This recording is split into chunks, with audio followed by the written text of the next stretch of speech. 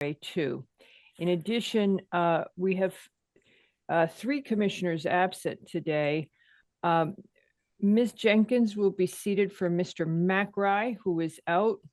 Ms. Jones will be seated for Mr. Wells. And until he joins us, as he is joining us late, Mr. Harris will be seated for Mr. Yeski. Patrick, you also had an announcement to make about scams. Yeah, thank you, Madam Chair. Unfortunately, I have to report that we continue to be attacked by some outside entity that is looking to extort money from our applicants. And typically what is happening is that there is an email that's being sent out after our meeting is concluded that appears to indicate that there is an approval for an application and that there is a cost involved with that approval and it needs to be paid to the town. And it is fraudulent and impersonating some town officials by name, Including you. including me. So I just want to make everybody aware that emails from the town are going to come from first an extension at greenwichct.gov or .org. It's never going to come from something with a .com at the end of it ever. We do not request payments after decisions are made. We do not send invoices for post-decision payments. And all payments related to applications before the Planning and Zoning Commission are paid at the time that an application is received for review, not after. All right, so please do not reply, do not click on links, do not open any attachments. And if you have any suspicion about the legitimacy of an email that you receive, please feel free to contact our department and we'll be happy to talk to you and confirm its validity. So just be vigilant. Apologies for the inconvenience, but we got to keep warning people because it's still pervasively happening. Okay. With that, we will begin with our agenda. And the first item is 11 Ledge Road. It's a request to extend the Mylar filing for an additional 90 days for a final coastal subdivision to subdivide a 1-acre parcel into 2 parcels where Lot A is 18,506 square feet. Lot B will equal 18,507 square feet, and Lot L will equal 6,547 square feet of open space. The property is located at 11 Ledge Road in the R12 and coastal overlay zones. On this item will be seated Ms. Jenkins for Nick McRae, Ms. Jones for Mr. Wells, and Mr. Harris for Mr. Yeski. No other way to welcome a new commissioner than to just throw them right in. Good evening, Mr. Haslam. It seemed pretty straightforward, but I heard there was from Tracy, we had a bunch of emails that came in at 3:45. So wherever you want to start, please go ahead. Thank you, Madam Chair, members of the commission, Chip Haslam for the applicant. We were approved by you folks for this 2-lot subdivision months ago now, and we had time to 90 days to file the subdivision map after signature by the chair and approval. Unfortunately, there was one condition that's on your approval that says we have to satisfy all the conditions of DPW. And a condition of DPW was that we get written approval from the association. That's what we expected. Okay. With regard to the driveways and the drainage. And we have been working with the association since February of 2025. And so it's been back and forth. It's been very amicable. So that's a good part of it. Mr. Bristol, Attorney Bristol, is representing the association. He came on a few months ago, sent you an email today at 3:45, which is illustrative of the problem. Basically, he's indicated that the association has plans, not finished yet, but plans to make changes to their drainage system, and they want us to cooperate with them, and which we're happy to do. But they're not there yet. They're not that far along, and I have to file the Mylar within a certain period of time. So the request to you tonight is fairly rote. You typically grant these 90-day extensions, which is permitted by statute. to allow me to file the Mylar. But I have to file it either the 90 days or get this extension. And I don't think there's any objection from the association as to the extension. That's not the issue. The issue, I think, just to give you background, and I think Tracy did a good job yesterday, is explaining that this is not the first time this has happened. I've had it happen to me several times, and I know others have as well. And I know that the law department is considering what to do about it, Good. because essentially it's the arrangement between the association and the landowner is private. And the town is in a way injecting itself into that relationship by requiring that the landowner, who's also a member of the association, by the way, get approval from the association for something which is permitted as of right, or at least that's the position the landowner takes. And I don't think that the association is taking any other position that we don't have this right. So this condition, which was placed by DPW, that we get approval from the association, not just work with them or notify them or whatever, but get approval in writing for these kinds of improvements, is really unfortunate and harmful to the developer in this case. And Got it. delays matters. So questions for you are, okay, so town council's working on it. Have you suggested some language that DPW could use? And that would accelerate the process. My sense is that what we're looking above all is for the homeowners association to indicate that they have no objection. So they don't have to perhaps have the agreement done, but whatever works so that you don't somebody doesn't lose 3 months in their project. Because there's no reason for it. As you say, this should be fairly standard. Mr. LaRoe. Yeah, I'm sure I was going down the same line of thought. Is the timing, Mr. Hagney, Haslam, No. Oh, that was so bad. We all start to look alike. I know. It's the similar name of the alphabet. Sorry. Just for the record, the chair has never confused you with one of the other attorneys. Just for the record, she has never done it. However, she routinely calls Mr. Hagney Mr. Tessie. Go ahead, Patrick. I'm sorry. Is the timing before the Mylar is the issue, or is there a later date that would be more? Perfect question. Great question. Well, we have filed for the CAM approvals too, but we can't go forward with those until we have the Mylar filed. Got it. So everything kind of leads to everything else. Now, in Attorney Bristol's email to the commission tonight, he indicated on the one hand that the association has no objection to the subdivision approval, but on the other hand, that you have no right to modify the approval such that we don't have to get something in writing from the association. So we're betwixt and between, and I believe Attorney Bristol's probably in the audience here. Maybe he can speak to this, but yes, he is. If they don't have any objection to the subdivision, can we just go on record and saying that they don't, and we can move forward saying that we cooperate? We would have to modify the conditions of approval. Yes, but that would be fine. We could cut you slack on an application to file an amend, so that we could amend the conditions of approval. But we would have to do that. So if you want to try and do that, if you think it's going to take longer than another 90 days, why don't you work with staff to see if we could move that ahead? Patrick, anything else on that?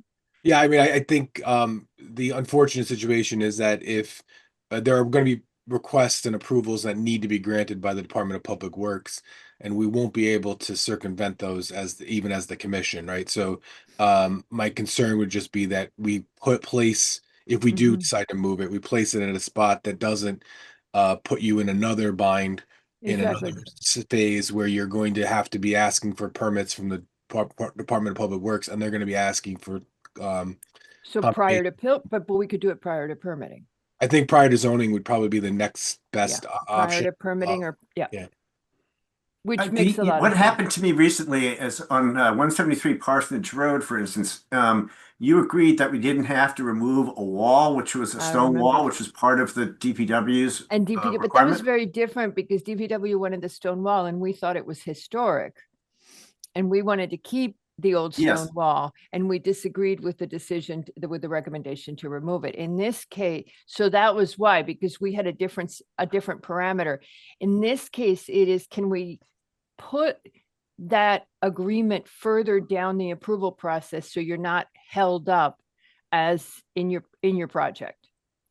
Okay, could we ask could, DPW but to do that? I'm thinking that we're going to be going forward with CAM hopefully fairly soon, as soon as I file the subdivision map.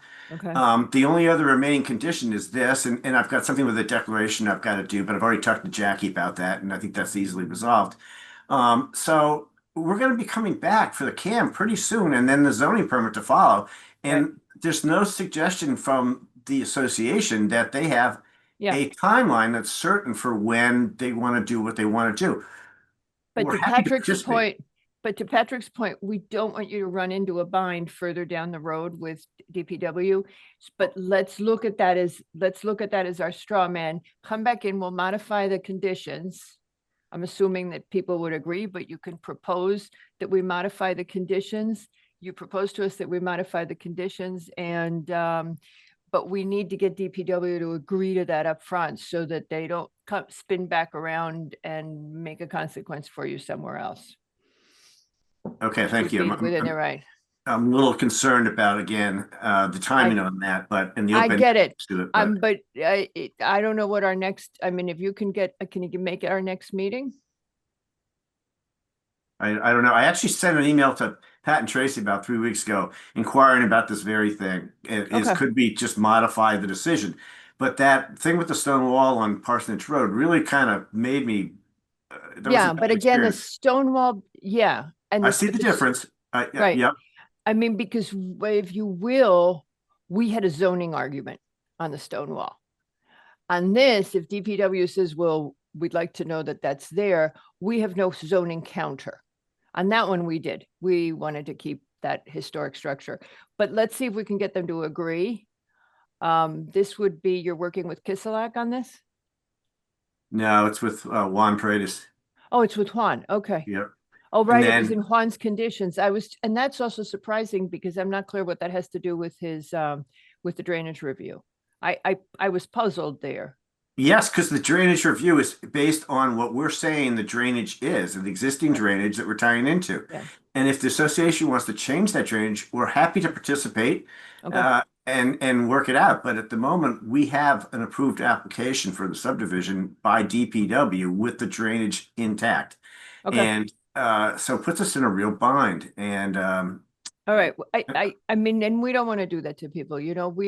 We'd like to get the conditions that make things better, but this is one that seems to be holding you up where you could meet the same condition further down the road.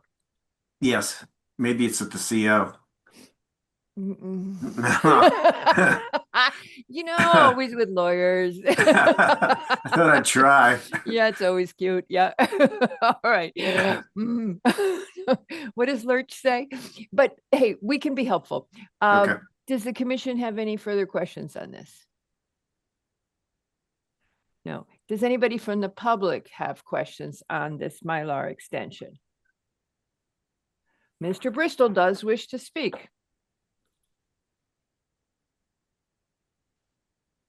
Can I call him Mr. Haslam? Please no. Oh, I love their faces when I get their name wrong. All right, Mr. Bristol. Here we go. Good evening. Good It afternoon. would be an honor for you to mistake me for Mr. Tessie, Mr. Hagen, or Mr. Haslam. As Mr. Haslam pointed out, yeah, the association doesn't have an objection, and actually, we had You're the attorney. I take it you're the attorney for the association. for the Ledge Road Tax District. They had gotten a plan from DeAndrea before 11 Ledge had filed their subdivision application about just increasing capacity in Minerva Place and Ledge Road and construction of some catch basins and such. And they were advised, again, before I was involved, by somebody to hold off pending what was going to happen with 11 Ledge. So 11 Ledge had designed their system to connect to the existing pipe system in the streets when our goal is to, improve the capacity of those two streets. So, from the association's perspective, they had to sort of get their head around, well, DeAndrea was, designed one system to go along with the existing pipes, but also suggested that we replace everything. So now what we want to do, ideally, and what I had spoken with Mr. Haslam about last night, I think, was to just basically combine those, work where we both combine those. We're going to implement that plan. And what I had asked for, if the applicant, it's subject to a separate conversation, maybe if the applicant was okay with sharing who their contractor is, that we'd be able to get a proposal from them to do the association work and then have everything just done at once. It just so that we don't have to do, dig up the street and connect to something that they had already done, or vice versa, depending on how the timing is. So, we don't have to work with highway department because it's a private road.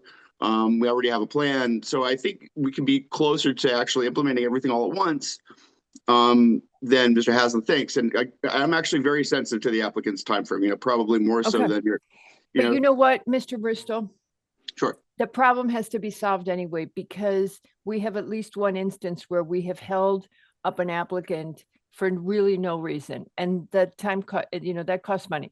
There's no reason to hold people up and to make the process less efficient. So in this case, you guys may be able to reasonably resolve it, but people do bump into it. And that's what Sure. Patrick and Tracy said yesterday. And it Understood. holds them up for no reason. And I've been on that side too. yeah, and that's what we don't want to do. So, okay, thank you, sir. Anybody else from the public wish to speak on this application to extend the Mylar on 11 Ledge? Seeing no hands. Does anyone object to closing this application at this time? No. Seeing no objection, I will declare the application closed and make a motion.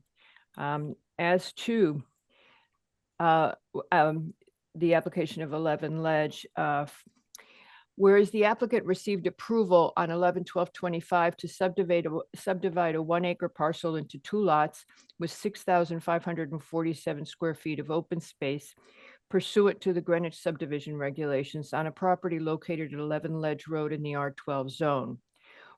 Whereas the applicant is now seeking a 90-day extension of time to meet the commission's conditions, which included requirements from DPW engineering, and to file the required subdivision record sheet Mylar on the Greenwich Land Records by March 4th, 2026, as required by the Connecticut General Statutes and Section 6279 of the town subdivision regulations. Therefore, be it resolved that this application is granted for a 90-day extension for the filing to go to June 2nd, 2026.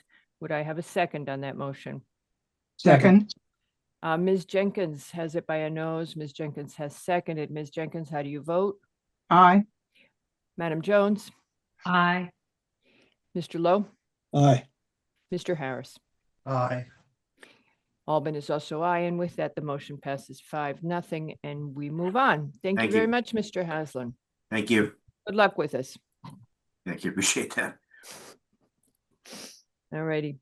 Our next applicant, who is representing the applicant on Bayside? Mr. Mr. DeAndrea. Yes, thank you. Oh, because he always raises his hand early. It's good. I don't know if it's Len or Tony though. That's There he is. I don't either. All righty. Our next application, number 2, is,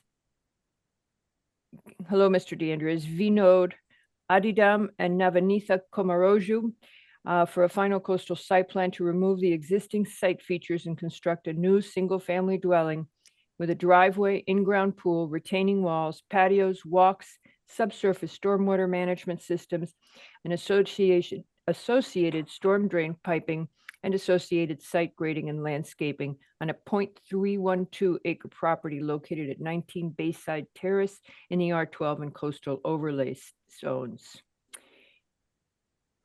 Mr. DeAndrea, if you would proceed, I believe you listened to the briefing yesterday. I did listen to the briefing yesterday, and I don't know if you want me to cut right to the briefing comments or if I can give you a little overview just for the record. You saw that we had looked at it carefully. We have a big, long list for you. Yep. Whichever way you want to go is All right. fine.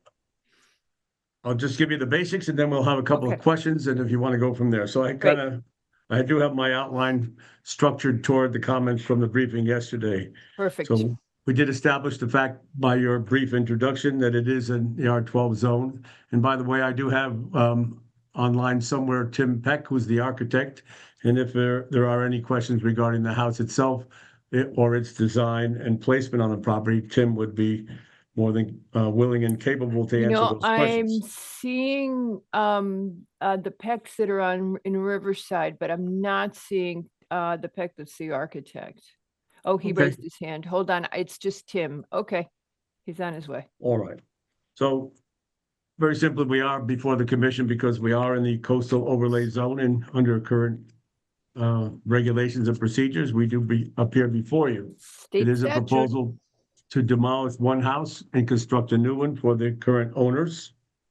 I will say at the outset that all aspects of the design for zoning are in compliance with the regulations, the applicable regulations. We did receive drainage comments or DPW comments that involved drainage. There were some minor comments regarding adjustments of a catch basin in the street. And a couple of other minor issues regarding an additional test pit underneath the existing driveway to justify the proposed plan for permeable pavement in the same place. So that test hole would be done in the future when we are in the process of demolishing the house. That usually happens a couple of days before we're ready to start new construction, so we'll have time to submit that data. But those were minor comments. We've addressed most of them already. We will submit them on the final plan. DPW asked that those plans be resubmitted as normal back through the commission and then over to DPW prior to building permit. Sewer department, typical comments. They were issued on February 1st. Our client submitted a letter to staff indicating their willingness and ability to comply with any conditions that might be imposed on the permit. Stands to reason. I don't know why we need the letter, but regardless, we've submitted it. There will be a disconnect permit before demolition. There'll be a new permit before a permit is issued, and there'll be another permit to confirm that it was all done. So we have a lot of permits with the sewer department. In regard to conservation, the owners retained the services of the well-known and highly regarded Mr. Matthew Pop from Environmental Land Solutions to prepare a plan. Unfortunately, in the opinion of some, it included some arborvitae, but they do serve an important purpose in this case to do some screening for the owners in their northerly yard where they propose to have a pool. So, as usual, everybody is willing to work together, and Matt Pop has expressed the willingness to work with staff on adjusting a couple of bushes or trees and to satisfy the differences of professional opinion. We also have noted on our plans and on the landscape plan that it is unfortunate but necessary to remove 2 trees, both maples, one in the front on the south side and one in the back, more in the middle of the property. The one in the front is a large maple, widespread canopy and root system. We're required to install some galleries in the front to meet the requirements of the drainage manual. That location happens to be the best soil on the property where we found deep bank run gravel, ideally suited for this purpose. In order to compensate, Mr. Pop has proposed that 3 flowering dogwood would be planted along the street frontage. He shows them a little bit too close to the property line, but the intent is, of course, to have them inside the private property. Another comment made by conservation concerned the issue, if you will, of the walls that we're proposing. None of the walls is more than 3 feet high because they must comply with the requirements of grade plane and maximum height of walls. The walls along the east side were designed to match the elevation of the ground on the east side from the neighboring property so as not to block any natural flow from east to west. In the western side of the property, there's also a retaining wall to raise the grade slightly, and also in the northwest corner to provide some additional filling to accommodate the installation of the galleries for detention and water quality as required by the drainage manual. When you look at the design for the grading, We were very aware of the flow from east to west across the property. So, excuse me. So the grading across the back or the north side of the property maintains the existing profile until the northwest corner, where we're able to raise it to accommodate the drainage, but without ever blocking the natural flow from east to west. The use of the porous driveway allows us also to comply with the drainage manual as to water quality as a lid component. There was a question of whether or not we could keep it clean. There is an occasional vacuuming if necessary, washing also. And because this is a short driveway and it's not steep, the use of material like sand would not be necessary. We did provide or prepare for which we will submit, just for the record, a cut and fill computation for the property. And we have a slight amount of fill.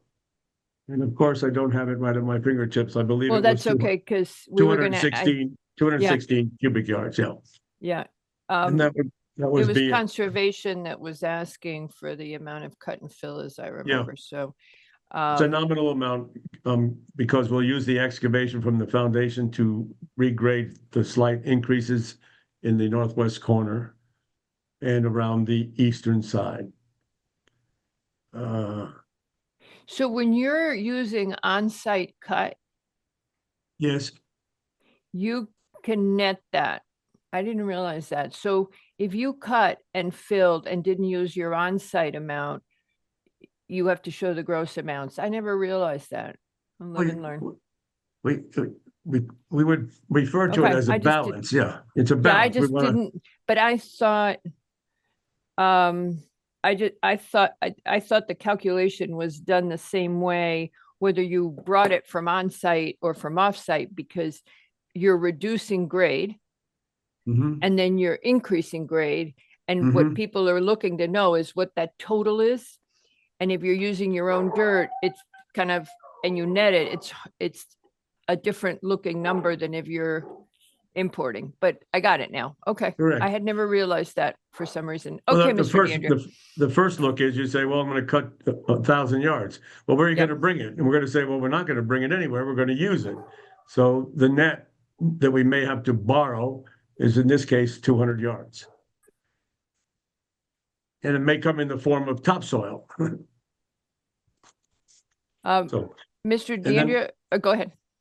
well, that was really it. There was a question Right. about, in the sewer department, there was one more note that they talked about in a violation that they discovered back in 2013. The house will be demolished. Anything that's not supposed to be there will not be there in the future. But I will say that we are aware of water being pumped out. Therefore, we have now designed it to be incorporated into the new drainage design.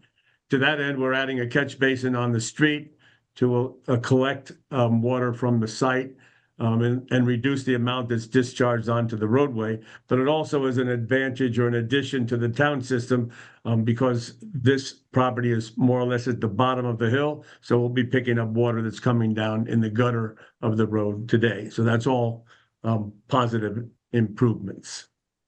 So we've reduced the amount of water onto the street without intercepting with a catch basin, and we are definitely eliminating any cross connection to the sanitary sewer.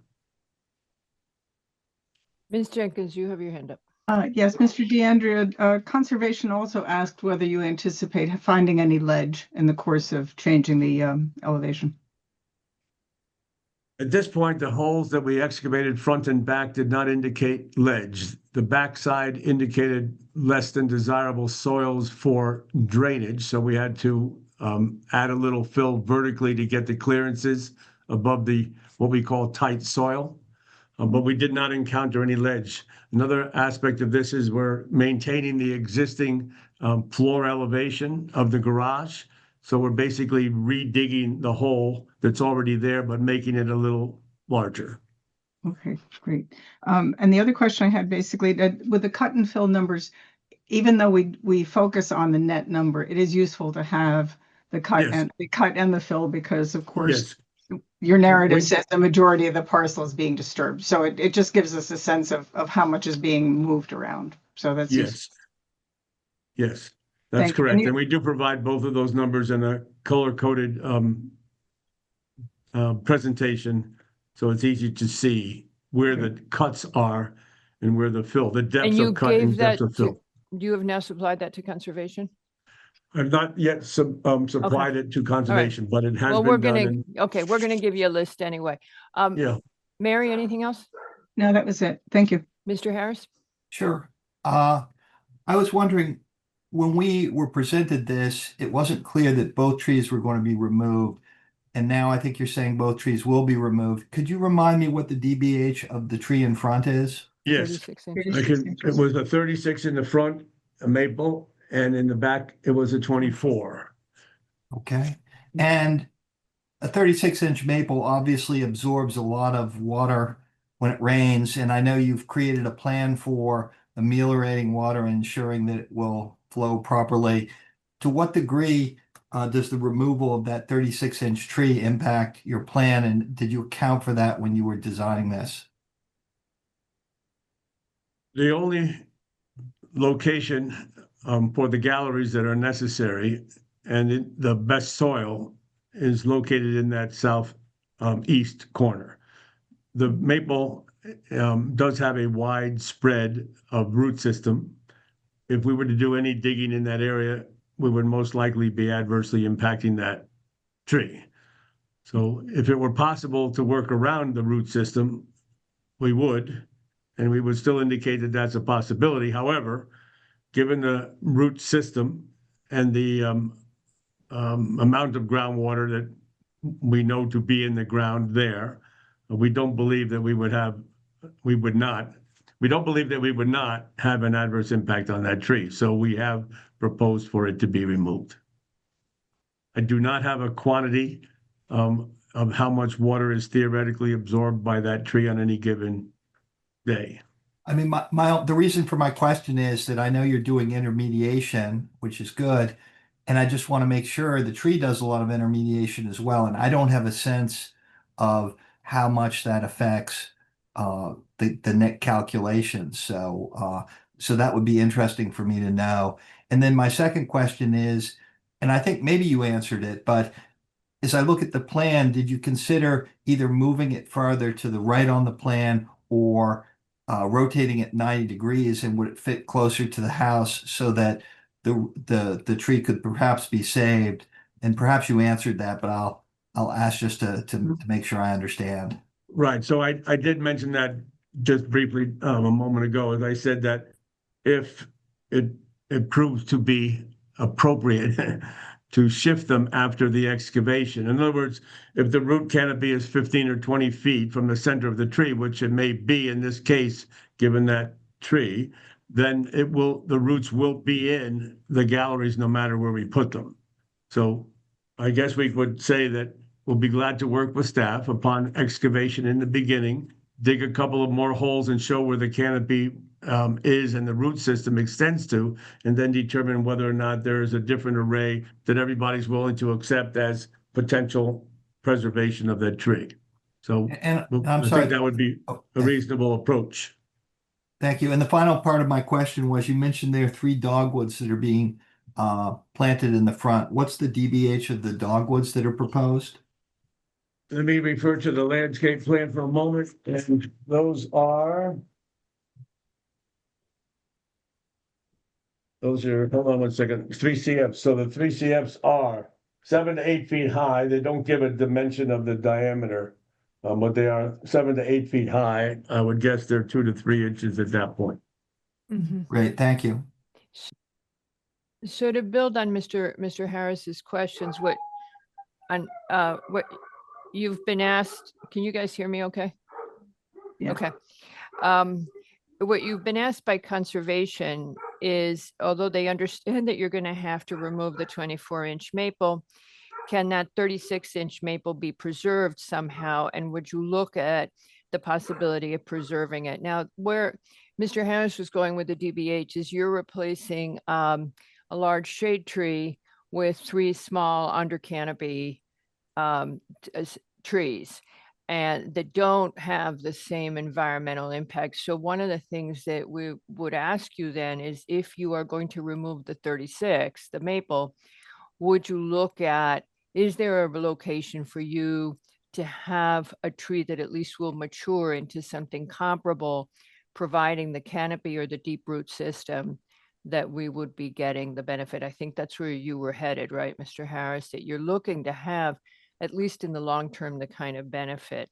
And that is what the request from conservation, that you, if you would look at that, given especially this location.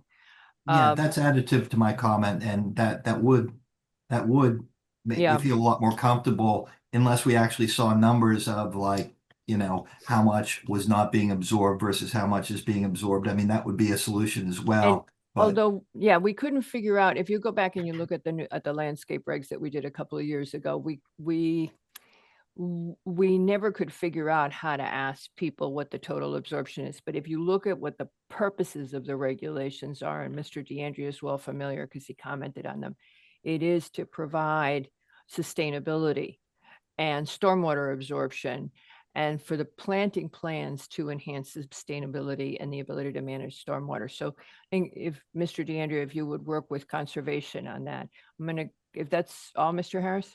that's it. Thank For you. now. Okay, Ms. Jones, if you would go ahead. So, yeah, I think yesterday at our briefing, I don't think we had the EMAC comments yet, but I did have a question. I noted it looks like you have heat pumps, and they're assuming, but it's not clearly stated whether they're air source, but also notes that there's a gas boiler, so it's a combo. Can you tell us what the gas boiler is being used for, that, and that what, you know, that the heat pumps aren't providing for on this project? At that point, I would yield to architect Tim Peck, who indicated that he was here, He is here. and he prepared that report, which I'm reaching for right now. Nope, I can, happy to talk about it. There you go, Tim. Thank you. Yeah, no problem. We are still designing the system.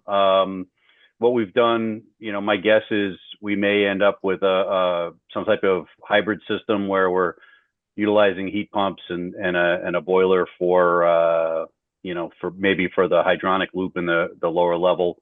You know, at this point, a lot of the mechanicals for this house are going to be design build with whomever is chosen as a final contractor. So I was just trying to give you an outline of what we were shooting for. Is there any consideration of using sort of an air pump hot water heater for this as well? Or is that again?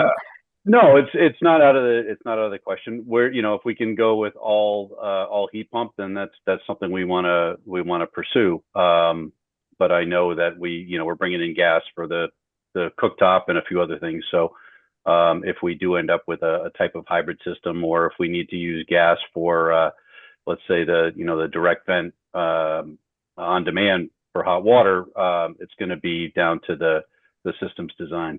So. Okay. Oh yeah, I guess, you know, the other sort of main comment was just, you know, we always try to encourage people to, especially in this situation where you're south facing, to consider the solar panels, and I think they also even mentioned the, you know, maybe a battery storage, and if you had the solar, that it could really help the energy. I know the solar I don't think is on the table at the moment, but the Tesla wall was definitely something that the client had discussed. They do have at least one EV, and I think they're looking to put 2 chargers in the garage. So the Tesla wall would help. Yeah, I knew that was buffer anything on that. Well, I'm trying to think if there's. Yeah, You I think can come back. Yeah, I can come back. So thank you Yep. very. Yep, no problem. So, Peter Lowe, I know you're waiting to speak, but before you do that, I want to go back to the landscaping for a sec. So, Mr. DeAndrea, just going back to the conservation comments, they ask, first of all, you haven't specified what the ground cover plantings are. They're asking you to clarify that. And of course, they're going to be looking for, can you do native species? They also are asking, as you touched on, if you can replace the 15 arborvitae with native plants, and they suggest eastern red, the cedar. They grow more slowly, but they do function for screening. So we'd be open, and if you work with conservation on their comments, we'd be open to that. And as well as with Sandra, who did a terrific job on the staff report. In addition, they are asking, conservation asked if you can enhance planting in other areas of the site with native plantings. I believe you have, it's Matt Pop was doing the work, right?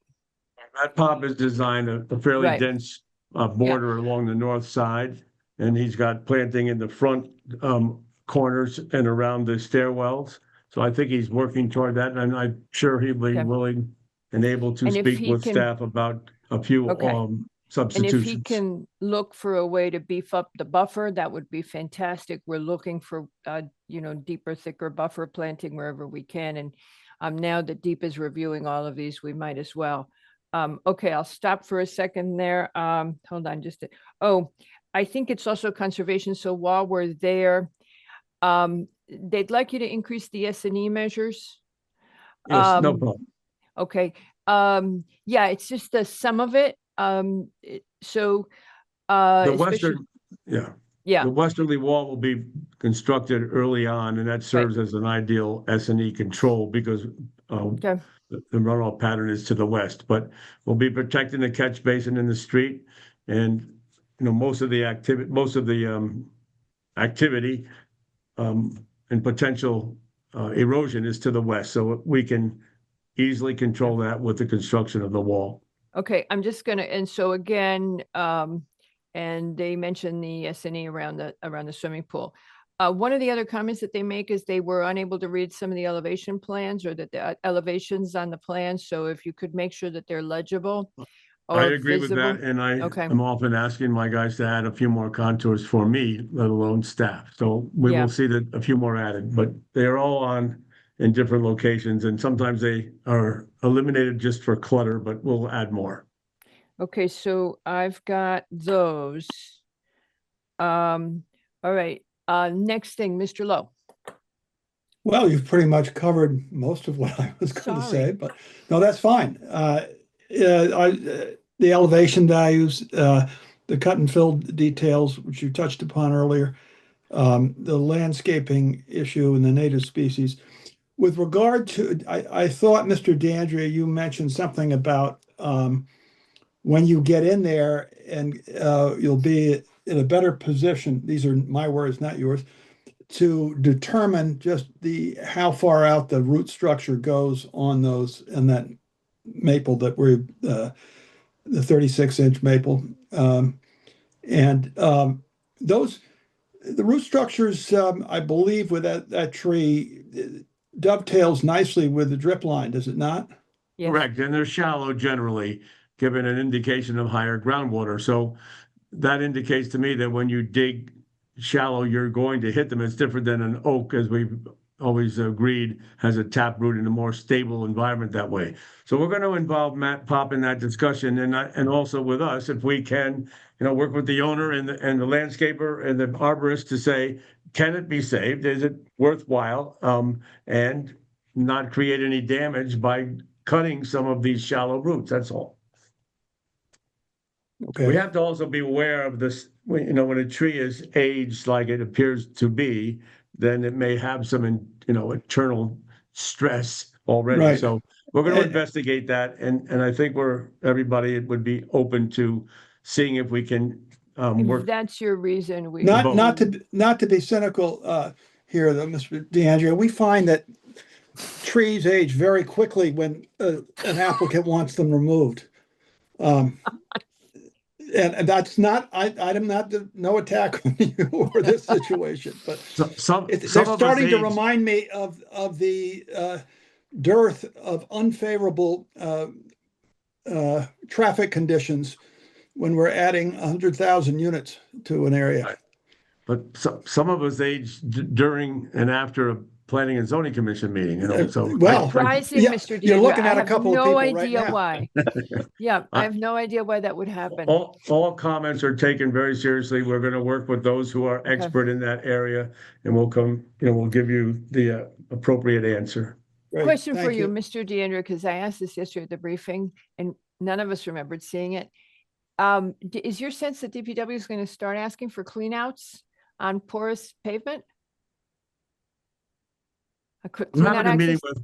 with DPW Engineering Division tomorrow morning, and we're gonna raise some of these questions. But if you could rephrase the inquiry, because I wasn't quite understanding it yesterday either. Okay, so he says in his comments, the porous asphalt system requires a cleaning observation structure, e.g. outlet control structure, manhole junction box, or clean out. And I've never seen that comment before. The vacuuming we were aware of, but this surprised me because I've never seen them ask for clean out access. So And we don't quite understand yet how Okay. that would be done. would work.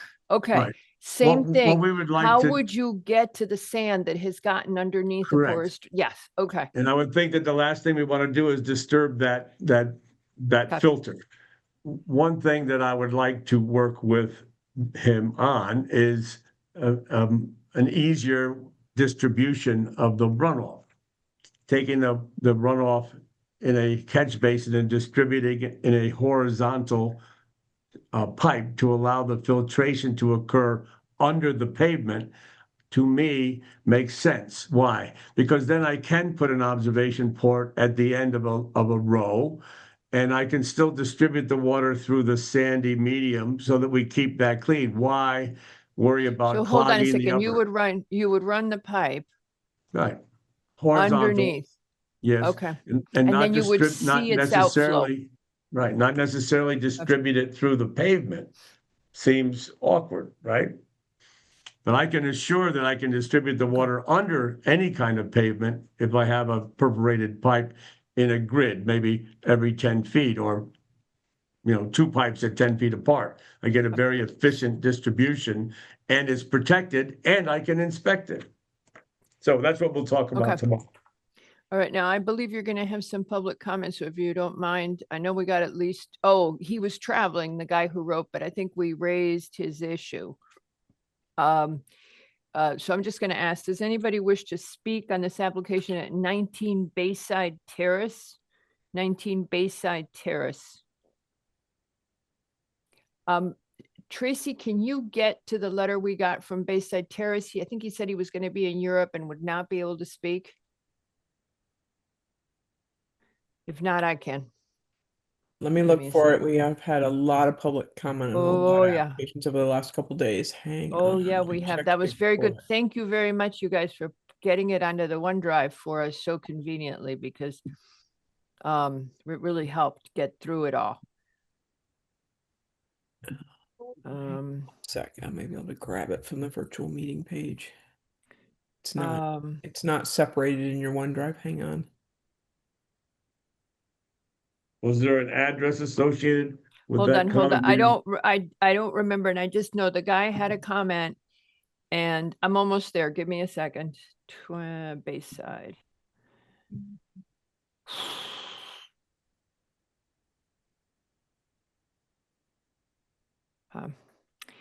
I'm actually not seeing it right now.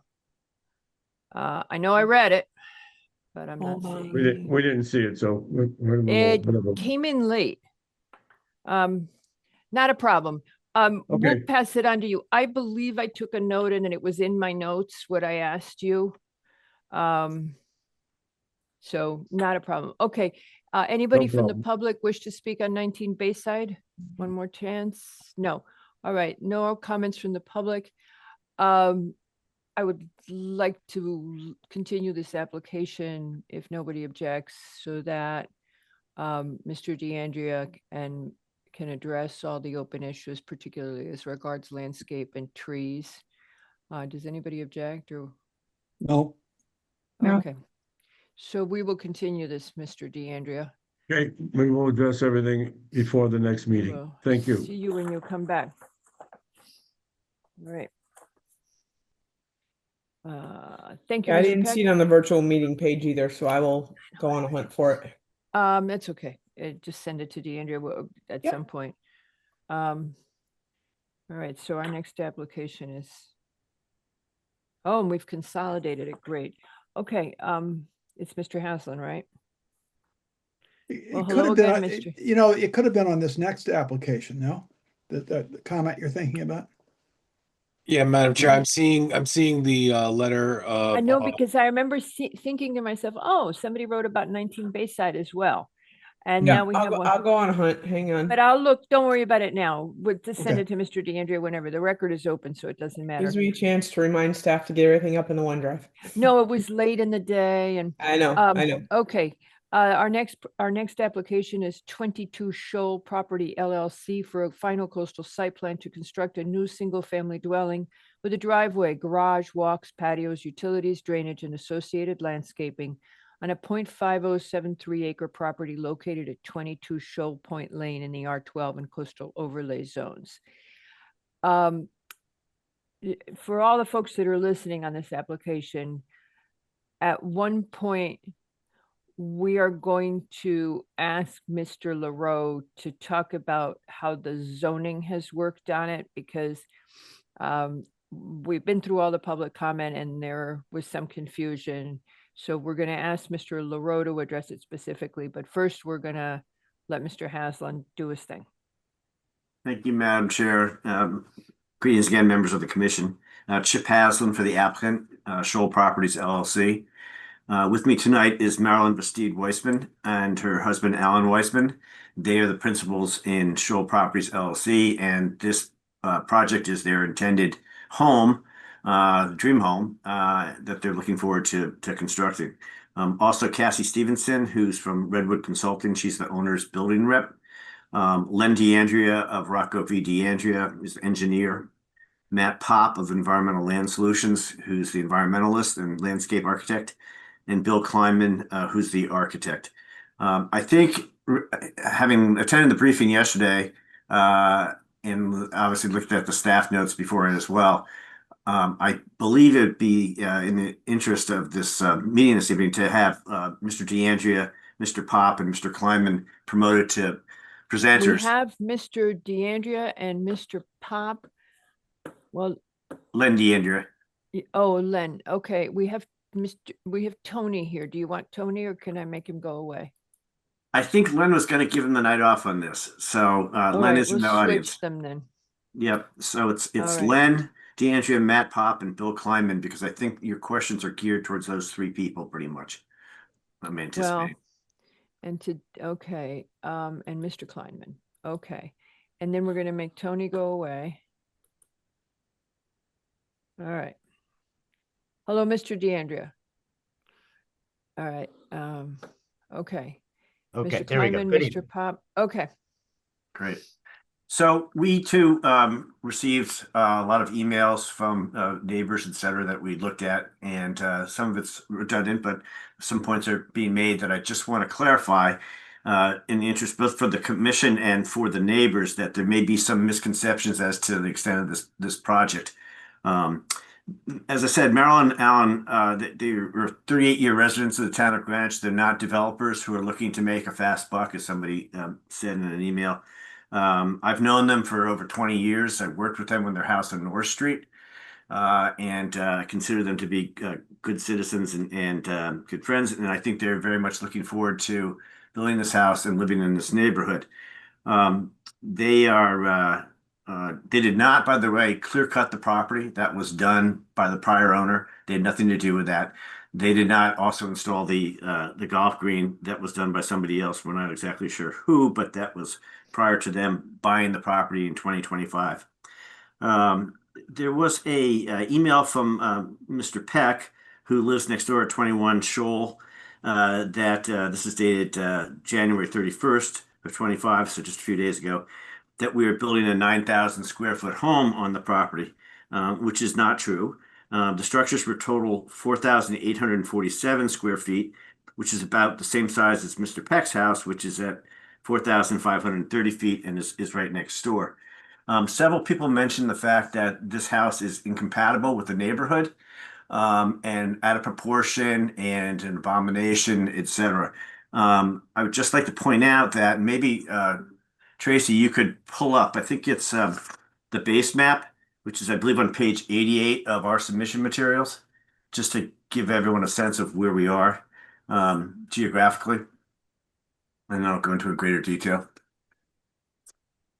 And while she's doing that, Yeah, say Bianco may have changed the order of the materials in her staff report, so it may not be the same order. So is it the ZLS? Is that what you're looking for? No, it's the GIS base map. All right. Let me And go I think look. it's near the end, Tracy. It's like very near the end, which is where I usually stick it. While you're looking for that, the property would permit a 6,960 square foot building to be built or structures to be built. And as I said, we're only looking to construct 4,847. So it's about 2/3 of what the permitted FAR is for the lot. I also do want to say that the Weissmans have been looking for a property for about 5 years. They really like this property in part because of the natural resources. So as with the other neighbors who talked about the wonderful natural resources that are in this area, they too are seeking to enjoy that along with their neighbors and to do whatever they can to protect those features. Also, they're sensitive to the fact that neighbors have views that they enjoy, and therefore, in doing the landscape plan, etc., that was taken into consideration. And I'll let Mr. Pop talk more about that at some point. If you can't find it, Tracy, I can just read off. There's nothing in what I have access to right now that says anything GIS to help me easily find. We rearrange the application materials to put them in an order that the commission likes. And so documents get combined into one document. So I'm not finding the GIS map in the materials. Oh, okay, that's fine. I did submit a comparison of the FAR of the houses that are at the end of Shoal Point Lane here and enjoy the water views along with this particular property. Number 15, Shoal Point Lane is 0.2952 acres. It has 4,829 square feet. Its FAR is 0.3755, which exceeds the 0.315 for the zone. Number 18 is 0.5624 acres. It is 4,202 square feet, so its FAR is 0.17. Number 19 is 0.2848 acres. Its square footage is 3,889 square feet. Its FAR is therefore 0.3135. Lot 21, which is the Peck property, is 0.5200 acres. It has 4,530 square feet, and therefore its FAR is 0.2. The proposed house is on 0.5073 acres, and as I said, its square footage combined with the garage is 4,847 square feet, or 0.219 FAR. So as you can see, the proposed house is either equal to the other square footages or very close to in the immediate vicinity, and its FAR is actually lower than everyone but lot 18 or number 18 and the PAX, which is just slightly under for their FAR. So to the comments that it's not compatible with the neighborhood, I believe it is. And as I said, they are very sympathetic to the fact that they didn't want to overbuild this project and they didn't want to max out on the FAR like a developer might do, because this is their dream home, not a property that they intend to sell. You've submitted various other things. Unfortunately, a lot of it came in today, but they're responsive to stuff that we just received yesterday. We tried to turn around things quickly, and I know that you probably haven't had much time to look at all the materials that's been sent in. Also, well, maybe you have. You'd be surprised. Okay, well, good for you. Thank you. Yes, we did our best. There may be, if things came in late in the afternoon. So there are some comments from Deep finally. Yes, so I saw some comments. I don't think that's the final No, letter, it's but not. it's just From memorandum. what I can tell, yes, it's not the final. So, but we'll go over it. I think we've all glanced at it real fast, and at least we'll have a chance. It just came in at 4:20 or something. Okay, go ahead, and then you've got two hands up. Yes, and I just glanced at my phone and looked at it very quickly too, so I haven't really Yeah. had time to look at it either. Yeah. But we anticipated that you would keep this open, not having Deep yet, and of course with the other materials coming in. So And not having DPW. right, it's not surprising. So I did submit the sewer acknowledgement. However, I sent the FAR comparison, as I said, and we did a garage cutaway to better understand what's happening with the garage for you. Mr. DeAndrea responded to Mr. Tricos's comments. He also provided a cut and fill study today. Mr. Pop provided an environmental narrative in response in part to the narrative that was done by the PEC's environmental person. There are things that we can do to be responsive to concerns of the commission and possibly the neighbors too. I talked to Bianca today. She said that maybe we could make the buffer, and I think this came up yesterday in the briefing too, a little wider, move the boulders, et cetera, and that's something we. And it's could one of the consider. things that Deep comments on right up front. I'm going to tell you that I saw that in the memo. Everybody, and we said it in the briefing yesterday, everybody's looking for an intensification of the buffer. Mr. Pop is well able to do that. He has lots of experience. So I don't mean to make you sound old or anything, Mr. Pop, so don't take it personally. Oh, you found it. There Yeah. you go. Yes, so they what Deep says is, although you have some buffer vegetation, we would recommend a more robust plan, and I think you can accomplish that. And without interfering with anybody's views. Okay, go ahead. What did you want to do with this? Oh, this is referencing again the immediate neighborhood and the GIS, but unfortunately I have to wear different glasses to look at my screen. Let me see. It's I'm come to laughing that. at you. I'm laughing with you. So number 15 is up at the top there, and just to the right of the circle. No, the other side. Yep, right there. That's number 15. 18 is across the street, which you just had pointed out previously with the pool. Yep. 19 is right there where your arrow is. And 21, the PEX property is right there exactly. So just give you an idea of the immediate neighborhood and the comparative sizes of the houses and the FAR. That was my intent on that. Okay, well, when you come back, if you want to give us a table, that's fine. I think more the point that I got from a lot of these emails is just people are looking for a higher degree of sustainability as well. So to the extent that y'all accommodate that, it'll help. Go ahead. And then you don't forget, you got the two hands whenever you're ready. Yeah, so I think we're ready for your questions. If you would like the commission members to ask away. Mr. Lowe. Yeah, Mr. Haslam, a few questions. I mean, I have actually a lot of questions, but early on I was taught to share, and I'm very bad at it. But anyway, there is this.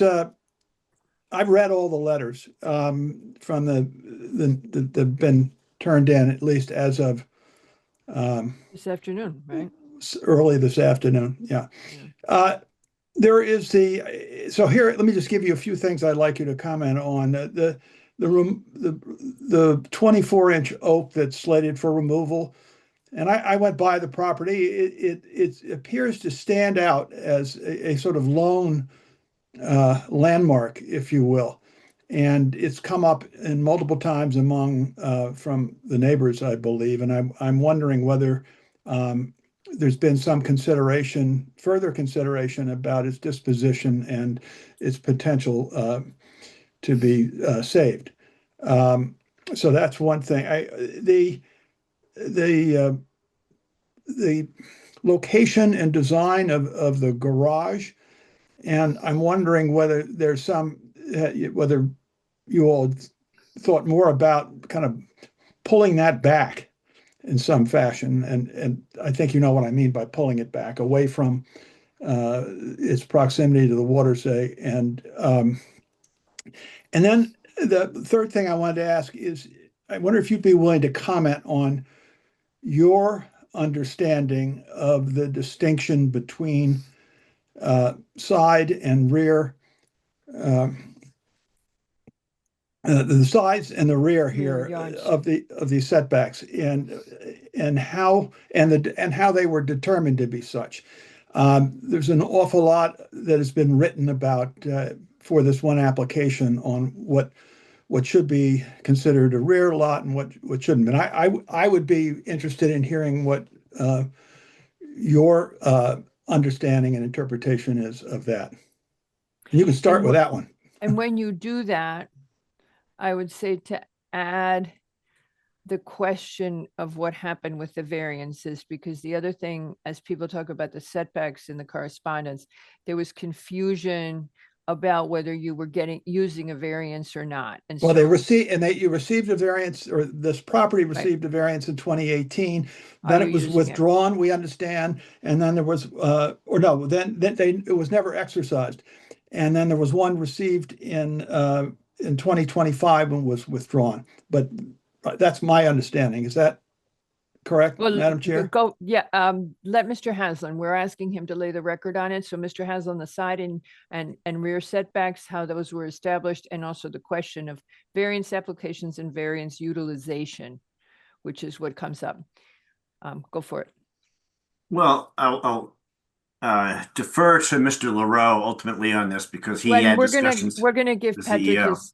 we're gonna give Patrick the opportunity to do that because we also defer to him a great deal, as you know, so. But I think it's important, Mr. for Haslam, you to to get talk about the applicant's perspective, and you are the applicant here. No, as that's far as- fine. I'm yeah. pleased to do it, but ultimately it's Patrick. not my decision to make. It was Mr. Of course Lunny, not. Mr. It was LaRoe. the zoning enforcement officer who reports to Patrick, yes. Yes. So the original property as developed is developed in a way that it observed a portion of the coastal line as being a side yard. That was what was established. That was how it was built. In part, it's the relationship when you look at these kinds of unusual lot shapes. It's the relationship between the fronting lot line on Shoal Point Lane and the rear. What's the most logical relationship between a front and a rear yard? And in this case, if you look at it, they're almost parallel. So that's clear. What we're saying is the rear yard, what Mr. Lunny agreed is the rear yard, is almost parallel with the front yard. As Mr. LaRoe pointed out yesterday, you can never have a front and a rear yard line touch, basically, or come together. There have to be side yards. So Mr. Lunny established that this is the side yard, relying on the original development as it was, but also in 2018, when the Zoning Board of Appeals looked at the variance request, they had a map in front of them that again showed the side yards that we're showing as being the side yards then. The ZBA approved the variance. It was never acted upon, but it never came up that this was anything other than the side yard. So again, it was established to be as such. Early on in this project, I believe that Mr. DeAndrea spoke to Mr. Lunny at that point again, but also most recently, he had a meeting with Mr. Lunny. They had this discussion. He showed the exhibits, and Mr. Lunny said he would have to speak to Mr. LaRoe before he's ultimately going to make a decision. And then subsequently, we got a map from Mr. Lunny showing what he had determined to be the front and rear yards, as well as the side yards, which was in accord with what had been approved in 2018 and what had been there before, previously in that development. So it's up to the zoning enforcement officer ultimately to determine what he believes under the regulations are the proper yards, and that's what he did after deliberation with Mr. LaRoe. And I hope I didn't speak out of school there, Pat, at We're all. going to but give him a chance. Patrick will have a that chance. was my to understanding. And what's your setback on the side yards? Well, it's 10 and 15 is what it's got to be, right? Well, what do you have? I think I have 23 on the water side, but I defer to Mr. DeAndrea on that. It's 13.7 or something like that. I Yeah. just want to be clear because a lot of neighbors think that, a lot of residents think you only have 10, but you have more. You have somewhat more. They're concerned either way about the proximity to the water. Patrick, do you want to go now or do you want to wait?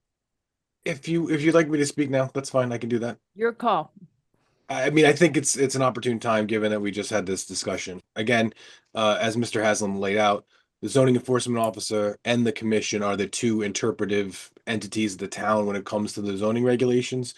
Mr. Lunny, our CEO, he has to make these determinations multiple times per day, per week, per month, per year, because he is ultimately reviewing more of these plans than the commission has, and he's relying on the language in the book, but also past practice. And that's important to note, that we're not doing these things in a vacuum and arbitrarily laying these out. It is, as Mr. Haslam pointed out, unfortunately in Greenwich, we don't have rectilinear lots most of the time.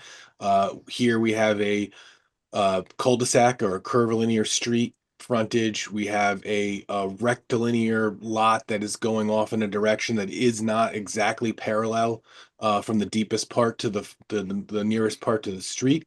So it ultimately becomes human intervention and review, and obviously with a wealth of experience, what is the most logical layout that creates the least amount of nonconformities.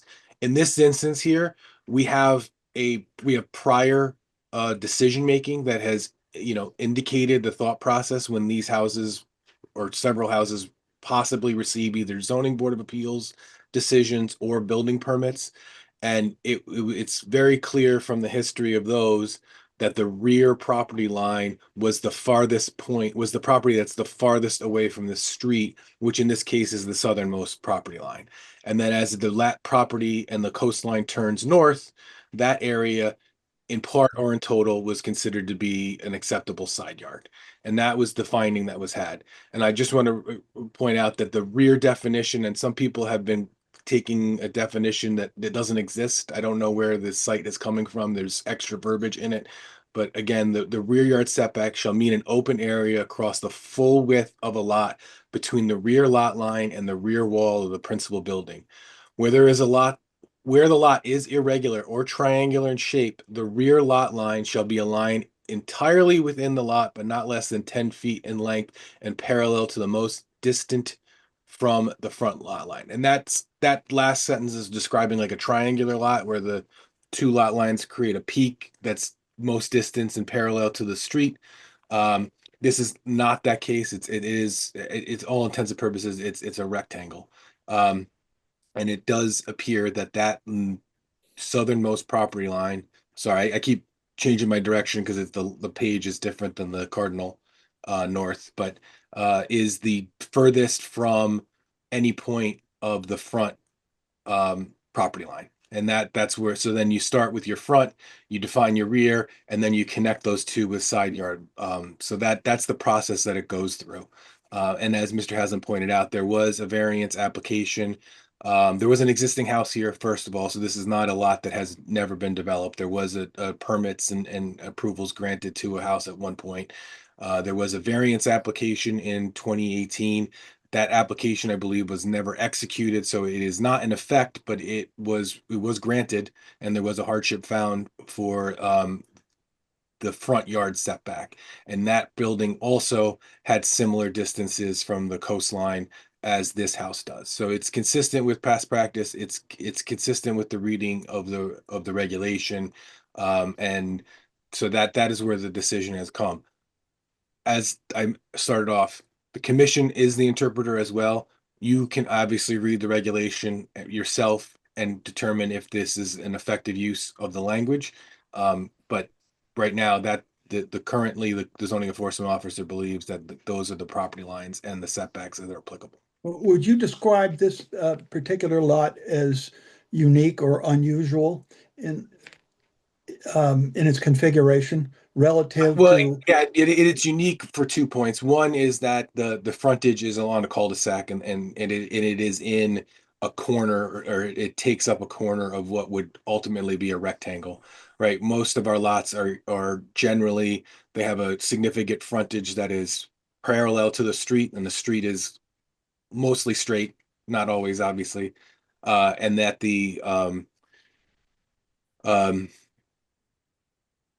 sorry, I've lost my train of thought here. And that the lot is different in that way. And also we have other lots, so we are butting up against parcels to the north, south, east, west, and that sometimes indicates your side yards.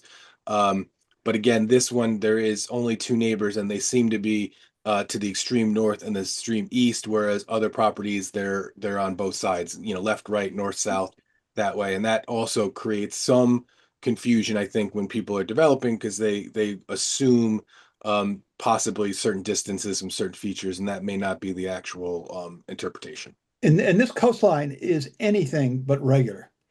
I mean, I would mean, the whole coastline in Connecticut, right.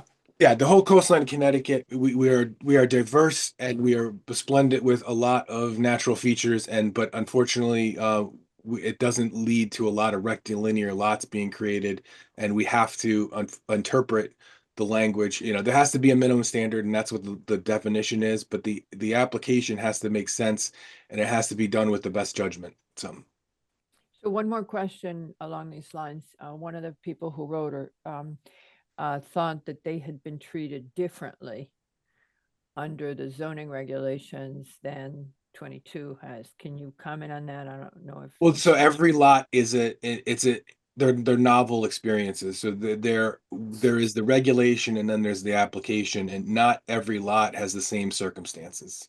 So in some instances, the road width not being a certain dimension will increase your setback from the street, and that may create other issues where you may not have been able to comply with the regulation because your front yard setback is larger. I would just note by view, many of the houses here on the road appear to be closer to the street than the regulations require now. I don't know if that's a prior condition or if others receive variances. I think there's one or two on the street that may have. So these shapes and the coastline probably is part of that on the backside. Has created some complications where hardships have been granted because it's not easy to execute the regulation as when you say hardships have been granted, variances have been granted, recognizing hardship right contained in the lot. Okay. All right. Could I just get Mr. Hasland to comment on the oak and the garage questions I asked? Yes, on the oak, it's come up in our conversations repeatedly. Is there a way to save it? As recently as yesterday, when I was discussing it with Mr. DeAndrea and with the owner's rep, and they're afraid that in a year or two, because of the disruption of the roots, et cetera, that it's going to have to be taken down anyway. So we would like to save it, if possible, but it would appear from a project development aspect that it's just not feasible. And we've discussed this many times to see if there's any way of doing it. And my experts tell me that it's just not feasible. With the garage, as I recall, although we abandoned it, we did apply for a couple of variances, and one of them I'm pretty sure was to move the garage closer to the street. There was opposition from the neighborhood as to those variances, so we decided to withdraw those and just build as we are, conforming with the regulations in their entirety. So there's nothing non-conforming about our current proposal, and it meets all the regulations, the zoning regulations, and we tried to just kind of streamline it in that regard, not have to deal with the variances, which would just open up the door possibly for other appeals or whatever. So that's the rationale. Yeah, well, clearly not everybody agreed on this issue, because there are people who are objecting to the siting of the garage as proposed, and probably would. I don't think I read anything saying, "Gee, can we suggest they move it over there?" But it was really its presence, and prominence where it is currently sited. Okay, thank you for your answer. You're welcome. Madam Jenkins. Yes, one of the things that I received later, or just before the meeting, was the earthwork volumes for the property. And it appears to me that there is not any area here other than the AE area that is not being disturbed in the course of the construction. So I guess my question is, if there is an issue with respect to the placement of the garage that close to the water, it's not going to actually change it does not appear to have to change the overall disturbance of the property. Tracy, can we put up the earthwork diagram? I'm sorry, I don't know. When did you get it? 2:26 this afternoon, so it may actually be attached to a.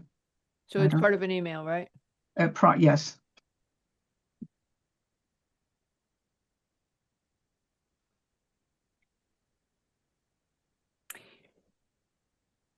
That came directly, by the way, from Mr. DeAndrea. Yes, yes, I believe it did. If you're looking for hold on, everything's just been all uploaded here. I'm not sure it's labeled earthwork, that's all. No, it's probably Um, it's cut and fill, maybe? I have the garage sections. Mm, I can see the responses to. Earthwork volumes is what it says, but that may not be, that's the title on the diagram. Okay. All right, let me try to go. Let me. Fine. Oh, sorry, I got the email open on another computer, and they're Dell on a Mac, so they don't talk. So let me go to it Hold on. I on. know how to get Yeah, there. see, I move a lot of the documents out of my email too, but let me go try to find it All through right. the email on this I computer. think it was Yeah, from I think Mr. that's it. DeAndrea Yeah, I directly to got it. Bianca. It's, Yeah. Mr. Haslett, let me, Tracy, I'm gonna send it to you right now, It, okay? If you Okay. actually, if you go to your email. I'm and you sure just- I know I have my email. You have to understand I'm working on two different screens that are two Okay, different types of so, computers. They let don't me talk. just I tell can't. you. Okay, All right. so just This is let me why I tell wanted to do this meeting in my office tonight, to be honest, but I knew it was going to go too late. Well, Okay. let me see if I can ask my right, question I without just- something in front of me. Mr. Haslett, I think Hold you- on, Mary, just 2 seconds. It has no subject, Tracy. And just sending it to you, and it says earthwork. And it was, if you just, 2:26 this afternoon. yeah, but if you do a search on your email and just say earthwork, one word, you'll get it as well. That's how I found it. Trace, Because I I had not I seen have it now. We want to. We're good. Okay. Earthwork is coming. Sounds like a hobbit. Just understand I'm also taking notes on this matter. No, so we get I it. can't We do know three you things walk at on once. water. Okay. So again, if you, as I understand it, the red portion, which appears to be basically most of the house portion, is going to be cut, and the blue portion is going to be fill. And only the portion at the far right of the property, which is, I think that's the AE, which is why the garage is so close to it, is not going to be disturbed, basically because it can't be. So my question, and Mr. Haslett, it's interesting that you mentioned that there had been a variances discussed for moving the garage, because my question was basically going to be, can the garage be moved away from the water? It's obviously not going to change the disturbance of the property, but you said that the variances were basically opposed and were dropped. But with that, it seems to me that a lot of the issues are putting that structure, first of all, in the AE, a portion in the AE, and even conservation raised that. Would moving the garage be so difficult in terms of the design that it could not be moved closer to the street and away from the water? And it sounds to me like it's been addressed before, but maybe it's, I consider it an open question, given the fact that you have a degree of disturbance on this property. I don't want to misspeak as to those variances because I didn't make the initial application. Mr. Kleiman did, the architect. But as I recall, there were two variance requests. They were minor, involving a few feet. One, I believe, was for the front entryway, and the other, I thought, was for the garage. That's my recollection. But they were fairly minor. And Mr. Kleiman, as the architect, and my clients discussed that it wasn't worth it having to go through the variance process. And people seemed to be upset that they would request a variance for this from the regulations. So we decided it was just easier to build to the regulations and resolve that issue. But Ms. Jenkins, I as I recall, that variance of the garage was not very great. It was a couple feet or so. Maybe Mr. Kleiman can, or Mr. DeAndrea can chime in, but I came in pretty much at the point that that was decided to abandon those variance requests. There's Mr. Kleiman right now. I'm sure maybe you can let the architect in. Yeah, William Kleiman. yep. I think he's a He panelist too. We did, yeah, we promoted him a while ago. Yeah, Bill, I think you're a panelist already. Yeah, just speak. A presenter. Mr. He's Kleinman, muted. yes. He's muted. Just Mr. Kleiman, unmute you're muted. yourself and you're ready to go. We promoted him at the beginning. Okay, Sorry, there you go. apologies. That's all right. The garage, it may look big, but it is not big. We did try to move it forward 2 feet into the front setback yard. It is not very wide. It is not very deep. We actually looked at the dimensions of the cars and how it would fit in the garage. And subsequently, we did not go forward with the variance. Okay. So, and the fact that it would take it out of, moving it in a way that would remove it from the AE. It'll always be in the flood zone. Okay, Yes. okay. And it is, I also saw there was not to ask for another thing to be brought up. We also received a cross-section of the garage, which indicated that it's structural fill underneath the garage. That is correct. And it was not clear to me what the main exterior wall was. It's Is that going to- concrete. Below, it's- below the garage slab is concrete, stucco Okay. post, so it looks attractive. And the rest would be stucco above. Okay, so the concrete would be, that's not a pier, it's an actual wall. It's a wall. Okay, and the fill would be included right up to that wall. In other words, it says Inside. structural. Inside. Inside, yeah. Right. Because There it is a says, small retaining wall, and that saw that. is Sorry. designed as per the grade plane regulations on the Understood. right side. Okay, it said structural fill on part of the thing. I'm assuming the The whole other thing. side of the retaining wall to the Yeah, it's outside wall. part is of, also- it's to support the slab. It's not a Right. complete bridge. We're not quite there yet in the structural analysis. Okay, but the area between the retaining wall and the exterior wall would also be structural fill. Everything from the front of the garage to the back, inside the correct. retaining walls is all filled. There's no crawl space. There's no access underneath. Okay. Okay, and that's going to be BFE +1, that's 16 feet? That's correct. Okay. All right, thank you. I probably will have other questions, but I think I need to do studying before the next meeting. Thank you, Mr. Clement. Mr. Harris is next. Hi, thank you. I wanted to dig in a little bit more on the coastal buffer, and maybe this is overkill, but I will have these questions at some point.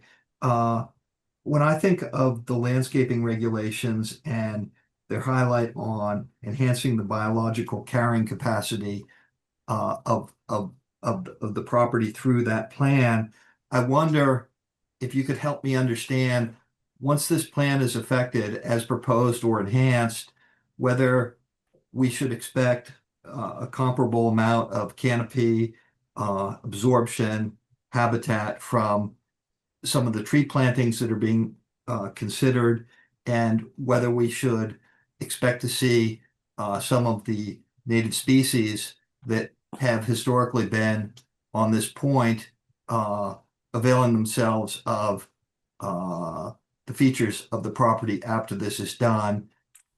Thank you. That would be directed at Mr. Pop. Probably would be the best person to respond to that inquiry. Matt, are you on? I am here. Yep. Good evening, Matthew And Pop, just landscape architect. I before prepared the you- landscaping.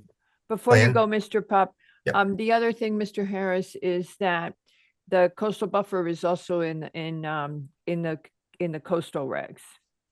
Just so it's in two places. Go ahead, Mr. Pop. Okay. As noted, there's the one large oak tree is being planned to be removed. I think we are proposing 3 native shade trees. Two of those are oaks, and another one is a black gum. 2 of those are on the street, and another one is kind of along the shoreline and the northwest corner of the site. So we're kind of proposing 3 shade trees for the one that being removed. We're also proposing a number of evergreen trees. I think there's like 8 of them or so. I'd like to group those together. I think we're going to group together. They get better wildlife value. Some of those are red cedars, and the other ones are American hollies. We have some understory trees, some shads, and right in front of the house we have a hawthorn, kind of a smaller growing tree. I think they didn't want to block the house with a shade tree there. Along in the back, kind of by the dock area, we're proposing herbaceous plantings. All of these plantings are native. Those include goldenrod, switchgrass, and a little blue stem, so kind of low maintenance. Right along the buffer, there's some Phragmites there, and we're going to try to control that by just cutting it, cutting it back. No work is proposed below the coastal jurisdiction line. if you plant below that, you will need a permit from the state. So all these plantings kind of are above that coastal jurisdiction line. So I did hear what you said before, and we could definitely propose more plantings in the northwest corner of the site, by where the putting green is. I think that's the area that's kind of out of the way. So we could definitely enhance that quite a bit. We can increase the buffer right along the shoreline too. We could kind of pull that back. I think right now I have by the dock, it's 26 feet wide. Now we could definitely, of lawn area, we could definitely make that area, reduce that area in size. And continue kind of with those same plantings.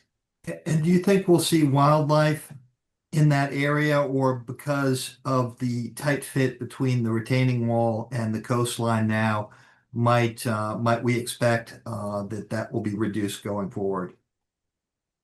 No, I think the wildlife in this area, they're pretty adaptable. I would think over time, you'll still have osprey landing in these trees. I know there's a pair of nesting bald eagles in a residential setting like this, not far away. They used to nest on Ann Street, right in the front of someone's house.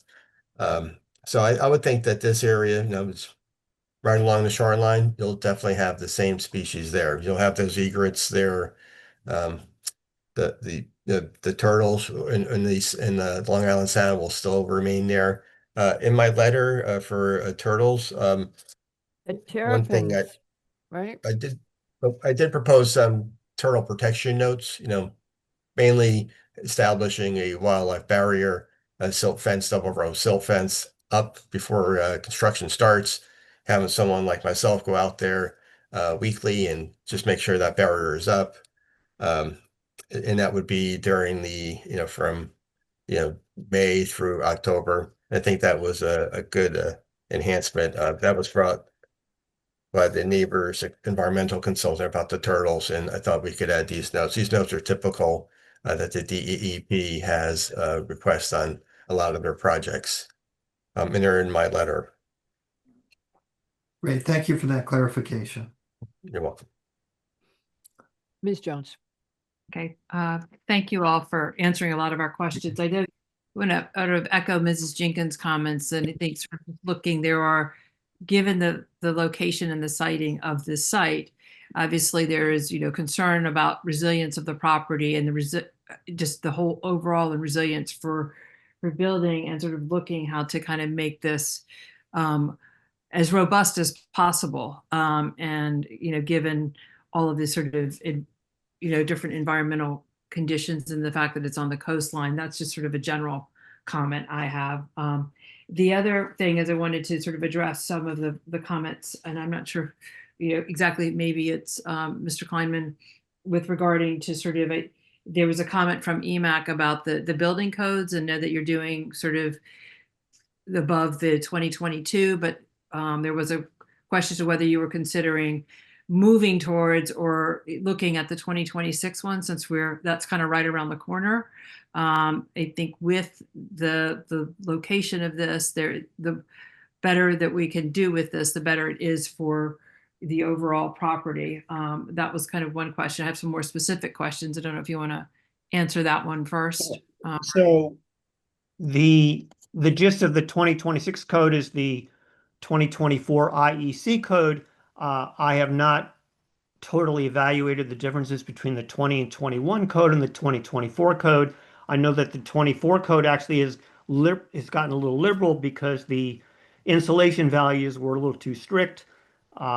We are doing heat pumps. As I said in the narrative, we are still evaluating whether I'm doing a heat pump hot water maker versus some kind of boiler, because we are bringing gas into the house anyway. But we'll certainly do our best to be sustainable. Okay, so because you're still in the planning stage, you don't have an idea of how large that boiler would be? Well, it's strictly on demand. It's only for domestic hot water. It has nothing to do with heating. So it's Okay, strictly how many showers are being taken. Okay, and I think they were also asking their comments for the R values, which I don't think were provided. Do you have those yet, or are you I still? didn't see those comments. I mean, I have the design down. Or plan, or sort of what the Are you plan. asking about R values for the walls and the roof? That's what yes, they were asking for. I'm pretty close to finalizing it. Yes, All right, thank you. I can submit those. It would be part of the building permit application as well. Right. No, I understand that. I just want to make sure I think their particular comment was the greater sustainability that we can provide for this particular, for this particular site would be important. And I think I imagine you were on listening in yesterday, and that was one of the things that we talked about. It is, how do we, make this property so that it doesn't, so that it is resilient for its own self, but also doesn't, have any impact on surrounding, the whole overall community. So, and with that, there was sort of a kind of, I guess, a question, is there any way, I know that in all of our discussions, we've talked about the fact that this garage, and you guys said you've tried a variance and you didn't really get, that was either you were worried about sort of some pushback or not getting that. I think even though it's within sort of the setbacks that with the side yard, I have some concern about, I guess, that location and its proximity to the coastline. And what that, that impact is for that garage in the long term. And it's not, it's something as, all the team to sort of think about with regards to that. I think that's. The garage could not be attached to the house. It has to be 5 feet away from the house. And Okay. so and I did study putting the garage in the front of the house, but you can tell it would have not created a very attractive house. Okay. Putting the So garage in front of the house. Okay, one other question related to the garage. Does it connect structurally to the house, or? Not at all. It's not allowed to. Listen, Okay. because of the flood zone, and Correct. you've already sent us the answer that underneath it is structural fill. I'm Right. just gonna jump in, and Nolan, Okay, one that's of the fine. things in the neighbor comments is that ends up giving you a blank wall with no visual feature. So relocated or not, is there a way, they're asking for a way, if you could give it something other? I think that So sidewalk. if we're talking about the rear wall, we could certainly put some kind of landscape shrubs on that side. Any sort of Yeah, architectural. when they come in, you'll hear the comment. By the way, when you sent that structural fill drawing, it is really hard to read on screen. Apologies. Yeah, okay, just so you know, we all had trouble with it, including staff. Patrick, you have your hand up, and then we'll go back to Ann Knoll. Sorry, I jumped in. Well, while we're talking about the garage, was there thought given to putting it on piling so that the area underneath, there's less Pillars. disturbance and not, no need for the fill in those large walls, just leaving it open for the structure. So I would have to evaluate it, but I would say only part of it could be on piles. You have a grade plane design, you have a front driveway, and you have a side patio.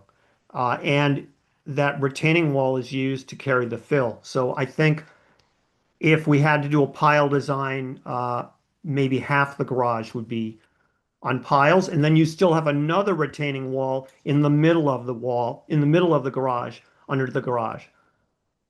But it would reduce I guess this is a question for Mr. DeAndrea. Would it likely reduce the amount of land disturbance or grading and filling that needs to happen if that was propped up like that? And is it also with that I don't know, I'm not an architect, so I'm asking a question.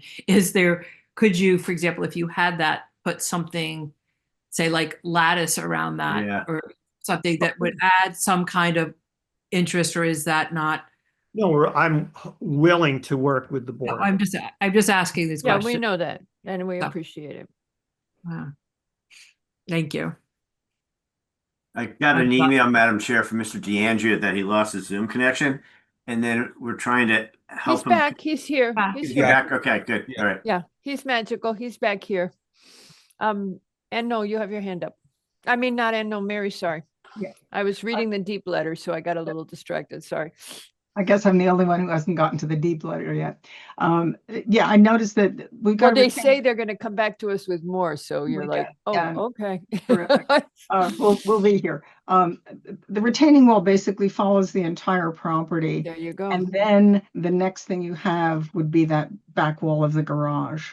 So I guess to follow up with Ms. Jones' comment, I mean, to the extent that you already have walls all the way around the water side, you're continuing to extend structural functions into that same area. I mean, it does seem to be a lot of volume for visual volume for purposes of continuing Deep that. wants it gone, basically, is how I'm reading this letter, which was Should have why read the letter. Should have read the yeah, letter. which is what he says is because the retaining wall and filler proposed in the AE, he says, Mr. DeAndrea, this is going to make sense to you. He says it's a CFECS, which is a shoreline flood and erosion control structure that is only permitted in certain circumstances, and that basically unless it's avoidable.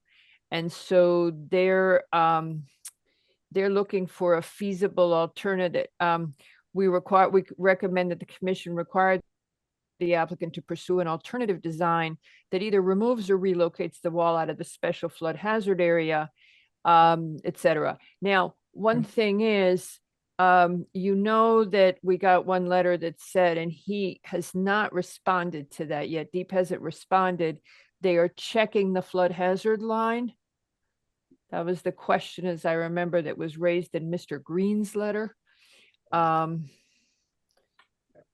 he makes the comment that they are, it got separated from the email, but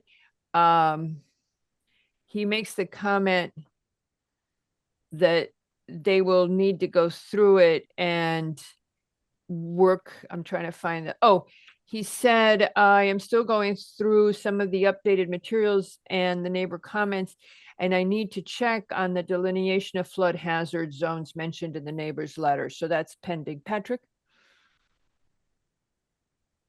Thank you, Madam Chair. I'm just getting back to this garage idea. Have you looked at the flood zone grade plane for the garage? Because it straddles the zone, so it would be in the AE flood zone. So you could take your grade plane number from the flood zone grade plane and not have to do the average grade method. So I'm just throwing that out there. I understand what you're saying about the structural part of it, but it could bear out that it doesn't need to be so much gross site work. So just a thought. Mr. Laurel, if I could comment, I wasn't sure. I don't think that's applicable, right? Flood zone grade plane applicable to an accessory structure. Right. You mentioned that.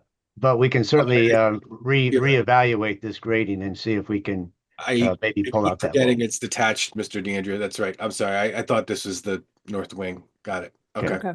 Yep. You're right. Anything else from the commission? All right, so why don't we turn to public comment? I believe there's an attorney that is going to speak, and there are two attorneys, Mr. Green and Mr. Rosenberg, Madam Chair. Okay, well, Mr. Rosenberg has his hand up, so he's got dibs. Mr. Rosenberg, I'm promoting you now, and then Mr. Green, if you would raise your hand when we're ready, we'll promote you next. Attorneys always get to go first. All right, Mr. Green is ready. All right, so you'll go next. Good afternoon, Mr. Rosenberg. You're muted right now, so whenever you're ready. Okay. Hello. Hi, Madam Chair. And if it is all right with you and the commission, I would actually defer to Mr. Green to go first because I know he has engineers as well. Yes. Okay, Mr. Green, promoting you now. But you're not hired by the same party, correct? Correct, but we've been working together and coordinating. But you're representing different parties. That's all I needed to know. All right. Okay, Mr. Green. Thank you, Madam Chair. For the record, Joel Green of the law offices of Green and Gross in Bridgeport.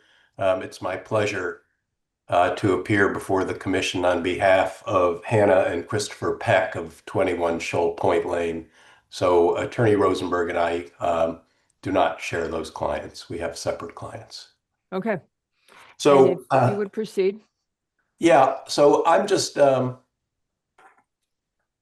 little bit, I want to sort of catch up with the current state of affairs. As I understand it, there were documents that were received today, or possibly late in the day yesterday, concerning, first of all, responses by Deep, but as I understand it, also responses by the applicant. Is that accurate? Is that?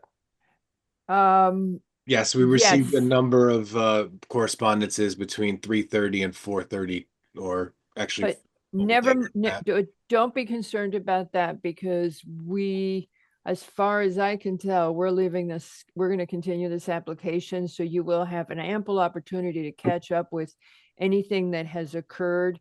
The Deep comments came in, I think it was 4:20. Wow. And yeah. Yeah, And along so, with about 4 other applications at the same time. So So- there were a lot of things that came in, and we fully understand the attorneys have not had an opportunity to review this. They're going to you, but even the commission, we're just, we multi-screen, as you may have guessed, and so we're trying to catch up. Sure. So there are, but if you want to go ahead, and then I think we have comments on what you've written us and questions Yeah. as well. Yeah, Go so ahead. generally speaking, it's the position of my clients that the application has to be denied because the applicants have not met their burden of, first of all, demonstrating consistency with the Coastal Area Management Act set forth in 22A 92 of the Connecticut General Statutes and the various standards. And specifically, and we can get into greater detail, but the application doesn't satisfy the CAM policies. And I note that the commission has already asked a number of questions that go to, first of all, the requirement to minimize the risk of flooding and associated hazards, preserving and protecting scenic, visual, and natural character of the coastline, the mandate to retain natural landscape features and ecological buffers, and the duty to supply appropriate technical analysis and expert assessment of the ecological impacts, and finally, the responsibility to address the cumulative impacts of the development on the coastal resources. And I know the commission has asked a lot of questions that go to that, and we'll get into that in greater detail, although I'm not sure, not having seen the supplemental materials, it's hard for me to say they're not there or not in the application yet, and I don't want to unnecessarily take up the time of the commission.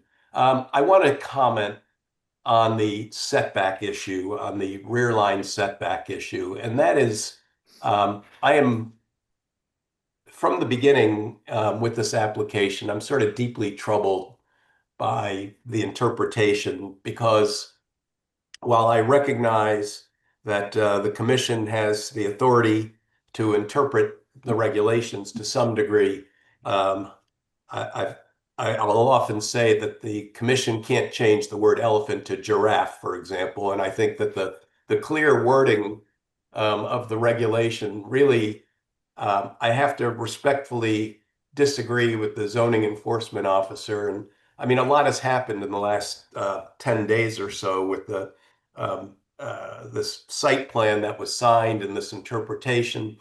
I understand that there was a variance in 2018. And Which is not being utilized.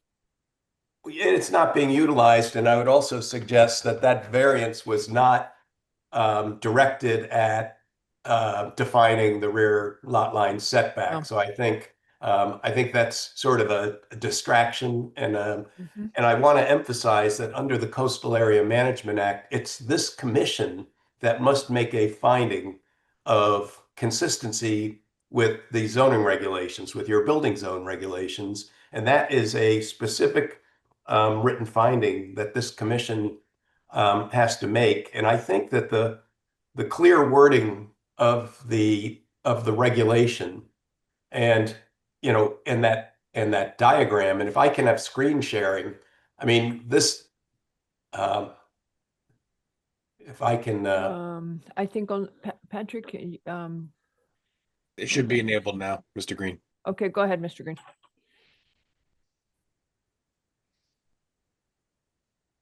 this diagram has got to be so compelling on this issue, this diagram from your regulation, aside from the sort of the plain wording, I just find that the interpretation, and this is with all due respect, I understand that zoning enforcement officials, make calls, and I get it. But A, it doesn't bind you. Curiously, the stamp on the document, and I was struck by this, the document is stamped reviewed.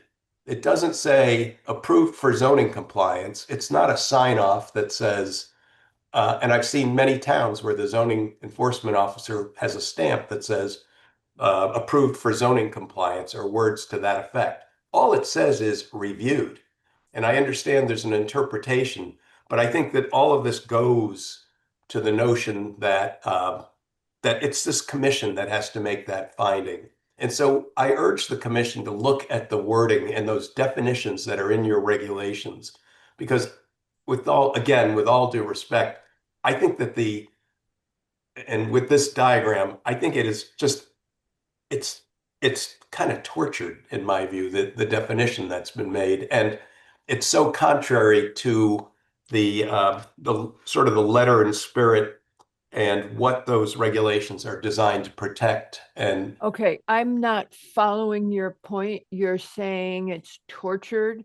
It's a favorite term of ours for subdivisions, but tell me why what you're finding tortured about this.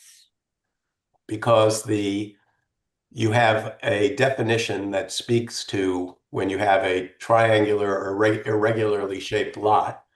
Make it come back. That ultimately says that the rear lot line will be the furthest lot line distant from the front lot line. And in this case, you also have a cul-de-sac regulation that says that when you have a cul-de-sac, that far lot line is the rear lot line. And I think that the overwhelming weight of the language and the diagram are that the entire boundary line along that water is the rear lot line. So you're saying there is no side yard?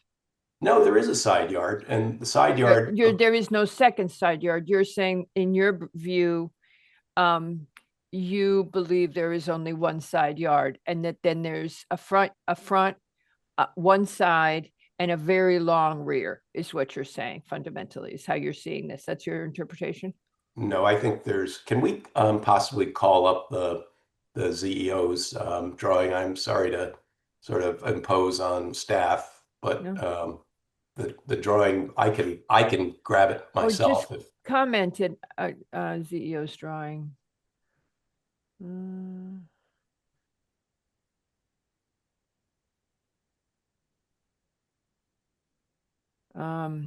Yeah, it's further down, I think. Okay, but you're saying that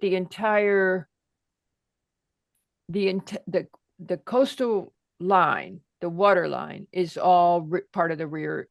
It is the rear lot line. So that's okay, the whole thing. So you and I just said the same thing, only I put it not in lawyer talk.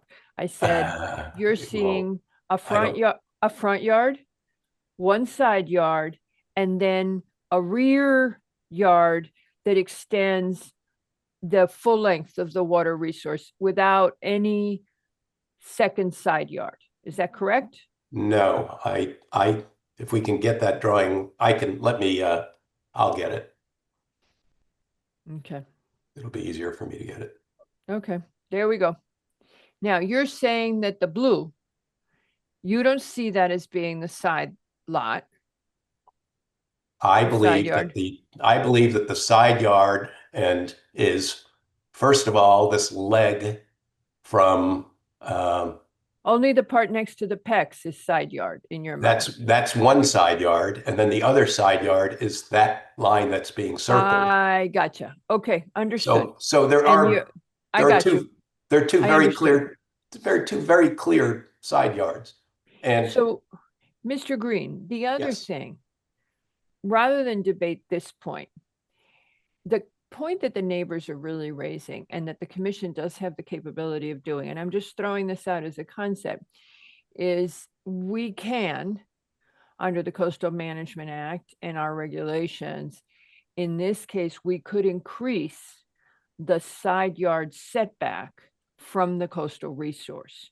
So there are two things you could argue. One is this isn't side yard, and the other is commission, I can live with it being side yard, but the setback in this instance is not sufficient given the proximity of the coastal resource. Thank you. So Yes. are you going there? Oh, okay. Well, ideally, I'd like to impose a 35-foot setback, but Got it.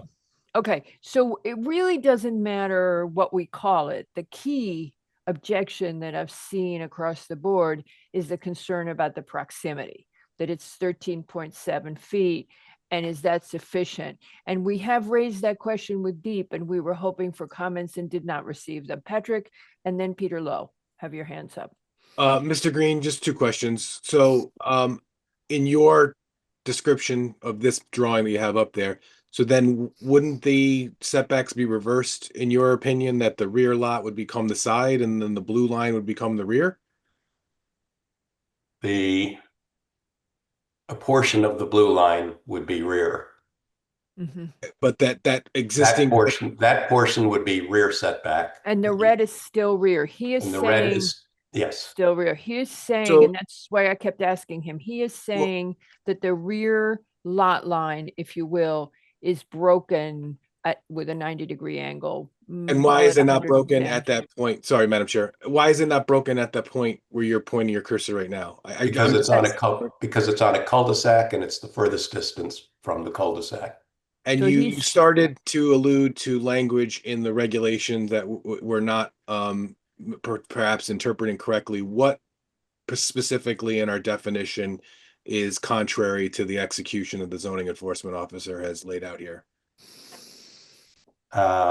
Yard rear is the open space across the full width of the lot between the rear lot line and the rear wall of the principal building.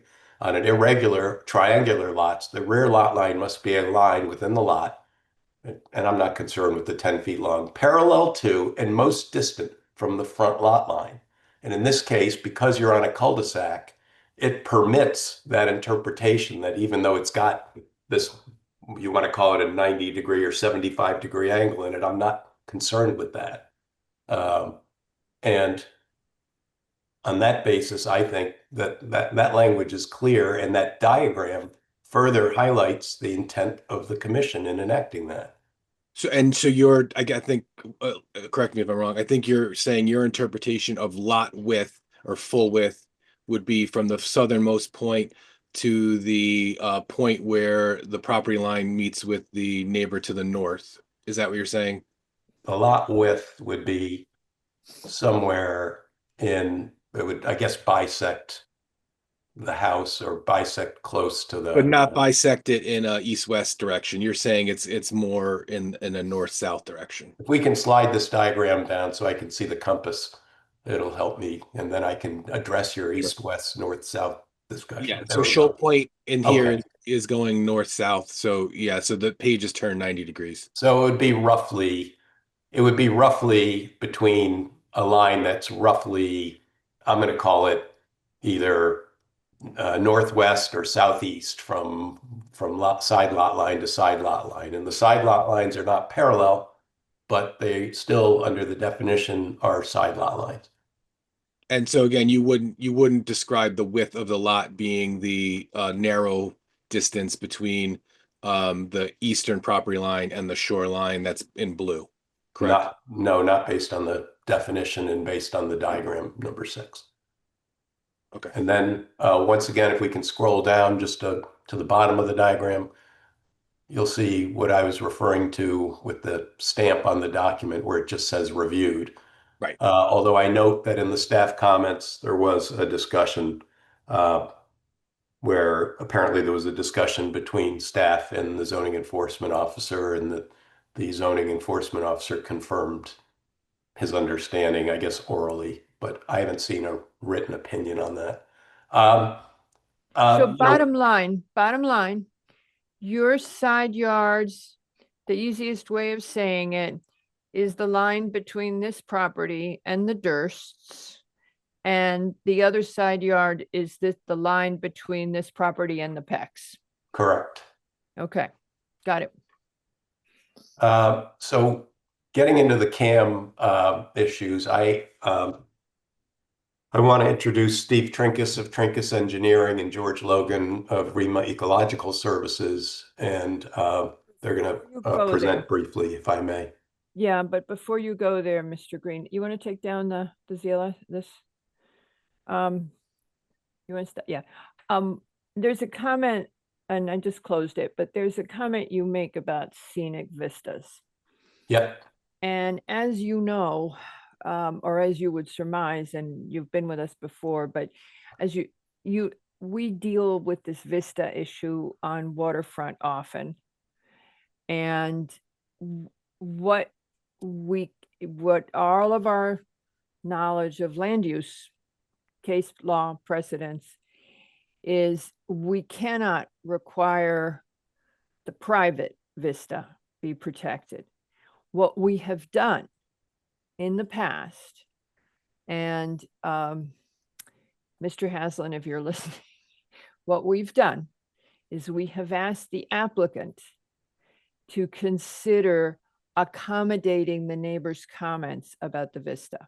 But we have never seen a mandate, any kind of statutory authority, and I checked it, I went through it again today, never seen that. What we've done is we've asked the applicant, and in fact, one of the applicants is one of the neighbors here who built, obliged us by, well, one is not here tonight, but we've had people oblige us by relocating their structure. We've had people change their landscaping, and they offer to do that in a spirit of goodwill.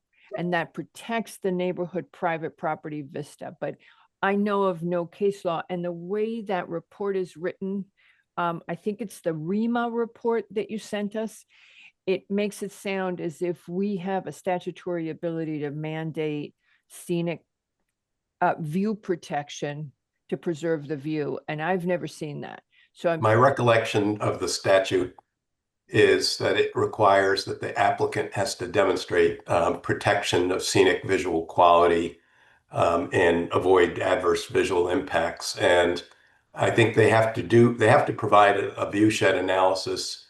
And I believe it's from the public way, Madam Chair. I will look at that, because the only part of our regulations that addresses view from the public way is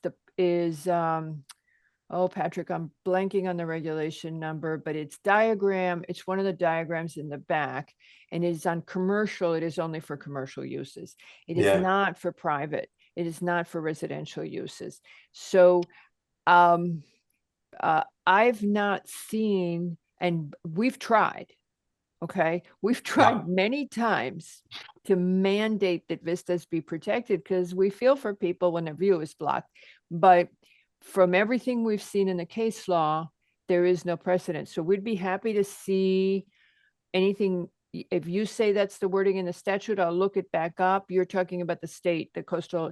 It's 22A92. You're talking in 22. Okay. You're talking about chapter 22. So I will go back and look at it, unless Patrick, you recollect, but I went back and looked today on the same topic and spoke with staff, because so I have some doubt about what our mandate is, but what we look to do always is, will the applicant accommodate neighbor concerns and the neighbor desire to have their view less impaired? And that's worked really well, because then everybody likes each other and gets along. Right. Okay. And it's all right. So now you want Trinkhouse to speak, right? Please. All right, Mr. Trinkhouse. Am I allowed to ask Of course, yes, please. Sorry, go ahead. I'm sorry, I was distracted. That's all right. Because I was looking up the Just statutes at the same while time. we were looking at that map, I just wonder, Mr. Green, that might you be suggesting that at a minimum there may be some ambiguity with regard to defining rear and side yards, perhaps dependent upon the orientation of the house? Well, that's generally speaking, in my view, it depends on the wording of the regulation, but it's hard to get into a situation where you can leave it to the applicant as to how to twist the house to define the setback, if you know what I'm saying. And I think it's basically from the structure and I understand the way the regulation is worded, but I think that on the cul-de-sac, again, and I know I keep going to the language and to the diagram, but I think mine is the sort of the higher ground in interpreting the regulation. Well, leaving out then the orientation of the house, but you are suggesting that at a minimum, there's some ambiguity of interpretation on how you define what is a side and what's a rear setback, no? Or front. In my view, it's clear, and frankly, not just anecdotally, I sent this to an independent engineer originally to draw a diagram with a 35-foot setback, and they came back hands down and said, anecdotally, they clearly, I didn't, orient them on this, and they came back and defined the rear setback as I'm suggesting it. So I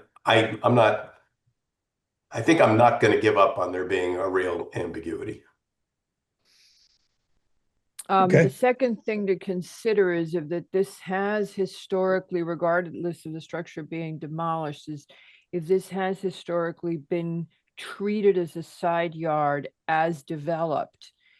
As you know, the change in the 2017 state statutes would allow them to keep, even if you disagreed with the interpretation, they would retain the ability to keep that interpretation because of the nonconformity. So even though the structure has been demolished, so I'm just saying, do they retain their rights? Because this is how the property has historically been developed, and therefore, even if you saw it as non-conforming and that we're making a mistake in how we interpret our regulations, they have a right to keep the nonconformity. Just saying. Yeah, but they can't expand the nonconformity. They can't build a house in a manner that. Would you like to come and write our nonconformity regulations? Because we argue about expansion a lot. Half of my day is intensification versus expansion arguments. Oh yeah, it's our favorite topic too. We argue, and I hate the elephant example, and I hate this. I don't like the Zach's case. Okay. Okay. That's right. Zach's is it. Yeah. Zach's is it. Yes, we know that. Yeah. Okay. Let's let Mr. Trinkhouse talk. I'm sorry, Mr. Lowe, are you good there? I'm done. Thank you. Okay. All right. Mr. Trinkhouse. Yeah, good evening, Madam Chair and members of the commission. Steve Trinkus for the record. I apologize, the camera on my laptop has decided not to work. I've tried everything and with no success. I'll introduce you to Mr. DeAndrea. Okay. We know each other, actually. No, the other Mr. DeAndrea. No, Tony. He knows Tony. I'm an engineer in Southbury, and I was asked by Attorney Green to look at this site.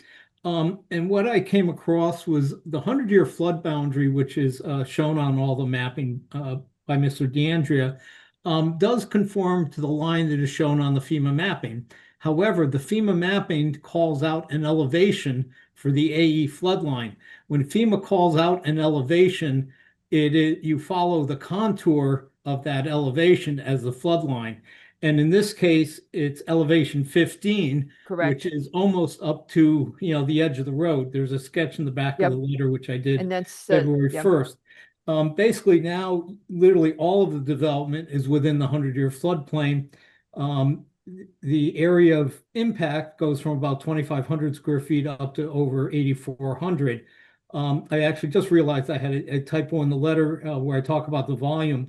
The volume is actually 1,400 cubic yards, not 141 cubic yards. There's another typo. I'll tell you guys about it later that threw me. So, the issue is that, all of this proposed development is within the 100-year floodplain. From a general engineering, point of view, we should not be building in floodplains for obvious reasons. Whether it's a coastal or freshwater system, you are taking up storage volume. This property has a history of flooding on it. And when you take out, 1,400 cubic yards or, roughly 40,000 cubic feet, the flooding is going to be worse not only on the remaining portion of this property, but on adjacent properties that are at the lower elevation. So, again, I, verified from the mapping that was submitted by the applicant with the FEMA mapping, and the line they show graphically is what FEMA shows. But because it's called out as an elevation, the elevation is what governs, not the graphical line.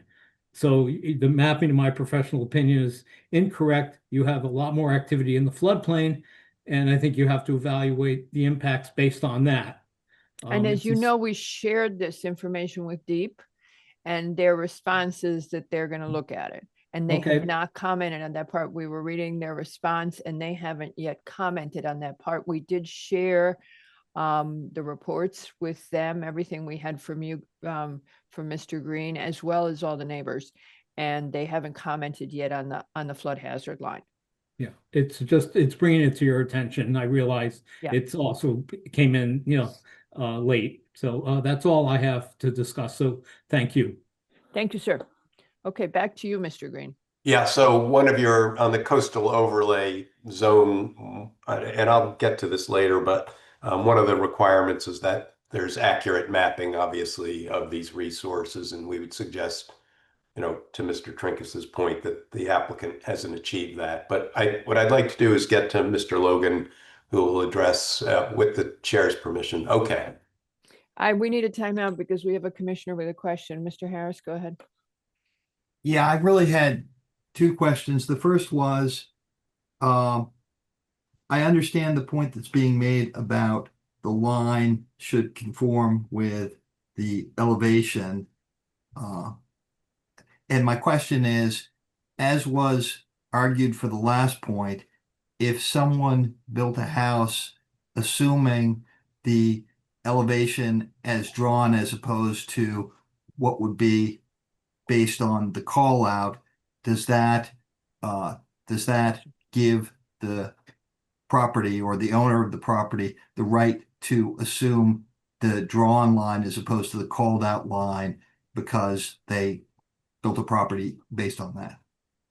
Well, I haven't evaluated that in that context, but it seems to me, to my comments to the chair and the chair's comments to me, in this case, a different structure is being built with a completely different footprint.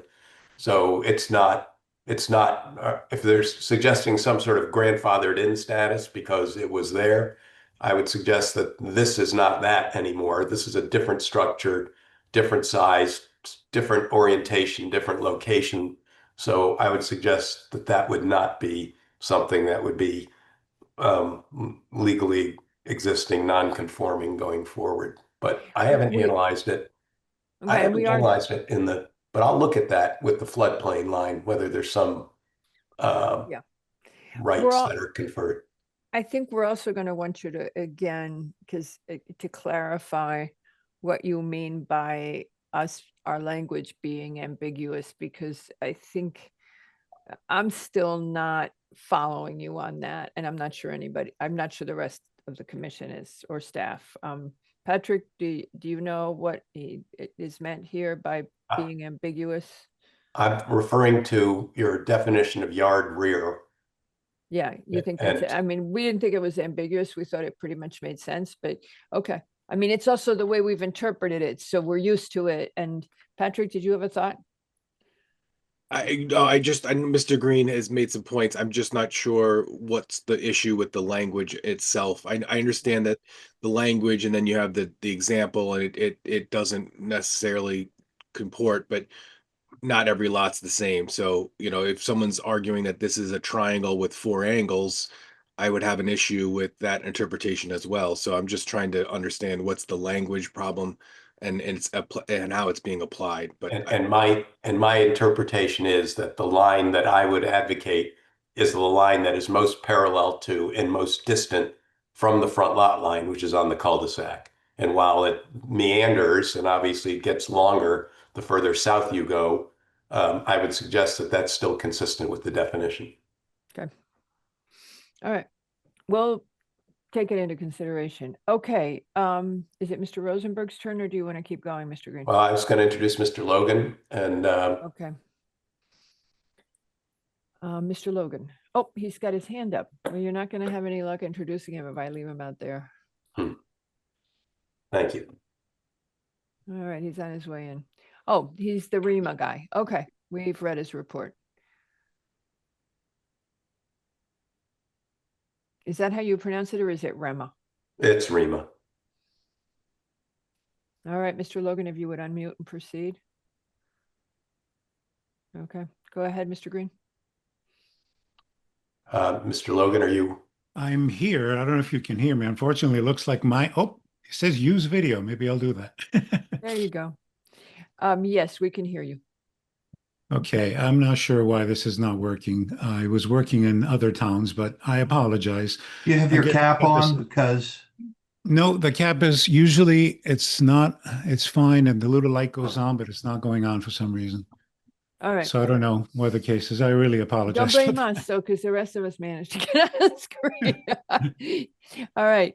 Okay, so go ahead, again, Mr. Logan. to introduce myself, my name is George Logan. I am a principal environmental scientist with Reed Mycological Services. We're out of Vernon, Connecticut, a little bit far from where you are. So I'll be as quick as possible. There was a report that I think you referenced, Madam Chair, and Yes.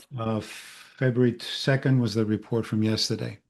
So what I was asked to do was to do an independent coastal and ecological review of this proposed redevelopment.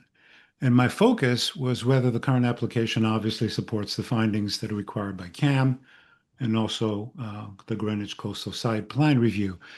And my conclusion was that redevelopment is not foreclosed, but that the current record is incomplete. And I think I mentioned a few things, and I'll go through them quickly. First one is regarding the coastal resources and obviously sensitivity.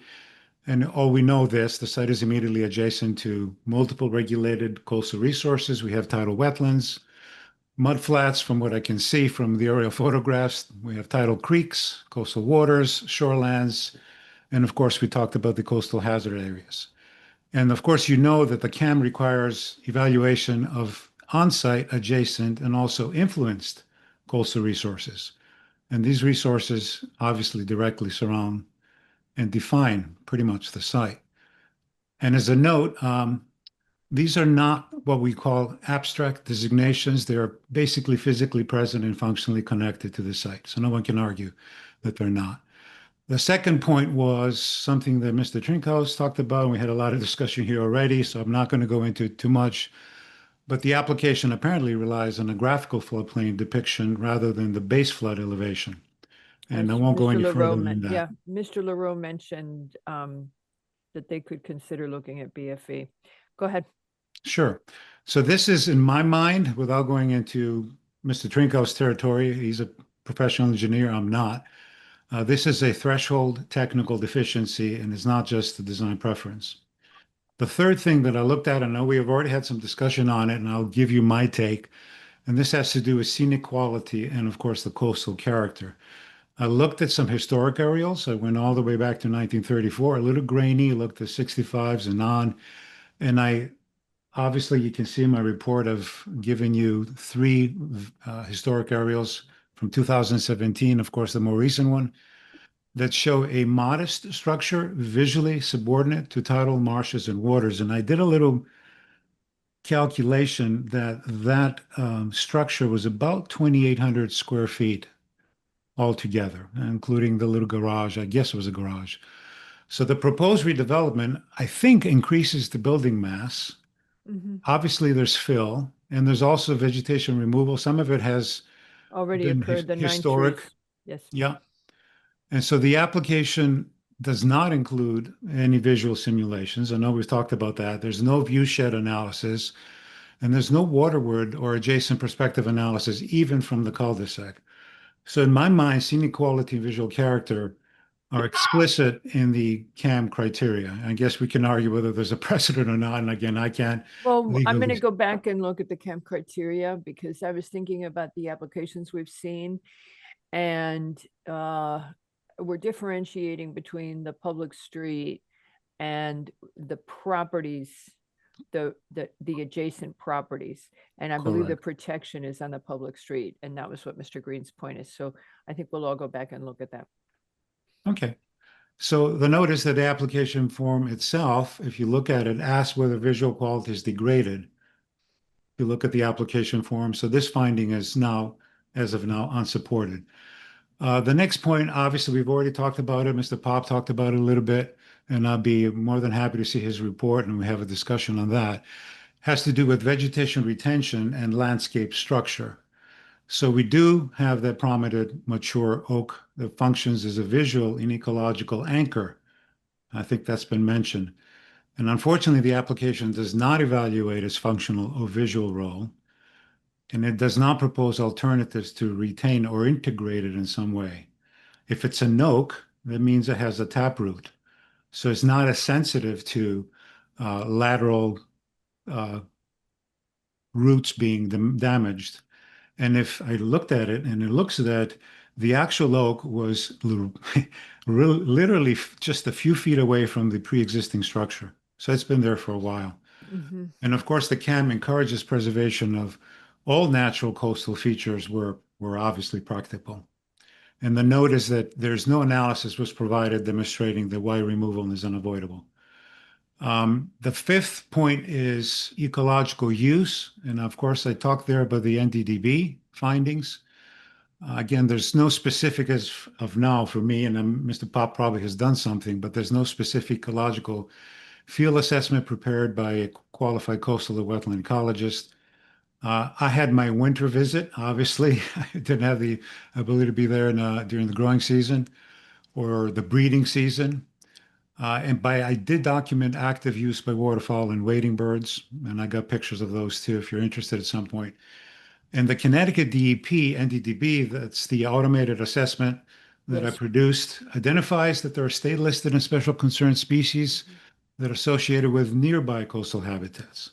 Yes. And of course, the NDDB guidance notes that suitable habitat may extend beyond the mapped areas and may warrant field survey. So the note is that NDDB does not conclude impacts, it just flags the need for further review. Other point here that we've talked about has to do with cumulative and incremental impacts. Now, if we take all together the floodplain encroachment, the vegetation removal, the increase of mass, proximity to tidal waters, these seem right now to be treated in isolation. And you have to kind of integrate those because the CAM requires consideration of cumulative and interacting impacts. How do these things interact with each other? Yep. And the application does not explain why remaining unmitigated impacts should be acceptable. So the note here is that there's a gap or deficiency. This gap affects, in my mind, the defensibility of CAM consistency findings. So in closing, I told you I'd be short. Okay. The current record, and the reason for this, and Madam Chair, is that I have to be at another meeting. No, it's fine. And we've all read your report. Yeah. So yeah, So- in closing, go ahead. So in closing, the current record, in my mind, does not support CAM consistency findings regarding Okay. the flood hazard minimization, the scenic and visual resource protection, the preservation of coastal landscape features, and of course, the ecological evaluation of tidal resources. And I think obviously additional analysis can address these gaps and hopefully strengthen the Commission's decision-making record, which I'm sure we're going to be talking about in a future time. So that's all I have for you tonight, and I'd be happy to answer any questions that you may have. And sorry about the camera. I have to figure this out. Okay. Sometimes, Maybe if I whack it. no, usually somebody has flipped the camera around, or they've got. Oh, I think I know what happened. I was using another camera, so maybe it's thinking. Yeah, that- sometimes somebody goes to take a Yeah. picture or something and they flip the screen around so All that right, it's too pointed late the for other that. way. Next time. Too late, next time. Okay, thank you very much, Mr. You're Logan. welcome. All right, what's next, Mr. Green? Well, as this is going to be held open, I mean, I can review right now inconsistencies with the coastal overlay and site plan standards or the POCD, or I can wait on that till I see the new materials. I would also wait because Deep has not fully commented.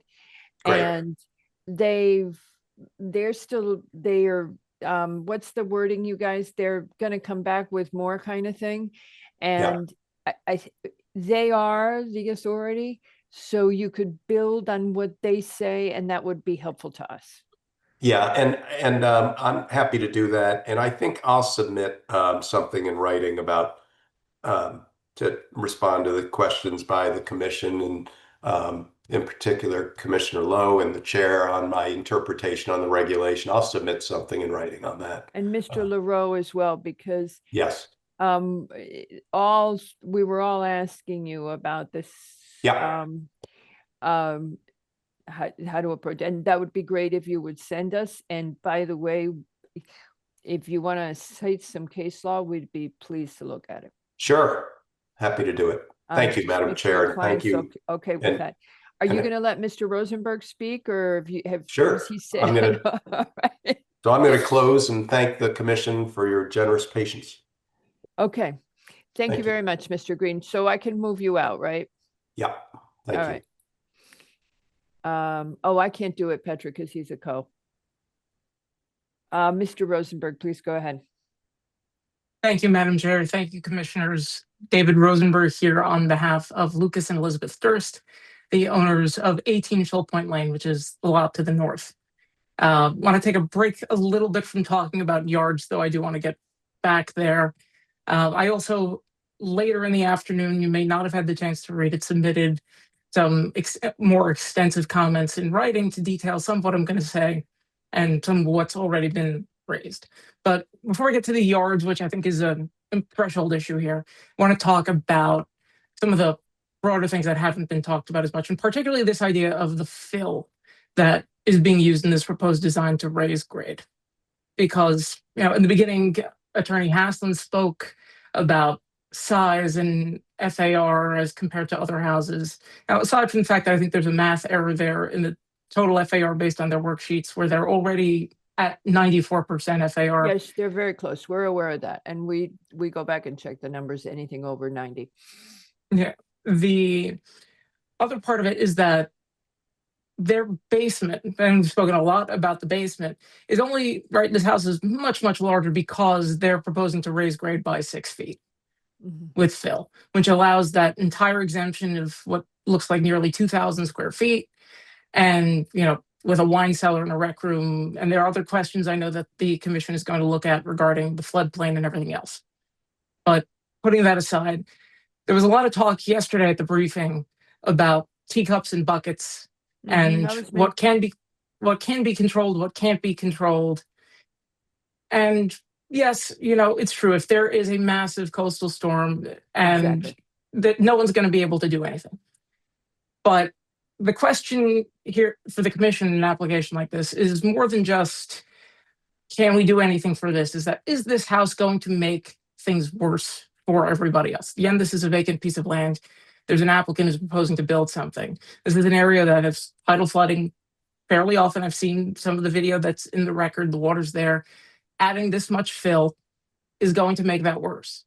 And this is fill that's inconsistent with CAM standards, where the goal is specifically to minimize the use of fill. We're talking about, I know I agree with Commissioner Jones that limb was one of my favorite words in all of this. And with this, part of the FEMA standards here are to not use fill only to shore up existing inhabited structures, not to enable new ones to come in. And these are things that really, you know, there are different pieces of this where different agencies are going to have their comments and their particular concerns in the commission. In a lot of ways, I don't envy your job of having to keep track of all of it and balance all of those. But there is this larger question about what does this mean for the community, for the neighbors, for the existing resources. And looking at all of these pieces individually, we can nitpick, is it bad? How bad is it? But looking at all of it, this is very bad. And just for that reason, the commission should deny this. Okay. Now, go ahead. I'm sorry, please. I thought that was your close. We should No, deny no, this. I That's would like usually the to, close. I would like to get back to this issue of the setback lines, because, and there's one thing where I disagree a little bit with some of the implications from Mr. Green. And I agree with you, Madam Chair. I don't think there's any ambiguity here in the building zone regulations as they apply. I think it is very clear that this proposed design does not comply with the setback regulations of the BZR. If I may share my screen. Patrick.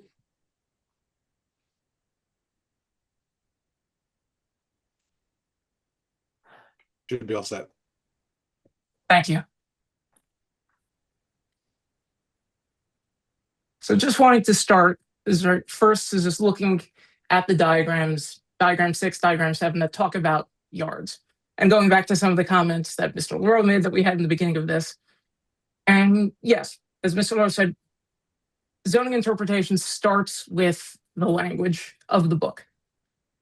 After that, and only if you get past the language itself do we start talking about past practice and what's the most logical. So we have to start, though, with the language itself. The other thing that Mr. Lauro said that I agree with, that the zoning regulations here require that first you start by identifying the front lot line. From the front lot line, the definition there, you identify the rear lot line. Then you connect those two with the side lot lines. And then you apply your setbacks. And if you think about it, this is here to give direction to architects and engineers when they're designing a house, that you have an empty piece of land. Zoning first has to tell you where you can put your building. You can't put your building and then start to design zoning around that. We don't have design-driven zoning. There are rules, there's where the building can go, and then we work from there. And this diagram shows it. Now, there was some talk before, I know the questions that Mr. Lauro had from Mr. Green about diagram 6 and its relevance to this particular property. But just aside from the particular dimensions here, you have a lot that has a street frontage at the end of a cul-de-sac, has two side lot lines that extend, and a rear lot line that's not perfectly straight and even continues out further than from the side lot line, but then ultimately comes to a rear and measures the rear yard. And although this particular diagram in lot 6 is wider in the back than, say, the subject property that we're dealing with is in the middle, the shape is actually fairly similar, and it is instructive. So this is, the site plan. We've been looking at this, a lot of different things going on here. We wanted to just kind of strip it down a bit and make this a little bit easier to look at. You can see where the street, you can see where the site is. And I think everyone is in agreement over here that the actual street frontage on the cul-de-sac is the front lot line. Yeah, we got something. And so putting that, giving it a little more color over here. So building zone regulations say that the rear lot line is the line entirely within the lot, and for an irregular one, not less than 10 feet in length. But in all cases, it's the line that is parallel to and most distant from the front lot line. Now, what you see here is a very literal and I think a bit harsh interpretation of that, where you took what would be mathematically parallel to the front lot line and took a line that was parallel to that and that where it could fit entirely within the lot lines. And that's your rear lot line. And so you'd have that green line there, and that's where you would apply the 35-foot setback from. Not saying that this is what should be. I think this would be a very harsh reading. And this is where the pragmatism comes into this, where we have to look at it as, mathematically parallel may not be the right way to go. But that doesn't mean that we throw it out entirely. Looking at the water boundary, it is generally parallel. It's not quite exactly mathematically parallel, but they run in the same directions, the general orientation.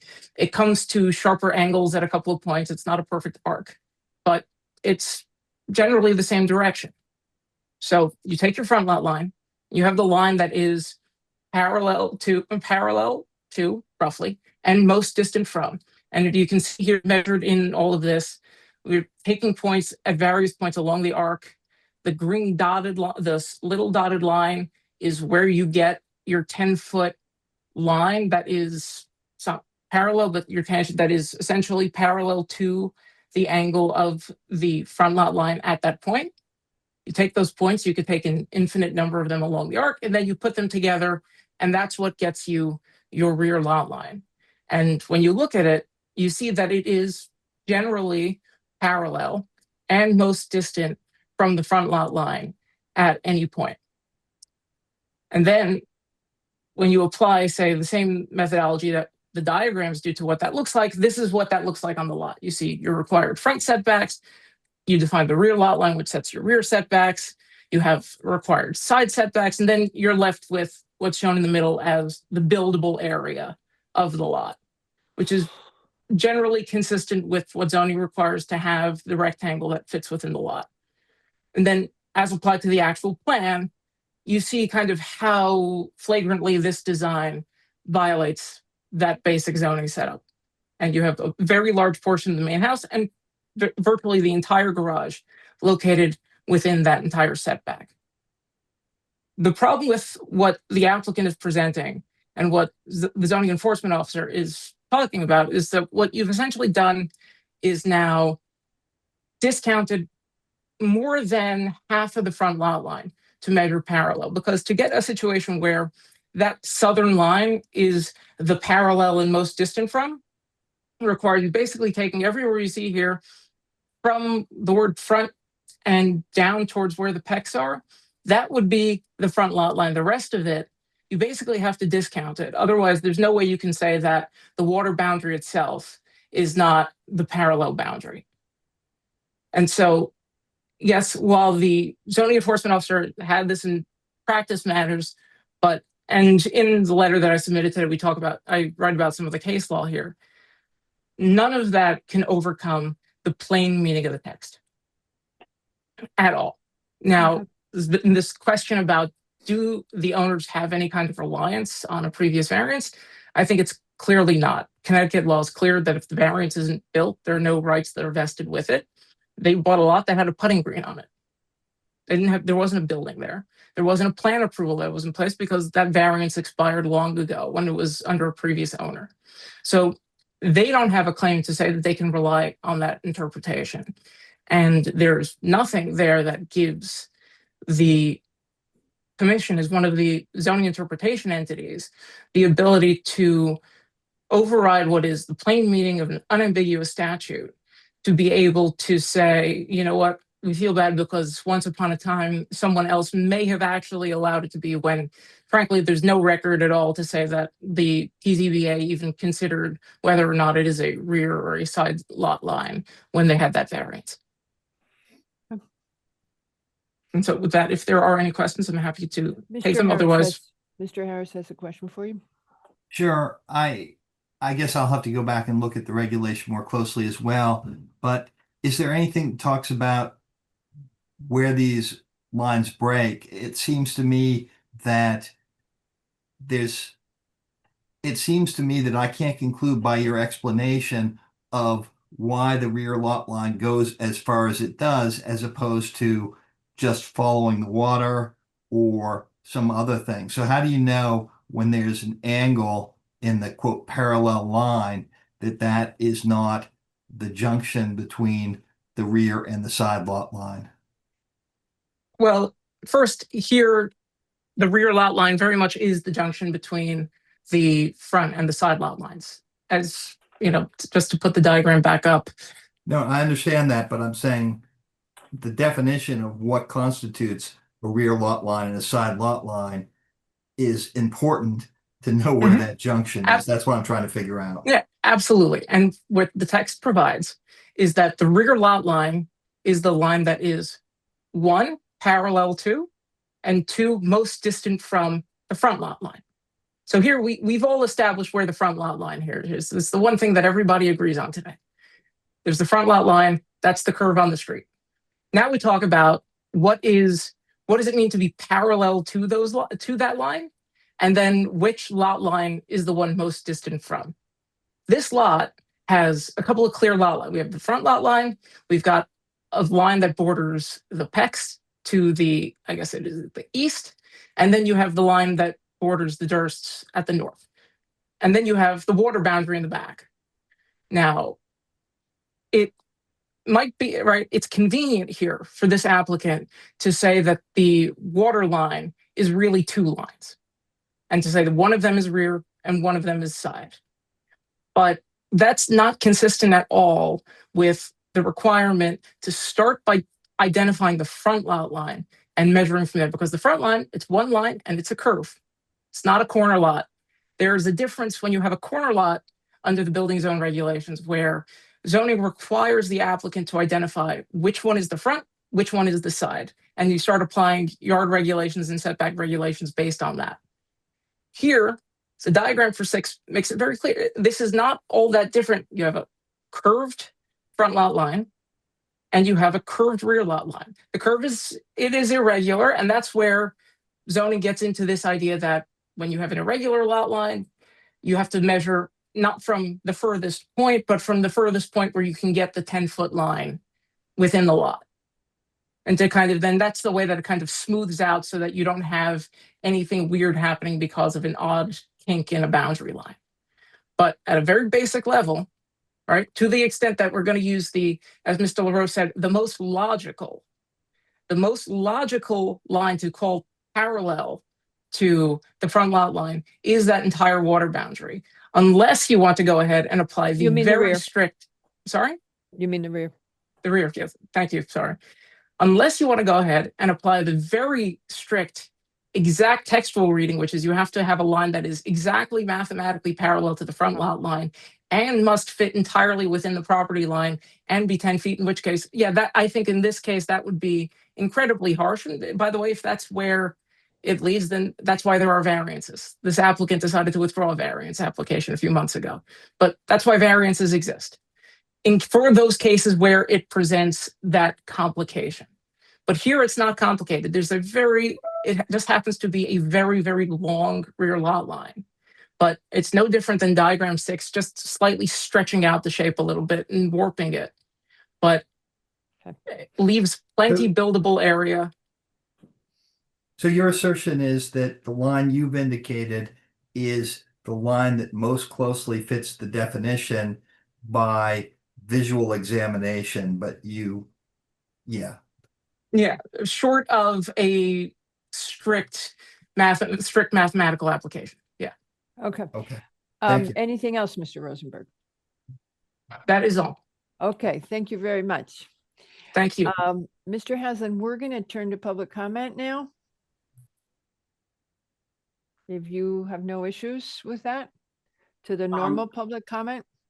That's fine. I just have a couple suggestions based on what the council said. I haven't seen some of these materials that were referenced this evening, and they probably haven't seen some of ours too. So I just would like to make sure that there's an adequate exchange of that now that we're all in dialogue mode. Yeah.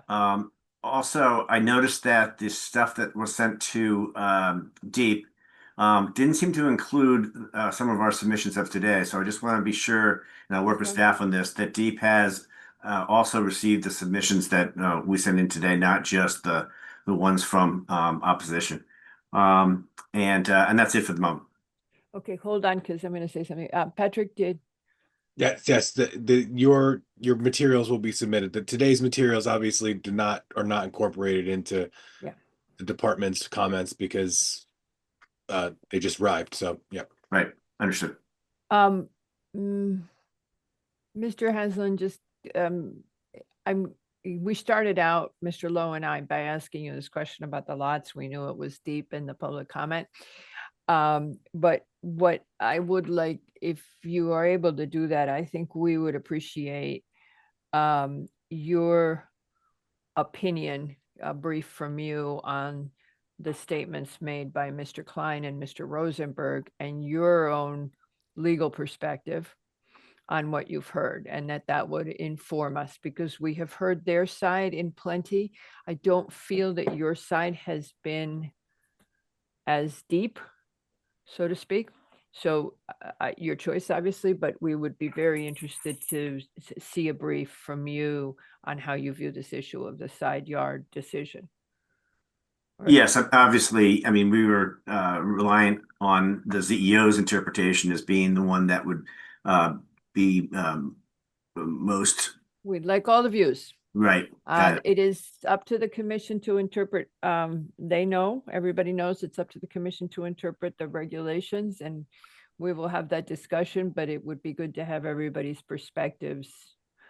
All right, so with that, we will turn to the public for comment. How many of you wish to speak? Would you raise your virtual hands? 6. Only 6? I'm only seeing 6. Anyone else wish to speak on this application? I'm seeing some other neighbors, but you don't have your hands up. At this point, we recognize your names. Okay, so I'll tell you what we're going to do is we're going to ask you, we're going to time limit you for 3 minutes. And if you feel that at the end of those 3 minutes, there's something terribly important that you didn't get to say, we'll come back to you. Just raise your hand when you're done. Come back. We'll bring you back. Let's just see how we can get through it, because we've been doing this for a long time now. So we're going to time you at 3 minutes. The second thing I'd just like to remind you, based on what's in some of your emails, to refrain from negative language about the applicant, and to bear in mind that should you use negative language, the applicant you are not protected under the law. This is not a quasi-judicial proceeding, and you are not protected, and the applicant could actually litigate you. So just if you would focus on the specific application and not make any statements about your view of the applicant. Mr. Lowe, before we start. Yeah, just if I could interject another reminder that if a speaker has covered the material that you'd like to cover, feel free not to speak or to just say they've already said it, right? Yeah, please. Okay, so folks, try not to repeat. Thank you. Bearing in mind, thank you, Mr. Lowe. Bearing in mind that we have read all of your emails, or so I hope. Okay, the first speaker is Kimberly, followed by Lauren Kaler, and I'm going to promote you already, Ms. Kaler. Go ahead. Laura Kaler, my apologies. Kimberly, go ahead if you would unmute. Yep, you're unmuted. Go ahead. Good evening. My name is Kimberly Crossman. I'm here on behalf of the Sawyers who live next to the Dursts and also the Pecks. I just have 2 quick points. First of all, thank you very much for calling on me, and thank you all for being here. As concerning the rear lot line, I don't know if it applies, but the Connecticut state statute states the rear lot line is a continuous line, and I've noticed often it's been broken up. So if you made that rear lot line based on Connecticut statute 22A-94 section B, it states that you draw a continuous line along the coastal area. And so therefore it doesn't look like it's intersected at any point. So that would Did you get that? Okay, well, look. Okay, I've never seen that. It's a 2024 Connecticut state statute. Nope, It's but I know. 22A. Yep, I know what the statute is, but I don't remember seeing that line, so I'll go look for it. Okay. Okay. And secondly, regarding the nonconformity issue that the lot had a house on it and was using that as a sideline, yes, that grandfather does exist, but according to the Greenwich Code 6-141, Section 5, if it's abandoned for 1 year, it no longer exists. So sadly, Ms. Crossman, I have to interrupt you here. I am very sorry. The state statute changed on the abandonment and the deemed abandonment, and we have not updated 6141 yet. Our bad. No, but that's your stat. No, that's the Greenwich. It's in your regs. I understand that, but what I'm telling you is that in 2017, can you stop the clock for a sec, Patrick? Oh, you did. In 2017, the state changed what was deemed abandoned, and our regulation that the abandonment for 1 year means it's permanently abandoned is no longer correct, and we just have been behind in updating our regulations, and that is no longer correct. That's why I was talking about it tonight, because I had seen that y'all thought that, but if you go into, since you're so familiar with the state statutes, go into the Zoning Enabling Act, which is 123. And go at 124. 124. Yeah, 124. I go in there and you will find that the language on abandonment and non-abandonment and the right to keep a nonconformity is very different from what you remember. And our regulations have not been updated yet, but we have to follow state law on it. So in fact, take a look, you'll be surprised. But 2017 was the year it went through, and it's in chapter 124. I can't remember the citation exactly, but you'll see it. You'll find it if you just scroll through. And it was somewhat revised in 2021, Tracy and Patrick, under PA 2129. But it basically stands that people you basically have to blow up your property in order to lose the nonconformity nowadays. I mean, it's unhappy Okay, well, that for didn't us. happen, thank goodness. Yeah, okay, so go ahead. I interrupted you, Patrick. You can start the Nope, clock again. that's quite all right. Those were Yeah. just the 2 points But I if wanted you're to this bring up. interested in zoning, we might have a job for you. I don't think And the Patrick wants me pay, there, you but can't anyways. beat, you can't beat the pay. All right, thank you, ma'am. Okay, thank you all. Laura Kaler's next. Okay. Hi, my name is Laura Kaler. I'm a neighbor. I live at 13 Marks Road. And I'm on the inlet, and I will be able to see this new house and garage, the garage especially. I'm an architect also. I've designed a lot of homes on the water, et cetera, so I know a lot of the codes. And I wrote a letter. My first thing was about the lot line, the setbacks. I just want to add that I feel like the applicant sort of cherry picked which part of the arc along the street lot line that they used to come up with the most parallel, rear lot line. And I think the whole arc should be taken into consideration. And if you do that, I think then you'll see that the entire waterfront line should be used as a rear, as the two attorneys stated. So I also, though, really want to say I've lived here for 25 years, and I've seen so much silt come into this little inlet that it's actually not as deep as it used to be. And I think this much new construction, so much soil disturbance, much more impervious surface, et cetera.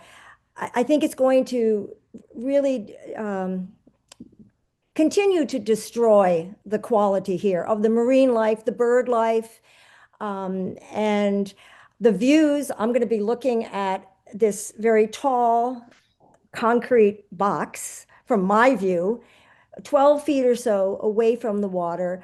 I think that's really a terrible thing. I think it's a mistake. I also think that the flooding is a big situation. It's a big concern on this property. Hannah Peck sent me a video showing video footage that they took during a storm recently. And it shows that the water came up to, that tree, that lone tree.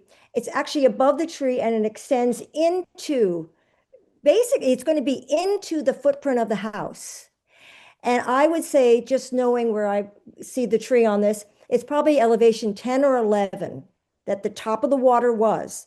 Now, they plan on building a basement, a finished basement, it looks like, at elevation 8 or so.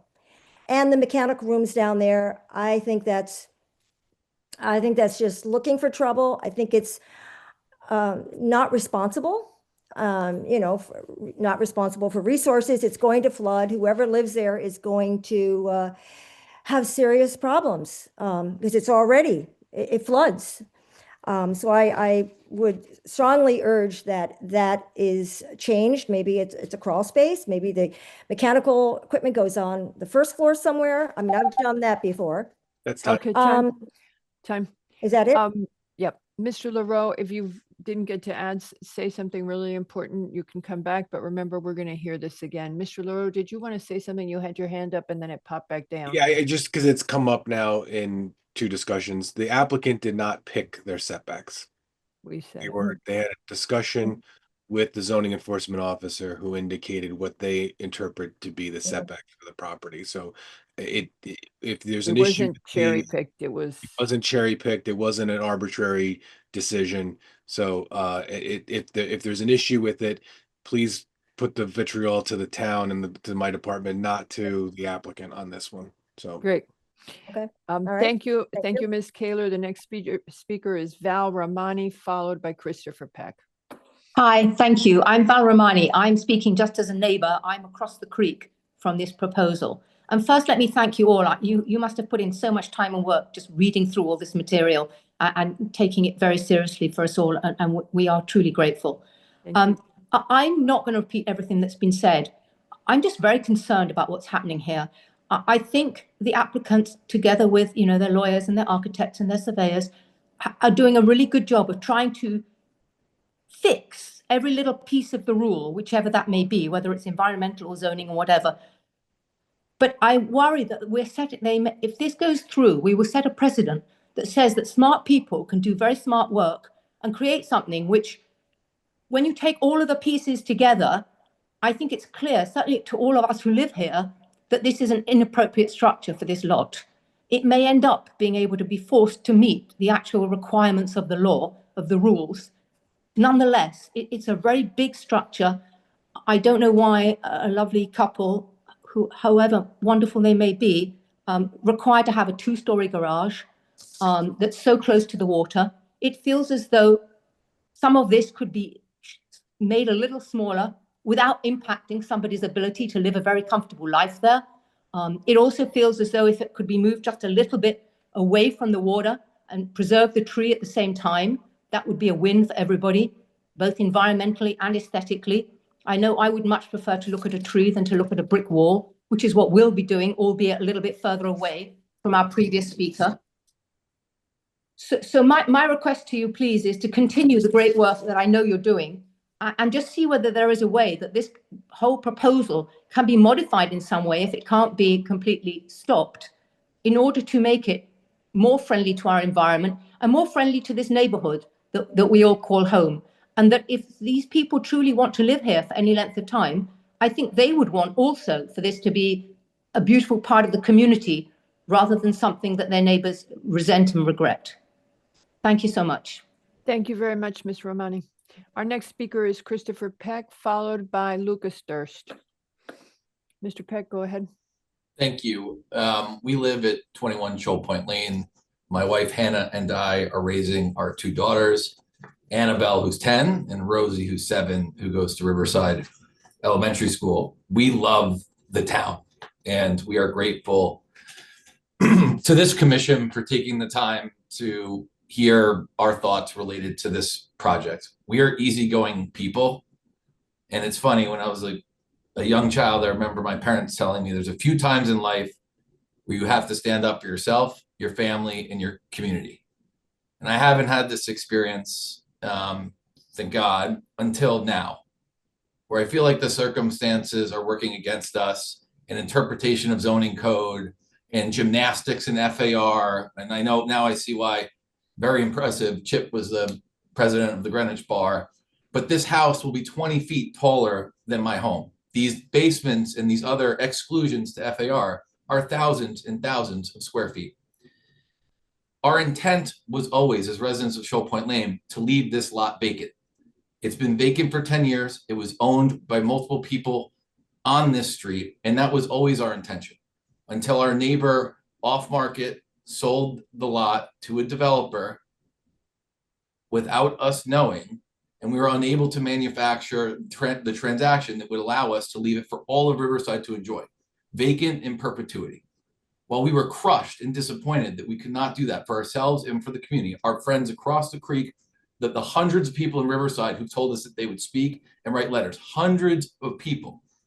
While we couldn't do that, we drew solace because we met the developers, and they told us they were building a small retirement home up by the road, one commensurate with the size of the home that was once previously there, only to see a variance that we were told was accidentally published, that flies in the face of everything that they told us, that they told numerous people on the lot.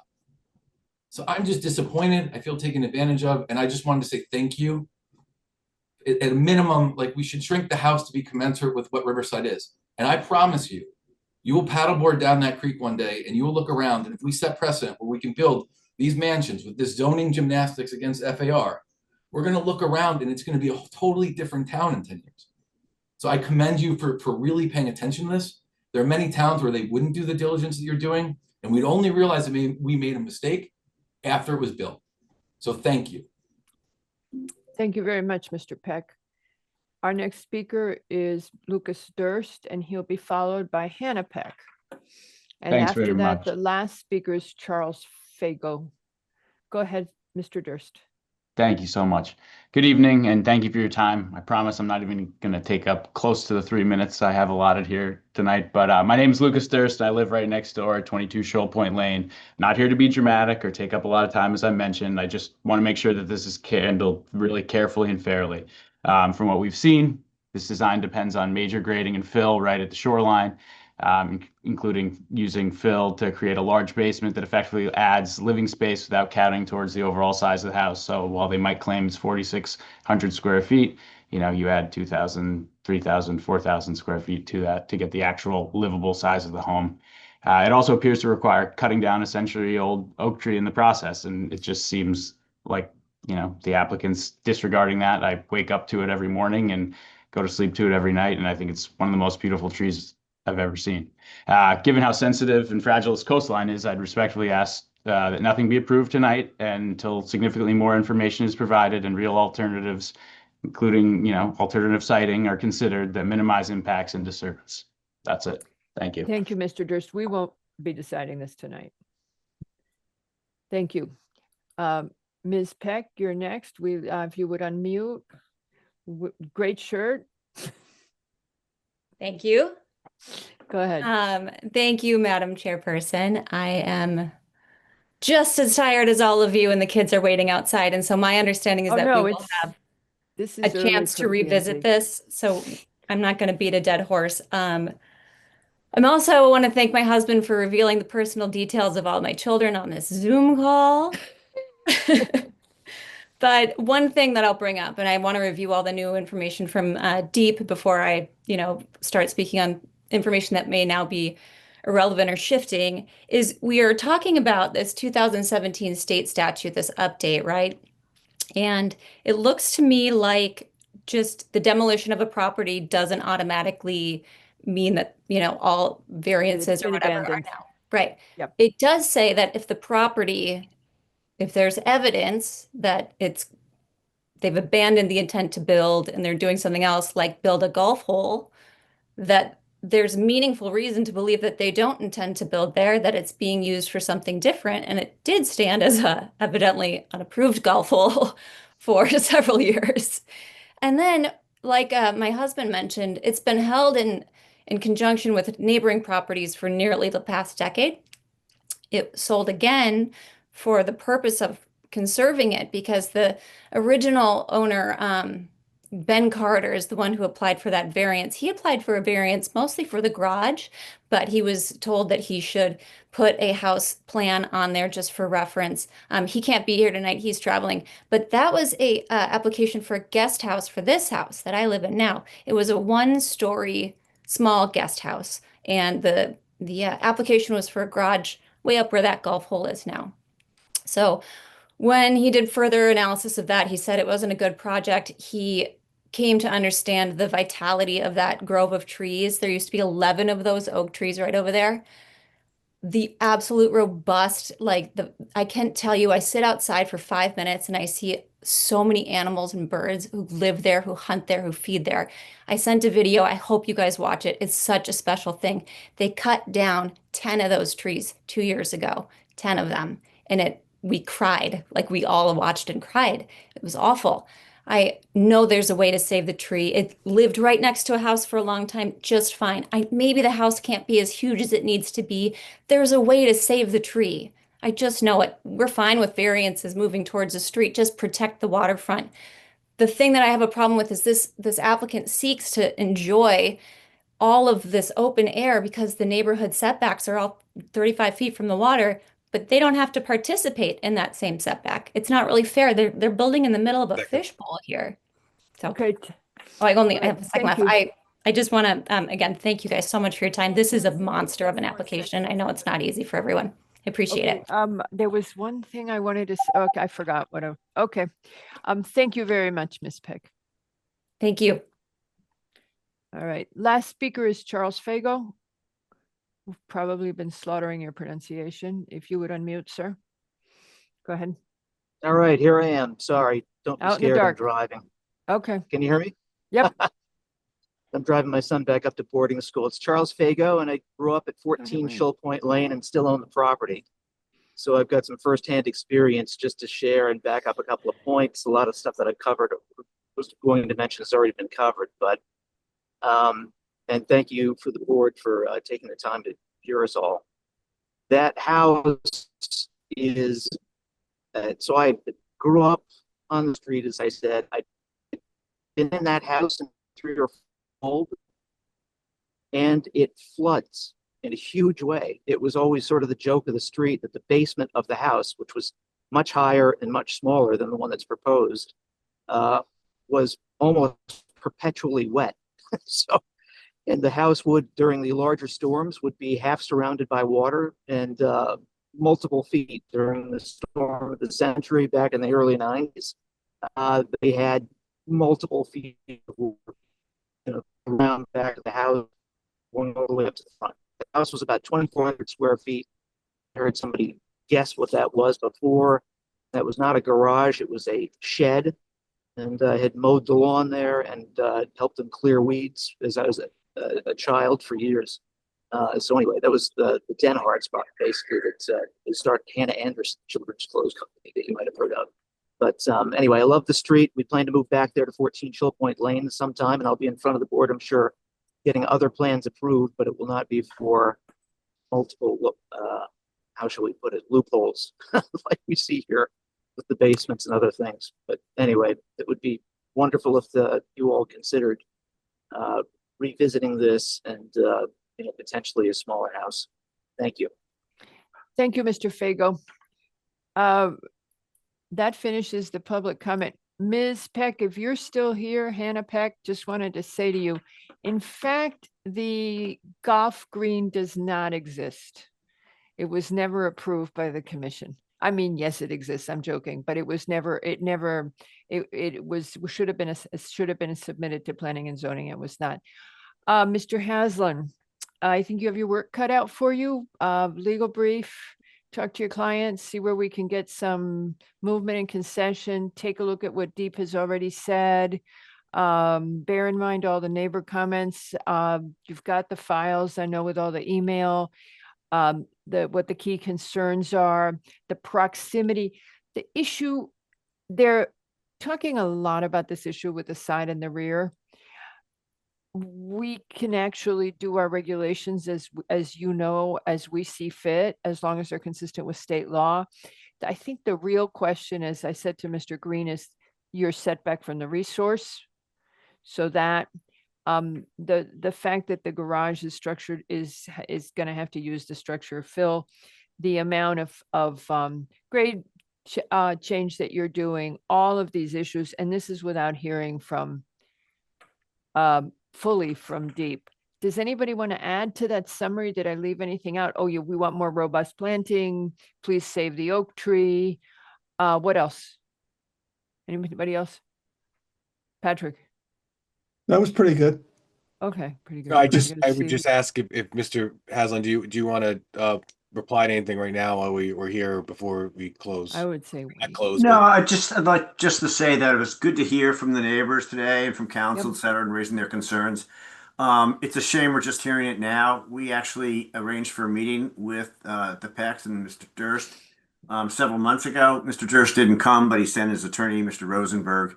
The Pecks were there with Mr. Green, and we had hoped to hear from them what we might do to change our plans in consideration of the neighbors, whether it was trees or sight lines, whatever.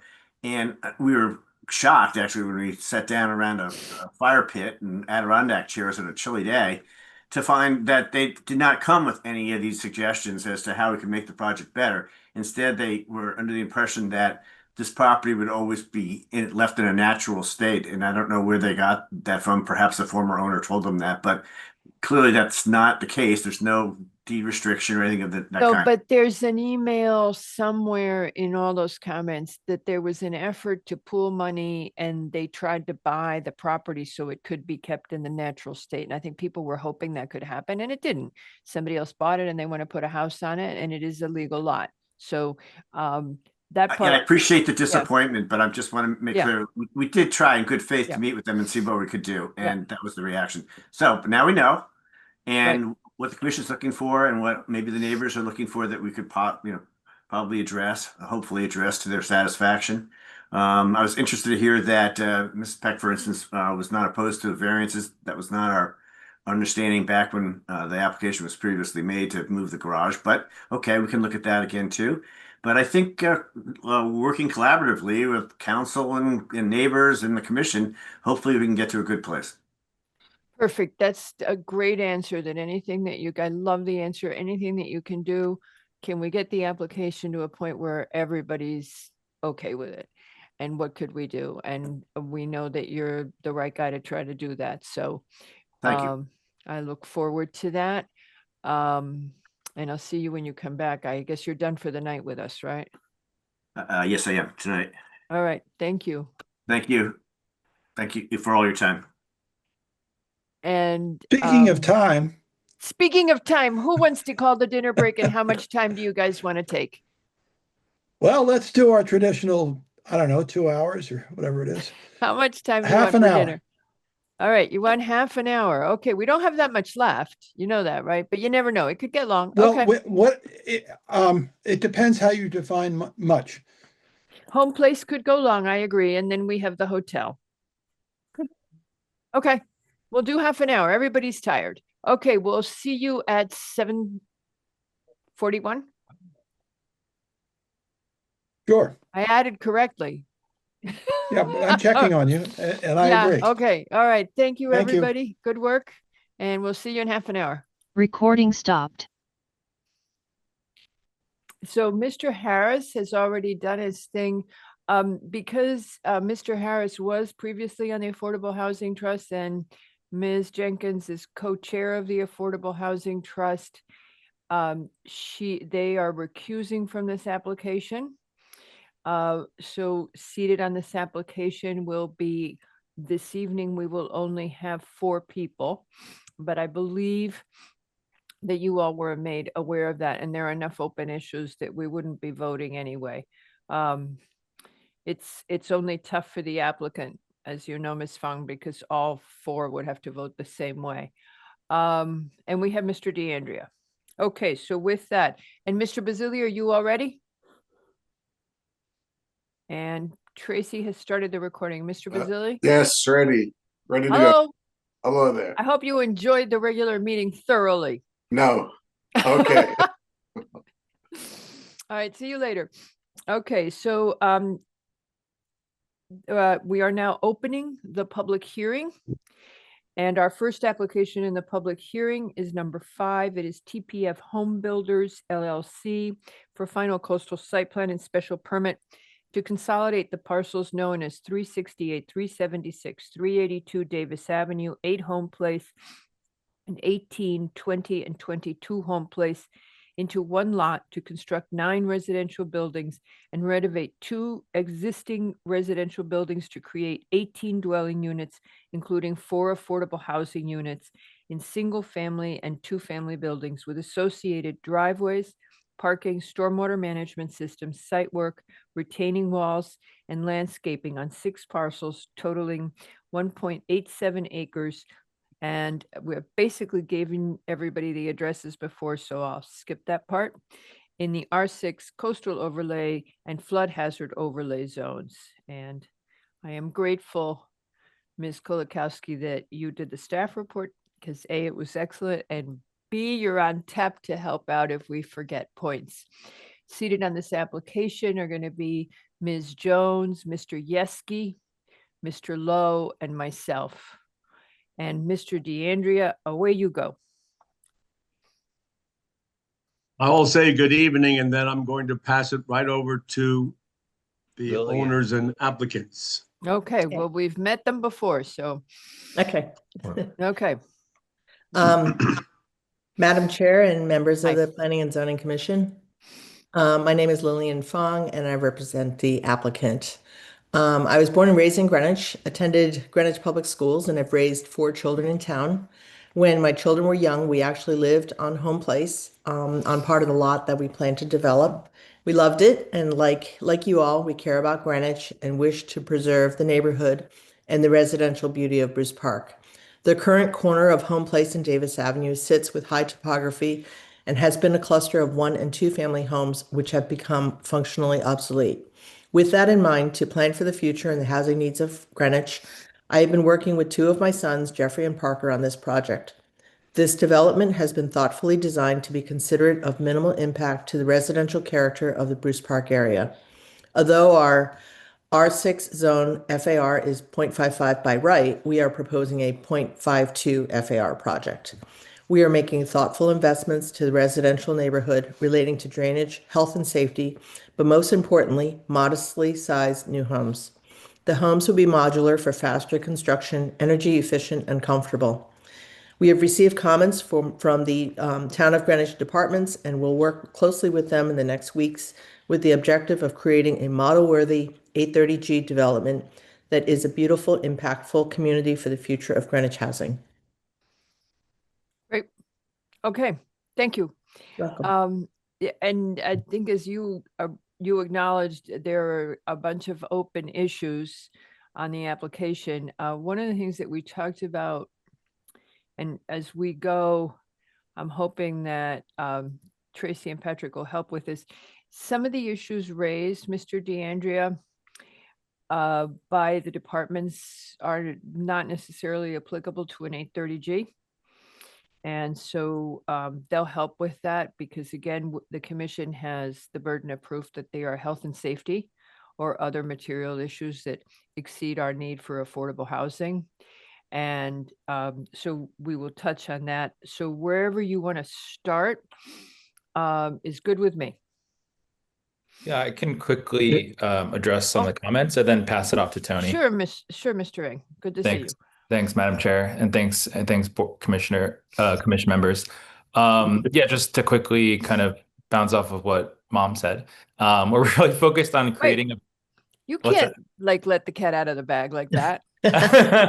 I'm Jeff Eng, and I'm one of the developers on this project. And I also lived in a home place. I grew up there and really enjoyed its proximity to the park and its great location. So we're really invested and focused on creating more home choices that are connected to this community neighborhood. You already gave the specs, so I will gloss over those. But the site topography really is beautiful, located close to Bruce Park. And a lot of thought, and we actually presented this, I think, in the summer of 2024. But since then, have put a lot of thought with Tony and his team on really working on the terrain, which includes significant rock and elevation. That's part of why we're going the 830G route, to allow for site flexibility. We've also worked really hard to incorporate sufficient parking with 40 parking spaces, broken up into a few small lots, not one gigantic lot. There are some garage parking spaces as well as outdoor parking spaces, over 2 spaces per dwelling unit. Considerable investments in drainage, landscaping, topographical work, and really thoughtfully connecting each unit with some outdoor space and also connected with the beautiful landscaping plan put together by Conti and Conti, which we're really excited about, really to complement the homes and provide a robust planting plan with an emphasis on native plantings. Diving into the comments that were shared with us, we listened to the briefing yesterday. Know we have some things to do. Thank you to all the departments. We look forward to working with everyone. Fire safety first, right? So we have a good plan in place to install a hydrant, and then also have designed sufficient space for emergency vehicle access to the site. So we're good. We should be good there. Water is in progress. We're working closely with Aquarion to go through the will serve process. Sewer, we received comments yesterday and we'll be working on their requests. And then landscaping, we received some great recommendations from conservation and the tree warden. Thank you both. And we'll work with Conti and Conti to incorporate that into our plan the best we can. Tony's team also completed the cut and fill calculations today, so we now have those. DPW and Beta Group, there are a bunch of comments here. Tony and his team are meeting with DPW tomorrow to discuss some modifications of the design to incorporate, their considerations. We'd also like to open up a conversation with them to better understand the request for removal of the historic wall, which would love to discuss, and it's in the town right of way. And then also understand more the infrastructure suggestions for pedestrian safety. For the affordability Mr. plan. Lowe, would you This mute? is huge. Look at this. Mr. Lowe, Mr. Lowe. Sure it is. Done. For Okay. the, okay, thank you, Madam Chair. For the affordability plan, we'll work with the housing specialist to finalize that language. There was some discussion about comparability in the briefing yesterday, so just Yes. wanted to Do you want to proactively. stop? Let me stop Sure. and talk to you about that. Sure. I'm just going to be totally open about it. We are, thanks, Patrick. I hope you finished eating dinner. We've asked the Department of Housing about this, and they gave us an answer on a recent application. And so we conditioned the application to meet what the Department of Housing had told our staff. But we don't have an answer from the courts on whether that is the correct, and is that a good way to say it, Patrick? But in any event, when we spoke with the Department of, and there is no court, there's no case law on this that we could find that really said it. Basically, the principle is that the lower income units should be comparable in finish, in workman, in finish and size. And yet you're working with modulars. So I know that that makes it more difficult, potentially more difficult, because you're using modulars, which is terrific because the energy efficiency is great. That saves money for your tenants. So I don't know how you work this problem. I looked at your numbers and decided to leave it up to you. I don't know if Mr. DeAndrea had mentioned to you or Patrick had mentioned to you. Oh, Tracy would have told you. We had required 90%, that the below market be 90%, the size of the market. But we have no legal answer on what really truly the courts believe comparability is. We know what the Department of Housing thinks or has opined, but we don't know. So what I want to do is leave it to you, Patrick. I talked to Patrick a little bit about this over the weekend, and I don't know how to raise it, how to discuss it. What are your thoughts? Mr. A? Oh, sorry. Or Patrick, do you I want to didn't go know who the ahead? question- Yeah, no, go ahead. I'd rather. I think the guidance that we have received from the Department of Housing has been consistent, that 80% is the minimum comparability. You mentioned another project that's much larger where we talked about 90% as being the goal. So I think So you're thinking we could go with 80. well, I'm thinking that's probably the range that would be supported by all entities if those decisions were made sooner than later. And the other thing is, there's a lot of ways to skin a cat. How would you calculate that number? Would you take the total square footage of all the market units and the total square footage of all the below market, which is how we did it the last time? Patrick, what would you think? Well, I mean, average is easy, right? Divide by the total number. But again, if there are difficulties, especially here, because we do need to acknowledge that you're renovating existing structures. So there may be limitations in making the math work, but the intent, being consistent. So, and Madam Chair already mentioned this, comparability is not just the, square inch to square inch.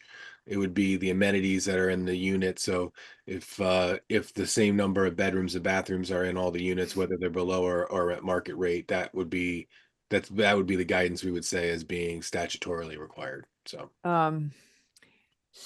Dennis, you have your hand up. Do you want to throw something into this?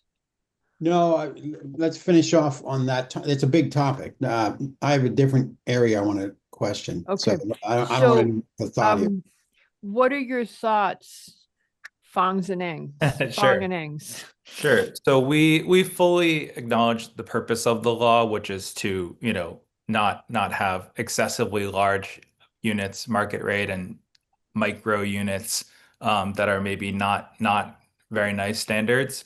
So the way that we approached it, originally when we proposed this to the Affordable Housing Trust, we had planned for 2-bedroom, 2-bath units, in which case, given there are no other 2 bedrooms in our complex, would be kind of standalone as a different type of unit composition.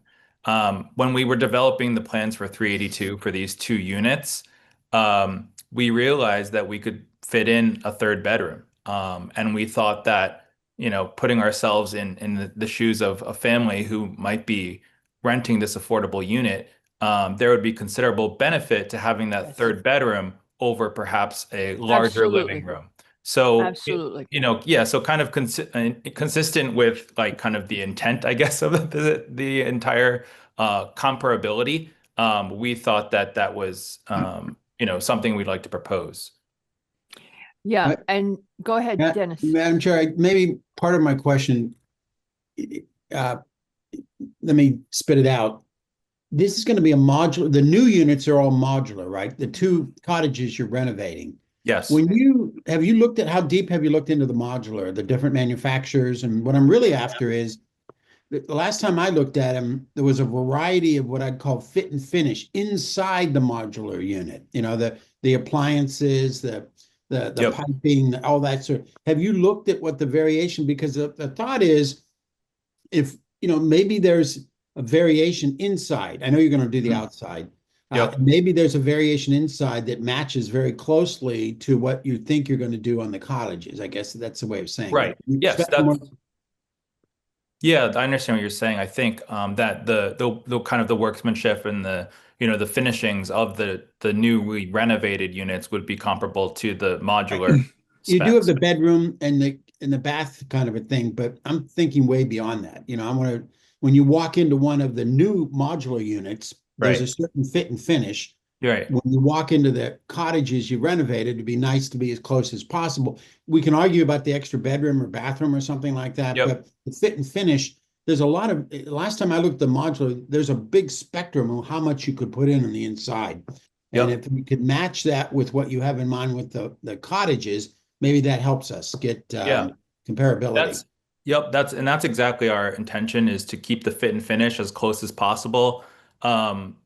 These all have hardwood floors. The kitchen finishes will be quartz countertops, cabinetry, all consistent. Bathroom finishings, tile, and we've thought extensively about this. I think what makes perhaps our project unique is that our market rate units are not meant to be super high end. It is meant to be kind of that missing middle, which we've seen as kind of like a value for a young family, say, to try to access Greenwich, right? So I think that, given that, our intention is to have all the fit and finish within the units to be as close as we can. And, the modular company is actually used to kind of doing, I guess, slightly more builder spec. I think for Greenwich, we're doing above what is like their traditional builder spec. We've done a lot of research with the different modular builders. This one, we feel like we have a really good partnership, and we're able to, the CEO of the company, he grew up in Fairfield County, and feel like we have a good feel for what Greenwich needs. As also Lillian has been a real estate broker for many years, and I'm also in Parker a real estate agent. So we have a pretty good pulse for what that fit and finish kind of sweet spot is. Well, and it's admirable. Go ahead, Dennis. These aren't going to be what we often see, which is high-end luxury units at this point in time. The middle market is what you're saying. Yeah. And the cottages will be similar, maybe different in size, a little bit different in size, right? The cottages being the new modulars? No, the ones you're renovating. I'm sorry. The renovating ones. So the renovated ones will be kind of a top bottom duplex. So those will be, it's actually a beautiful kind of 1900s built home, which we hope to kind of renovate very nicely. I mean, middle market, I feel like, it's still going to be quite nice. Yes, yeah, I got that. Yeah. Okay, so one of the things on comparability, and you have, we've heard, especially from the Housing Authority, that their wait list is the longest for 3 bedrooms. So we know you're on the right path there. Some of the 1 bedrooms, I believe, Tracy, I think some of the 1 bedrooms have garages. So the question would be, Right, the one bedroom units are in a carriage style type house with 4 garage spaces below, and I believe the developers would have to confirm. I believe at least one of those garage units would be available for the 1 bedroom unit, but I'm not quite sure how they're so intending whether how people are going to access those 4 spaces in terms of Yep. And whether leasing that them could or be- paying for them. Yeah, I'm paying a monthly fee for them or not. I'm not sure. bedroom that gives you more comparability, something like that. But I think what I'm most comfortable with is this: we pose you the problem Mm. that we know we have to require comparability, but in all these years since the law passed, nobody's really addressed what it is. And of course, being the town that we are, we have high visibility for these kinds of issues. So we want to make sure we do it right. At the same time, this is one of the few areas of zoning in which we can talk about the economics of this has to work for you so that it can go forward. I mean, we know that our goal is to help you do the affordable housing to the extent that there are no health and safety issues. We should be supportive, and that's what the state's looking. And so we don't want to drive your costs up. And there are some comments in the staff report, Tony, that I want to hit, one of which Mr. Eng just touched on. But as you talk to DPW, the removal of the stone wall, if it is indeed historic and it can be documented as such, as you know, and Mr. Haslam referred to it tonight, we did prevail recently on retaining a stone wall that was historic. So I've got to go back and look at it, but that's something that could be done. The other thing is, Mr. DeAndrea, DPW's, Tracy, it's the traffic. It's Mr. Kiselak's comments, I believe. It's Mr. Kiselak and Beta together, yes. And Beta together. They suggested a range of pedestrian improvements. Some of them, whether there's a priority to those or whether all of those have to be tackled in some way is a question. That was our question yesterday. And so on this, so with other types of applications, we're like, oh no, you got to do this because so-and-so said. In this one, this is an off-site improvement. You're not actually, your increase in the total number of trips is not significant per even Beta. So those off-site improvements, Mr. DeAndrea, I think that Tracy would help you with our backing to negotiate that some with DPW. Because, for example, the refuge island, the pedestrian refuge island, not clear that is mandated by a very significant health and safety consideration. So why would you impact the project economics and affect it if not necessary? On the sight lines, I would lean to something like, for example, can DPW accept the slightly lower sight line and trimming back that dogwood, for example, rather than the removal? I mean, so there are a whole lot of things that if you go through the departmental comments, much appreciated that they've done it, but some of them are not the essential. Fire, you're all over that one. You're going to have water. You're going to have a drainage plan. You're going to have to do the cut and fill, the silt fencing, the erosion control. You're going to have to establish that your drainage system works, that your people are going to be safe and all of that. After that, what's a nice to have should be negotiable, at least in my mind, for this kind of project. So if anyone on the commission disagrees, please step in, but it's how I'm reading state law and, obviously everybody, does anybody disagree? Peter, you have your hand up, so. No, I thank you. I've had it up. I was just going to make this what is now a tangential old comment, but where in the past we may have in past applications dealing with comparability, we may have struggled to bring the market and affordable units closer in terms of their similarity and justification. And we tossed around what was mentioned was 90% and then 80%, whatever. There may be less. I mean, there seems like from what you've said, there's probably going to be less disparity between the market and the affordable, which is going to make, which is great. It makes, we hope it would make R1 without, predisposing that this situation easier for us. The closer you can bring them together, then the greater the comparability, and the fewer issues we have with that particular area. And it is one. It's not. It may not be health and safety, but it's important. Well, it's because it's a different state law that requires it. So Right. we leave you with that. You're working really hard to make it nicely landscaped.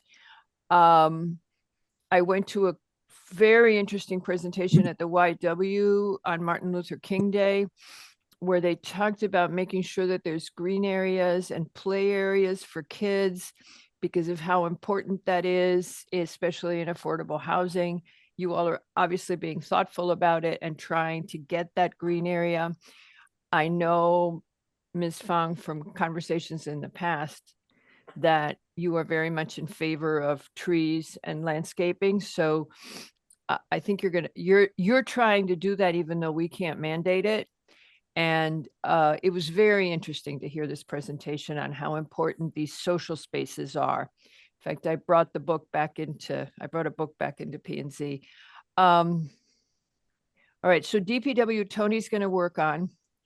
And they're trying to figure out, you've got ledge, Tony, you know how to work with Mr. Paredes to get a sign off. Is there anything that you want to say to us about where you are with that? Yes, just a few words. Okay. I don't want to put a damper on any of the enthusiasm that we all have for this development. I don't think Lillian stressed enough how long they've been working on it. This is a type of development. I remember how long it's been since we last saw them. Right. And we rushed them through. We rushed you through. Tracy reminded me, now don't rush them because you rushed them through the pre-app. Go ahead, Mr. DeAndrea. In fact, sometimes I thought I was delaying the progress, but in reality, they were considering numerous options, locations, style, elevation. They did a tremendous amount of work. We have a standing offer to hire at least two of them. I don't know which one I'm not going to offer a position to. But you can make the decision. Anyway, They're probably in all doing better on seriousness, their own, Mr. DeAndrea, and no matter how well you do, I bet they're doing pretty well too. All right. we're all starting to got call a her great mom. boss. Yeah, we're all calling her mom anyway. So what I just want to touch on real quickly is how the development developed in design. And obviously we all know we have a elevated site, how we approached it and where to place the buildings. Our applicants did a tremendous amount of work with us to place them. We moved buildings around like checkers, and it came out to be a very good plan, in my opinion. We have a single access. We provided a sidewalk along the driveway to get people down to Home Place. It's a leisurely walk out to Davis Avenue. As long as we're talking about how to get pedestrians out of the site and across the road to get onto the sidewalk that's already there, we do have a crosswalk already in place. And I would say that that's a very good point to make. The town, in its infinite wisdom, came to the conclusion that that's a good location for a crosswalk. We don't disagree. We don't think it's necessary to move it 30 feet to the west as it was suggested in one sketch. Obviously, some thought went into placing it where it is. We went through this on West End Avenue, noting that it's not necessary or required to have another sidewalk in an area of residential development, especially when the sidewalk goes to nowhere. So the people that come from this development will walk across the street at the designated crosswalk, make it onto the existing sidewalk, and head up the hill toward the avenue. There was a comment made by Michael Kislik in his comments about perhaps you could find a way to economically make it less attractive to have a parking space so people will walk. Just wanted to point out it's all uphill, so maybe they won't be walking anyway. But that's just a comment on our physical efforts. So getting out of that area of pedestrian access, I think we have a good plan now. When the town developed that crosswalk, they did not see fit to make pedestrian ramps to go across Home Place because, again, it doesn't go anywhere. So we don't want to spend the extra money to do something that isn't necessary and will not be used. In regard to sightlines to the west, there was a comment that one neighbor made that it should be 400 feet. That's not accurate. The town of Greenwich has a list of streets that are based on traffic volume and intensity. This is basically a local street. It's not designated as anything in the way of a collector. So we treat it as a 250-foot sight line, and that is definitely attainable to the west, and it's more than that to the east. So we don't have an issue with sight lines. Trimming the small trees and bushes that are there and getting the snowbank off the shoulder, the sight lines are definitely there.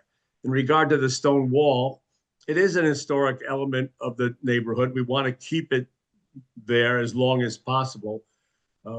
DPW through Juan has suddenly made this mandate all the time that it's necessary to relocate the walls.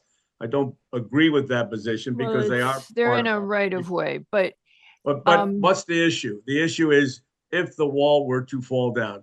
Seems to me a very simple condition and an agreement. Look, if the wall should fall down, it's our responsibility to get rid of it or rebuild it. Oh, it isn't that they want to have, my understanding was they also wanted to have the town right of way clear so that But they could be this is used. not an issue of traffic or in any way is it an impediment to traffic or sight lines. This Or is a future wall. development. Correct. It's they not. want to clear the right of way. But you have a contact that is involved with historic research. We do. And if you could get us, Patrick Tracy, I think that would, if you could get us something on the wall from that person. We'll see what we can find. Yes. Yeah. Keep in mind that some of this Davis Avenue is the result of the construction of I-95. So it was more or less evolved during that construction. So yeah, it's so something what, to be considered. I'm reading his comment and he's looking for you to remove the encroachments into town land. And I understand that, but we did recently get them to agree to leave one that was historic. So maybe we'll be doing that So again. we want to work on that. I'm just pointing out that that's what we believe we will be doing. There are some minor comments from DPW that we'll discuss tomorrow. We have provided in the way of drainage a significant area or areas of permeable pavement to satisfy the water quality aspect of the design. Very important because ultimately the water discharges into the sound. So we've got that met well. And then we also have met our peak rate of discharge control. So we've met those aspects. What we can't do is discharge water into the ground because anyone who has walked it realizes that the underlying geology is ledge. So we've done what we should do when we are not looking at a volume issue because of the short distance we have to the discharge into tidal water. So that's the point we're going to make to DPW, and I think we're going to come to an understanding on that. So there are a few fine points in drainage that we'll hammer out. Okay. In regard to the sewer, typical comments, give us a volume that you anticipate. Yesterday, when we received the comments, I was a little surprised.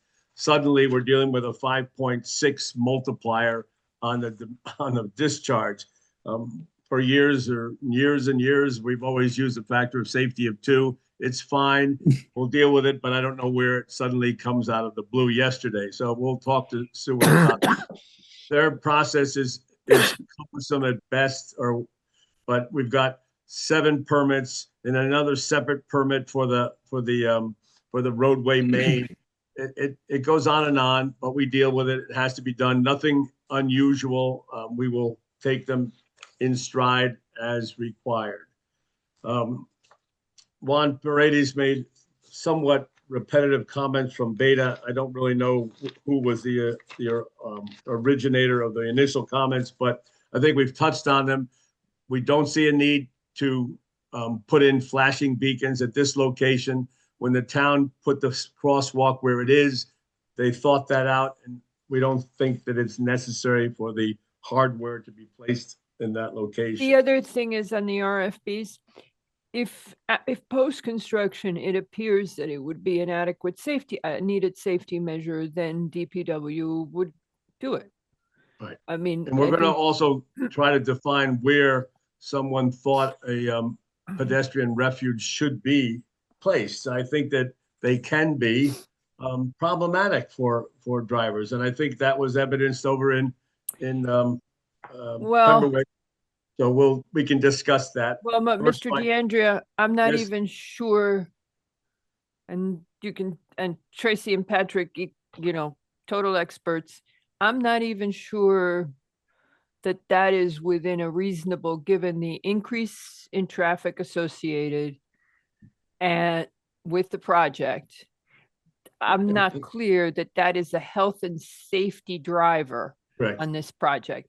And therefore, that asking for it, especially at the applicant's cost, makes sense. Now, if this was a huge project, which we've had big ones, then I would see it. But given the numbers, I'm not clear. Again, I defer to Tracy and Patrick's thoughts. Tracy's your staff person on this, and what their thoughts are, having looked at it.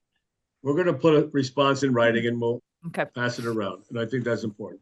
We did analyze cut and fill.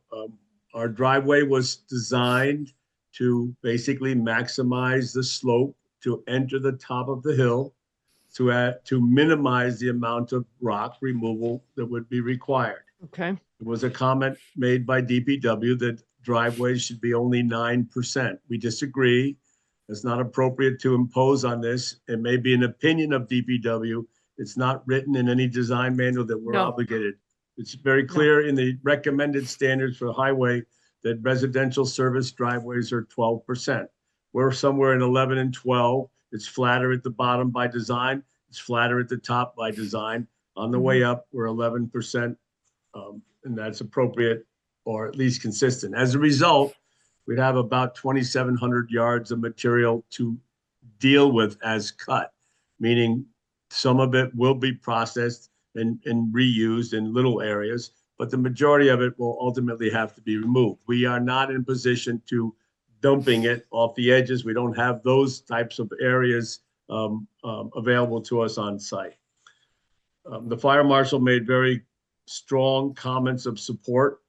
We, as mentioned by Jeff, they discussed and agreed onto the location of a hydrant that will facilitate protection for others at the southern end of Home Place, as well as servicing the proposed development. We demonstrated how a fire truck can get in. At the top of the hill, we have an ideal built-in Y turn. Come up the hill, turn right or left. If you turn right, you back in left and return going forward. Easy maneuvering if the fire department decides to move a big piece of equipment up the hill and into the site. But he also mentioned that the buildings are sited appropriately to provide access around each of the structures. So a very good, strong report from Fire Marshal. Okay. I and think that's while you- really the high points, Okay. Madam Chair. While you're So- taking a breath, and Tracy, you go ahead. I can retain this thought. Go ahead. Well, you can go ahead if you want. That's fine. I just was going to add about deep comments that we received, and I didn't get to read them until 6:20. That Deep found the project to be consistent with the Coastal Management Act. Great. That's great. So we're in good shape there. Right. And then the only other point I was going to make on parking is if this were a post July 1, 2026 project, you'd be talking about 34 spaces max. Right. So although we have resident emails about you not having enough parking, in fact, you would meet the new state statute on on parking. So, which we're going to catch up with soon and get into our regs by July 1. You're good there. The only other thing that residents raised is the ledge issue, and this is always scary to residents, is blasting. I can comment on that. Yeah. So I'm just saying that every time there's blasting, and of course we live on granite, a lot of granite, it comes up. It is scary to people because in their brains, it's TNT. So go ahead, Mr. DeAndrea. What we're proposing to do here, as I said, generally is to take the top off the mountain, right? Drop it down to a relatively level spot at the top.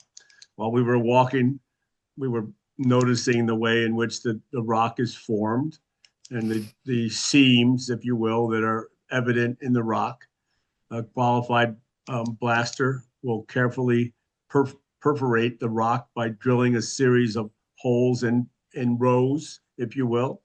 And when that happens, the rock is either pried off, if you will, in a big sheet.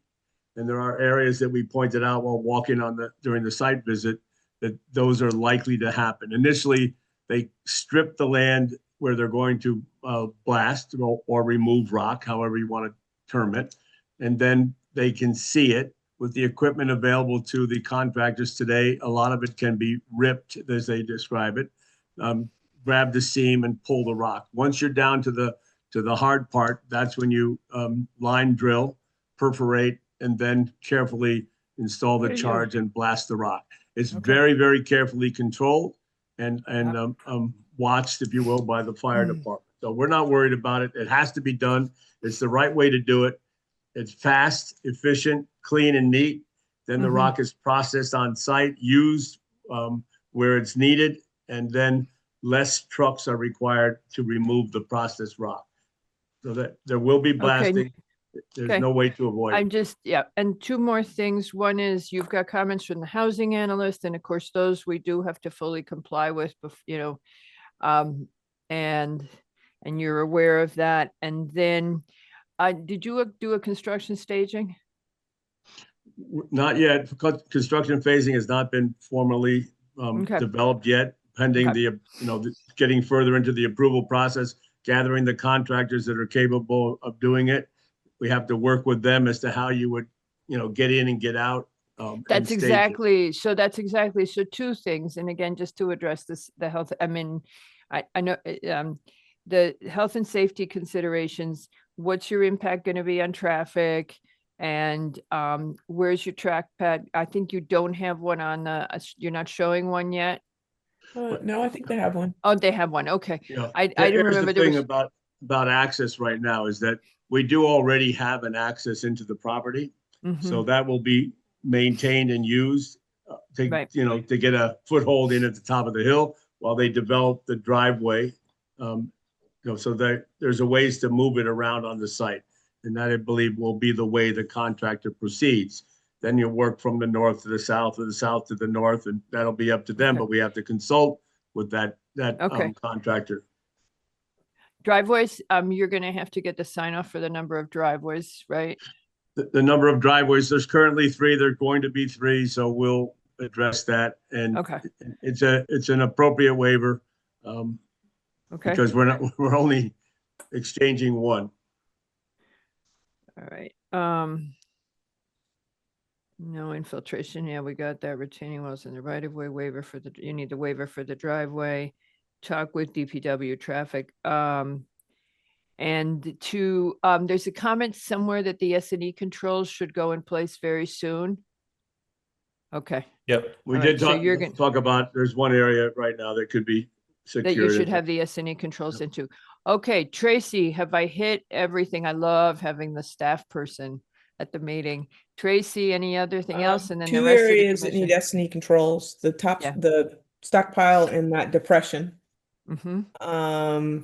And I was just looking at the S&E control plan. Hang on one sec. To see if it had, oh, that's the utility plan. Hang on, I'm almost there. Aren't there repairs required to the existing? There is an anti-tracking pad on the S&E control plan. There was a difference between the engineering plans and the landscape plan. There you go. In terms of what trees were going to be retained and then marking the tree protection on the S&E control plan for those trees. Okay, tree And protection. those were onto the- conservation had comments on that.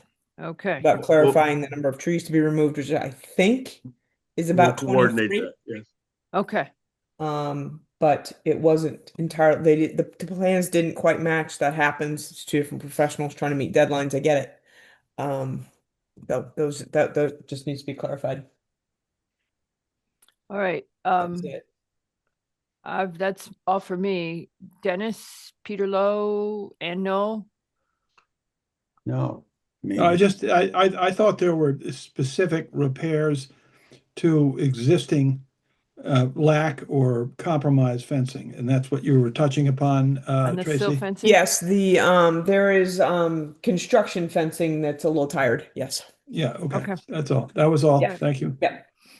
Yes. And And no. we went over that with the team on the site. Okay.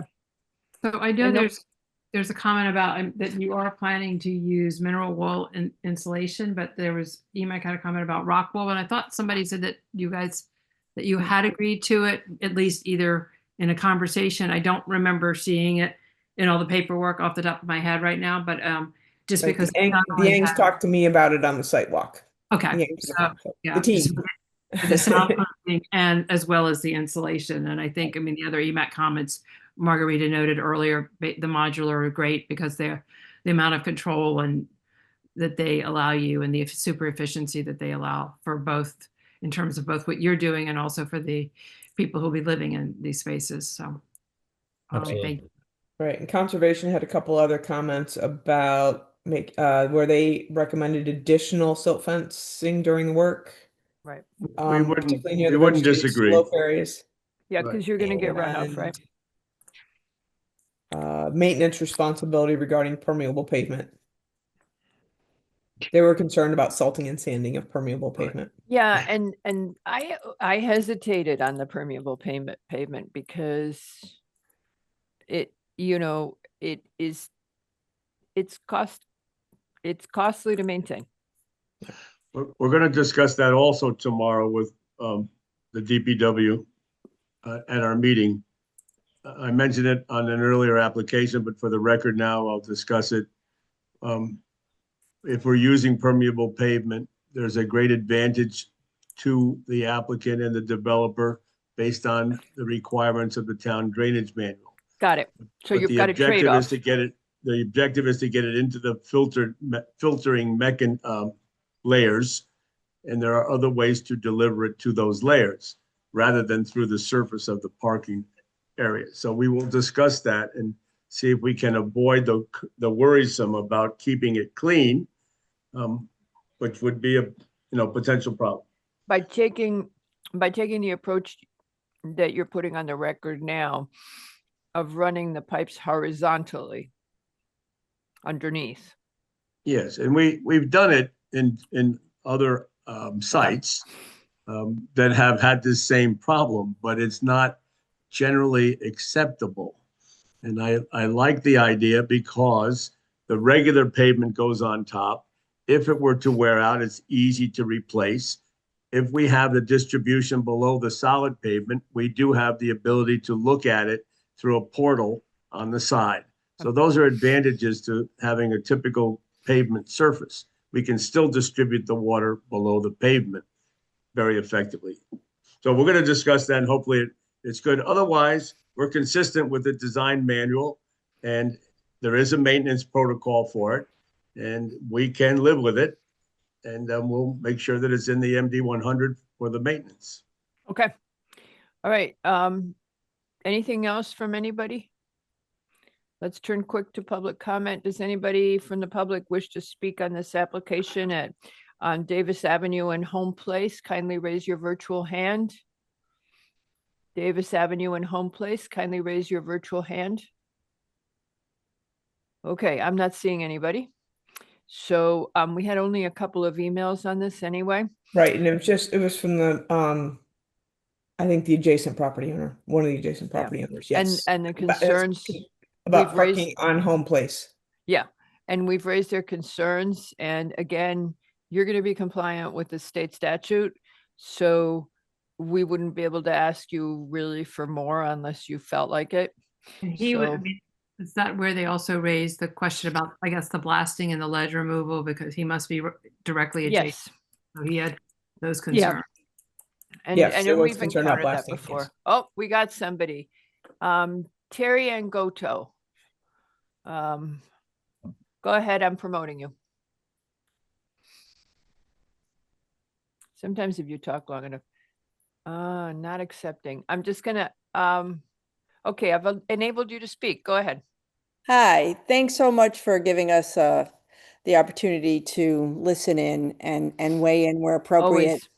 I am an owner in the Gentry Court area, which is at the very end of Home Place. We have concerns about how the area has been looking since the beginning of this development process. It looks like blighted land, and I've spoken with Ms. Fong, and she did not seem to be too agreeable about our concerns there. The fencing is terrible. The Tyvek is tattered and blowing in the wind all the time. And we've had guests and people come in and say, gosh, this looks horrible. And it is, it does. And we don't want it to look horrible. This is where we live. This is where our tenants live. So we're hoping that it can look better continually as this development proceeds. The other concern that we have is the blasting. And we have had friends and neighbors in the area also had to submit to blasting in their particular situations, and had engineers come out and inspect their homes prior to the blasting to ensure that there would be no damage incurred, and there was a before and after scenario for each of the dwellings in the area. So I'm hoping that is something that this committee will insist upon from the development companies, so that our properties aren't damaged during this process. It's important. Thirdly, someone already, I think, made reference to how narrow Home Place is. We did. And we are quite concerned about the amount of trucks, contractors that will impede process into the street and to the end of the street, given it is so narrow. And we already have many of the road areas used by owners and by the people visiting the owners. We're very concerned that this road will be inaccessible by those who already live there during this construction process. And so we're hoping that the Department of Public Works, or whomever is the appropriate entity, will ensure continually during the construction that there is continual right of way for our own owners, for tenants, and for those, especially fire and police, that need to get through when they do, garbage trucks, etc. It's a very narrow road, and we appreciate what a task it will be with the various contractors who need to be on site to accomplish 18 dwellings. The last thing, and I think it's a stretch, I'll admit it, you seem to be pretty far along with this development approval process, but does the entrance to this development need to be that far recessed from Davis Road? can't that entrance be closer to the intersection to minimize the impact of the roadway being it so narrow? I'll leave the applicants to consider that. But I think they've played with it a lot, but they've heard you ask it and they can look at it. Thanks, appreciate it. Just to answer you quickly, the whole approach to blasting, and you're right, it makes everybody really uneasy. The whole approach to blasting is there's a process that has to be followed, state law. Pre-blast survey. Yeah, but it's state law, right? It is when there is structures in a certain vicinity, they have to happen. So there's a whole process and it has to be done. And Second, when you it's important go ahead. that when people knock on your door in the area blasting, them in. let them in, because that's where the protection comes, is in the investigation. Well, and I hope it's just not knocking at the door, let them in. I hope there's a process where there'll be notification by letter. Oh, no, say yeah, that there'll people be in the area. Appreciate it. That's my fault for making it sound casual. No, there will be notifications, and then there'll be alerts that there'll be people coming in, professionals who will be doing that work, and please let them do the work. And so there'll be ample heads up. Yeah. In my experience, they've also left, like if you get a notice and then they might stop by, and if you're not there, they'll leave a card or letters, and you can call them to request that they come back and do Right. it. And the blasting company handles this, and it is a good Right. thing to do the video inside and outside areas of concern. And you get a CD Appreciate of it. Also, when we asked for the construction staging, it's exactly this thing about being able to get down your street. It's exactly what we were after, because the worst thing is the ones that don't come to the commission, the little projects where you get somebody with 8 trucks and then nobody can get home. But that's exactly what we're asking Mr. DeAndrea about, the construction staging. So he's going to tell us, he's going to give us a plan that's going to show, and our obligation is to make sure people can get in and out of their homes and during the process. And if you have a problem, so when this comes back to us, it'll be in the material. Okay, thank you. Okay. Is there any indication that the committee can give us on the timing of the commencement of blasting? Are we 6 months away? Are we Don't know. 6 weeks away? Don't know right now, because it depends on when they get approved, when they get their permits. There's just a lot of unknowns on when permits get issued and what happens. But for starters, I wouldn't expect any construction until the ground is thawed. Okay. Now, one other thing, Ms. Angoto, that you should share with your neighbors. When we talk about modular construction, what's going to happen is the units are already built. They come on site. So it'll go faster, but the day they deliver the unit, it's a big thing on a truck, and it'll take up. Yeah, but it'll go fast because But the onus has to be on the developers to give the neighborhood notice.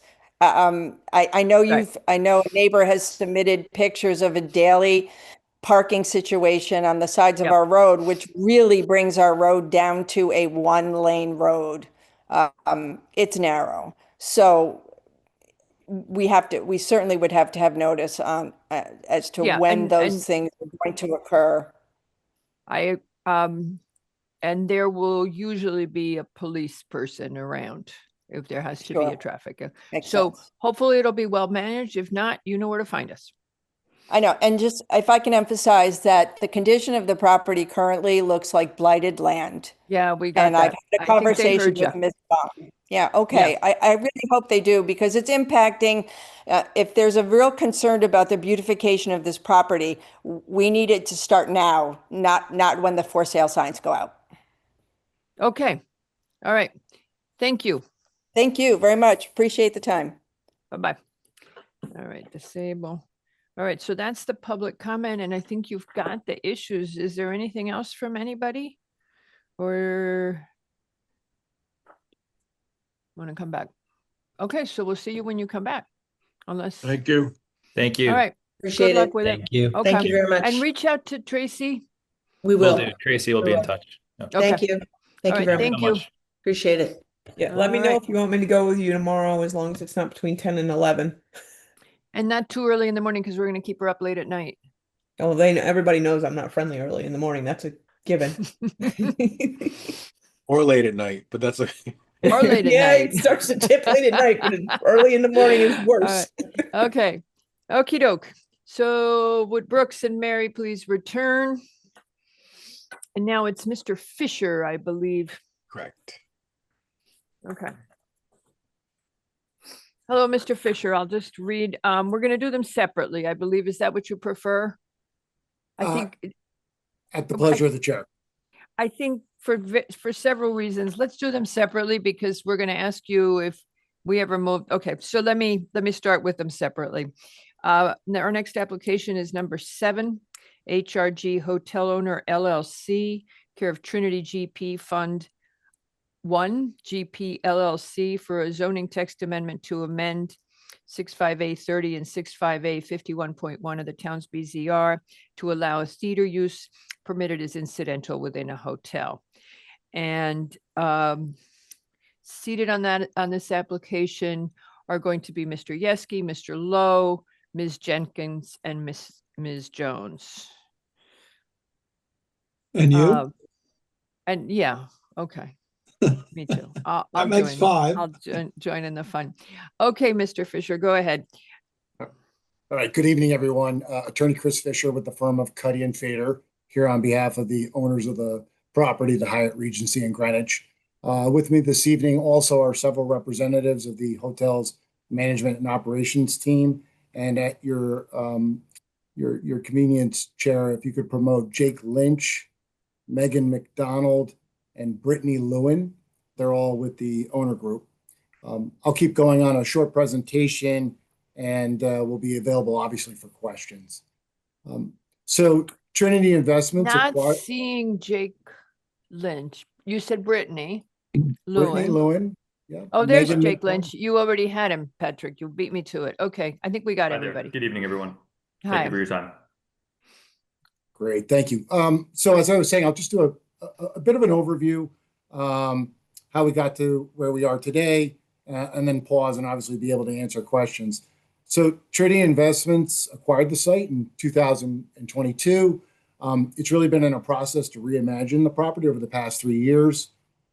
When they acquired the property, they looked at a capital investment plan here, and over the past several years, about $35 million of investment have been brought to the site.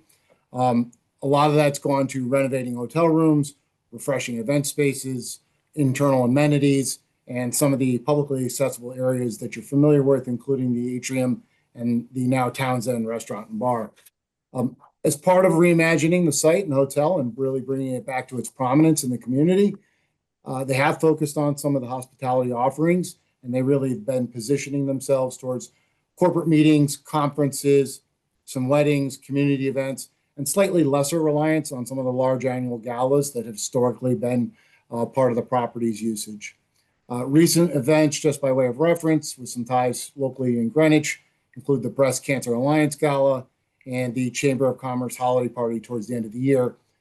These and other events are really a part of their business goals as part of reimagining what Hyatt Greenwich is and bringing it back to what it's been as far as the community and the benefits provided. As you know, one of the Hyatt's most recent amenities has been the addition and conversion of a small lecture hall style conference room into a more bespoke 40-seat theater. That is named Townsend Cinema. This new screening room is available for conferences, private screenings, and it's also open to the public at specified times. We outlined those in our application materials, and those are throughout the week with a little bit more volume on the weekends with first run showings of movies. The theater renovations were the subject of permits that were issued in 2025, and public screenings occurred over the summer. For movies, just by way of reference, I'm informed that the average attendance is about 40%. This is a 40-seat theater, so that's somewhere in the neighborhood of 15 individuals at any given time. By way of reference, that happens to be more than twice the US average for larger theater settings. And right now, the estimate is somewhere in the neighborhood of 80% of the individuals attending Townsend Cinema are from the public at large, 20% from hotel guests.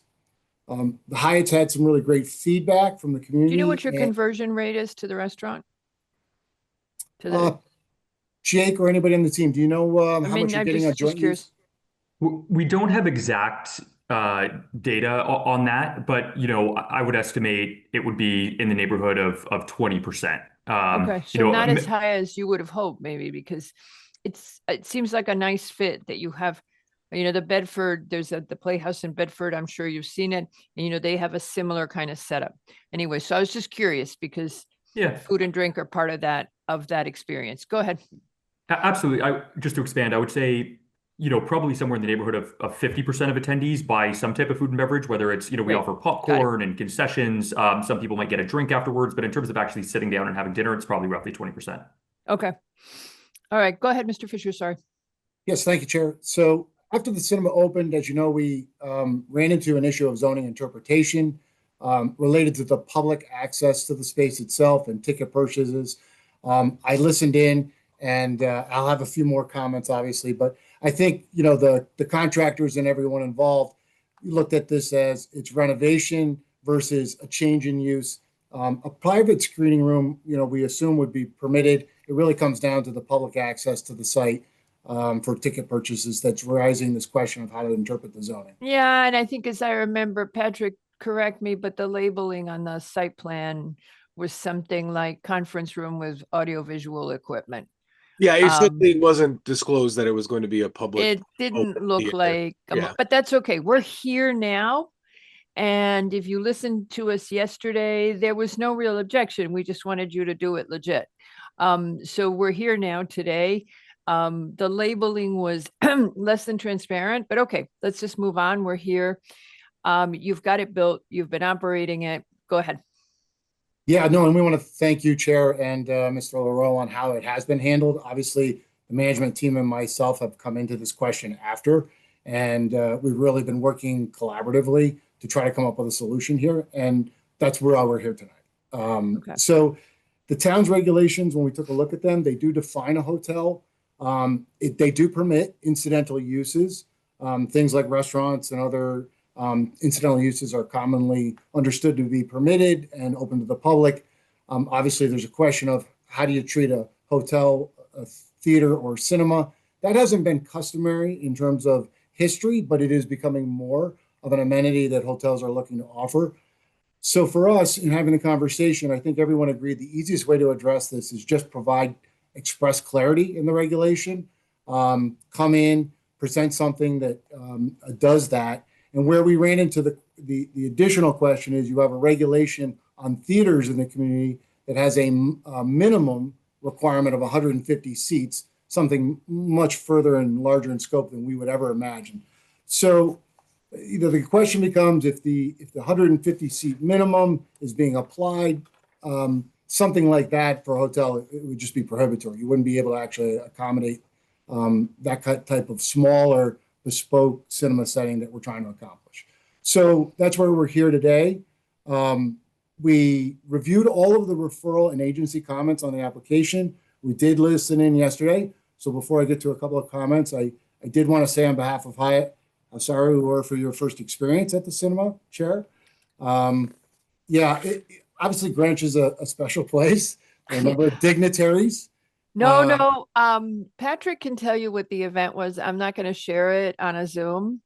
If you guys want to look up what you were doing when the Springsteen movie was showing, you'll find it. But it was an incredibly high security event. And the people that I was with, and the people that I was with felt, and I would rather cover that in the site plan discussion than now, because it isn't pertinent to the zoning regulation. It's more pertinent to how we condition your site plan, which is the people I was with did not want to walk into a high security situation with folks that are armed and to be frisked and go through metal detectors and be asked what they were doing. So the question is, if you have an event like that where public isn't going to be comfortable, is to just not have the movies that night would be what I suggest, but let's do that in the site plan. Let's move on for now. Let's stick with the zoning text amendment, because do you have a supposed language change suggested as well? Yes, we do. But this is an opportune, since I interrupted you, this is a great moment to tell you that the atrium looks fantastic. I couldn't believe the space. Y'all remember what a gorgeous space it is. If you haven't been back since it reopened, they took it back to really its glory days of the 80s. You did a fantastic job restoring it, and the space is just beautiful. So good work on the restoration. Really, I wish you every success with it. Okay, so let's, on the text amendment itself, did you have more you wanted to add on the background of it, other than it's a business amenity, it's an amenity that made sense for the hotel use? Nothing more on background, just was going to go right into actually addressing some of the comments we heard. Okay, go ahead. So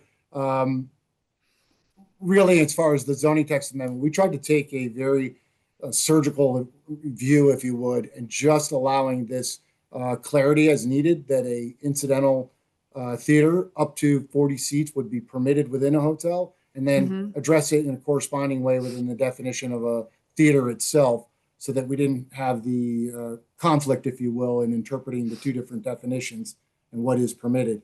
Our goal is obviously very clear. It's some limited hybrid use here, but providing it as a community benefit. And we're in a unique position, we think, at least on the zoning text application, to address that with you.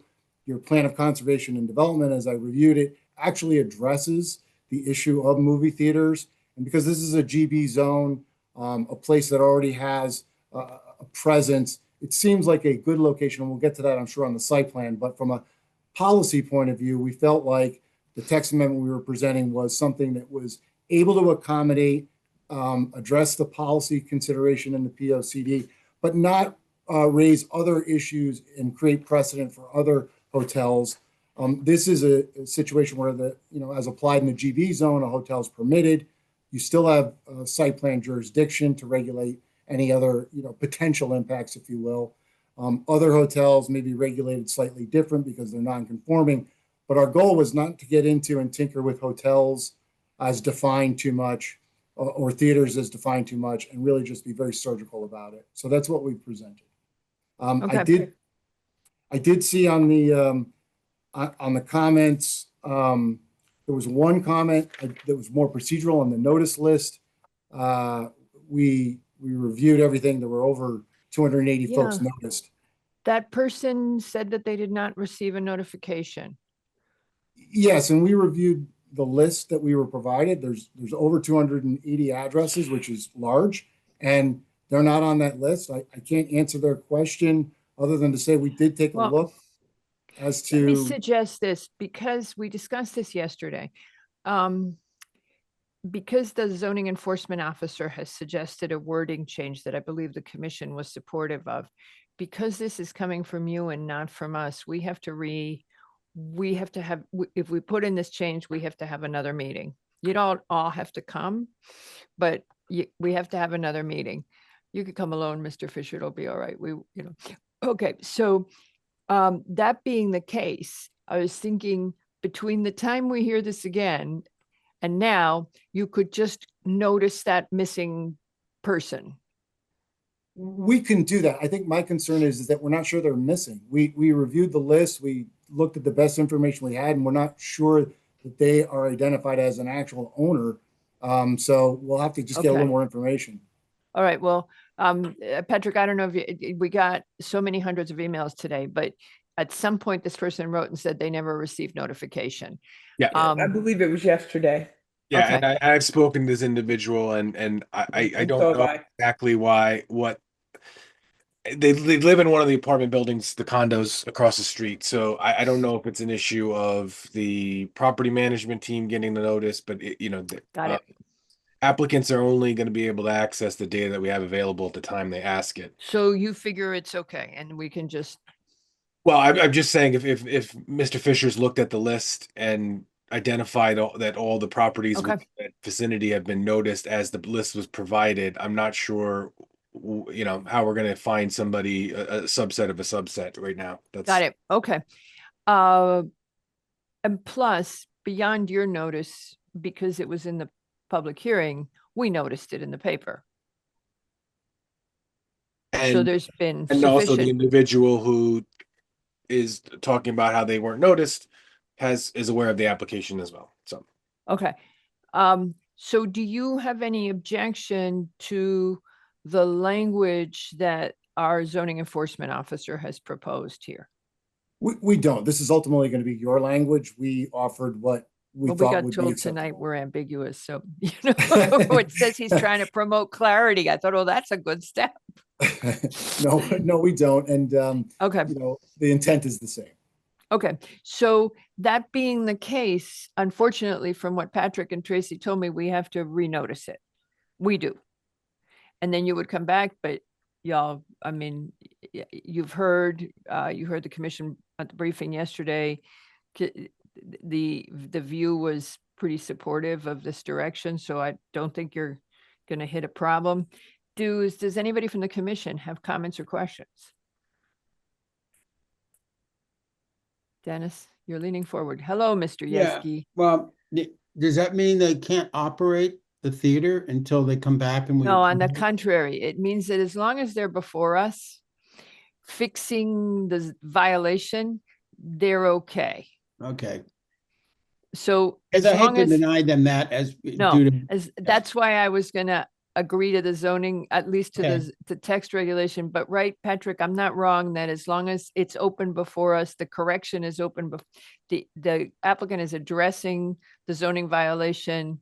As long as it's open before us, they can continue, correct? I will say two things. You all decide the manner in which enforcement is levied, but I will say it's 8-3. Right. And it's Jay? consistent practice that when we have a cooperating party and who are working to address the issues, that we don't We're not start going to be hard on closing you. out things until things reach their ultimate Yeah. conclusion. So, you would go on standard operating, and you're not getting any objection that this is a bad use, just that we want it all to be clean and neat, because we're thinking about the other hotels. Because those, to your point, those are non-conforming in various situations, but that was the caution. Okay, so does anybody from the public wish to speak on this application of the Hyatt to have a theater as an incident? Oh, all hotels in town to have a theater as Just an the zoning incidental amendment. use. Yep, the text Just the amendment. zoning amendment, yep. Anybody please raise your virtual hand. There's hardly anybody left. Okay, I'm seeing no hands. So we will continue this portion. And whenever we can hear it, Patrick, can we get them on the next meeting? I don't see Does that why give you not. enough time to Well, notice? I will reserve my comment until after the site plan discussion happens. So, but Okay. I would say we could definitely, with a short conversation, get this back on the next agenda. Okay. Mr. Basili? Yes. We are now, so we're continuing this application, and we are now ending the public hearing. Oh, okay. It's okay with me. See you next All time. right. Bye-bye, Mr. Basili. Thank you. Good night, everyone. Good night. That's our court reporter, and he's our favorite person. So we're leaving it open, and we'll go back to the regular meeting. And with that, HRG Hotel Owner LLC, care of Trinity GP Fund 1 GP LLC for a final site plan to convert an existing conference space into a 40-seat theater as an accessory and incidental use at 1800 East Putnam in the GB zone within a hotel. You want me to jump in? Please. So hours of operation, I didn't hear the commission express any concerns about that. That would be part of your site plan. The Beta wanted you to prove the parking demand. I'm of two minds about this, and I'm going to throw it out to the commission, which is, that's our traffic consultant. It looks to me like there is ample parking, And not only that, but they have been operating successfully without a problem. They have told us that they are not going to have the large gala events. What we could do is a condition that potentially, if you're going to be tight for parking when you do the large gala events, if you do one, you not operate the theater that weekend, you not have showings that weekend. We could do that as a condition for your site plan, because we know that when you have a huge event, you're chock-a-block and have no parking.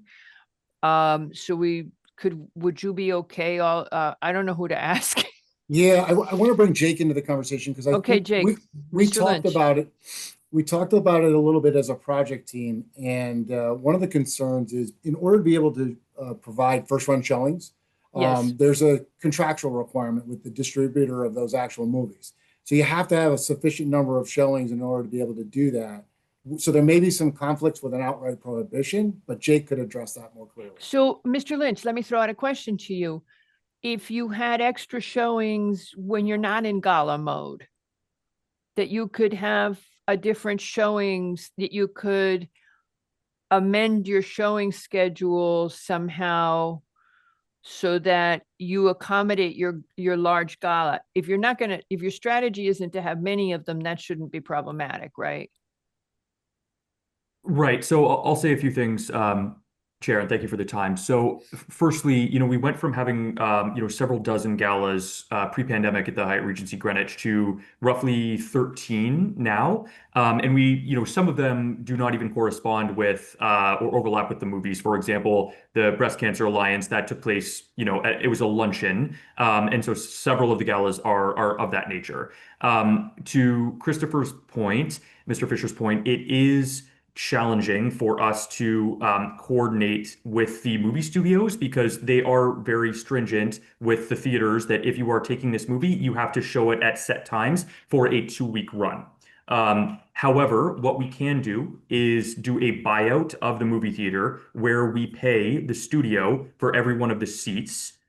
So what I would offer now, what we do with galas, right, is we work with various parking alternatives. So for example, the Breast Cancer Alliance, we worked with an overflow parking lot, and then we worked with a shuttle company in order to bring the attendees to our site so that there was no overflow of parking. We do still have the informal arrangement set up with the neighboring office building. We also work with a retirement community nearby. We're also looking to establish a relationship with a nearby grocery store. So there is overflow parking available. Yeah, but bear in mind, the 38 people that go to your movie are not going to want to take a shuttle bus. Correct. So whatever way you can think that we would condition that so you don't make those 38 people ride the bus or park in an office building, because they're not going to like it and they'll never go back. Right. My first instinct would be to kind of solve for the parking for the gala. However, yes. So that is what we seek to do with the galas. However, to your experience that you had, that should not have happened. We have one gala annually where there is that type of security for kind of, an international military fraternal organization. There you go. You know exactly which one it was. That is not the norm for us at all. Okay. So if there is something like that, I completely agree with you. The solution moving forward will be to buy out the theater and to not show a movie overlapping with that gala. You don't have a separate entrance at all, right? From what I could see, I looked for one, right? Because not for the movie theater. I can't stop being P&Z, Yeah. much to everybody's chagrin. Even when I'm at the movies, he's laughing. I also saw the Springsteen movie, and I really liked it. I hope you had a good experience there. But yeah, I love the Spring, and it was I love the acoustics. I told everybody we love the acoustics. Okay, so there's no private entrance. So yes, so you would make an arrangement for. Should you have a high security event, you would make an arrangement where the movie theater would not be open to the public. How Correct. you do it. Okay. And then the other thing is, should you have a very large event where you're going to have limited parking, you will, would it be fair to say you will prioritize theater parking? Yes, we will make a solve for the gala parking in order to ensure sufficient parking for the theater. Okay, now the next question is, somewhere in this process, you guys, Mr. Fisher made a very good point. We may not have an issue because we have non-conforming, the other hotels are non-conforming. What we know is our other hotels don't have enough parking, and in fact, rent on an ongoing basis, have to use extra space. But to Patrick's point, I think we don't even have to condition that, right, Patrick? Because the truth is, somebody else wants to put in a theater, they're going to come to us or you, and you're going to say you don't have enough parking to have this amenity. So we wouldn't approve it. So we don't have to condition Well, these I don't folks. want to assume what the outcome would be, but I would say that if they don't, the current operators in town that are hotels, I think, as you pointed out, they're all in a predicament with opportunity to park.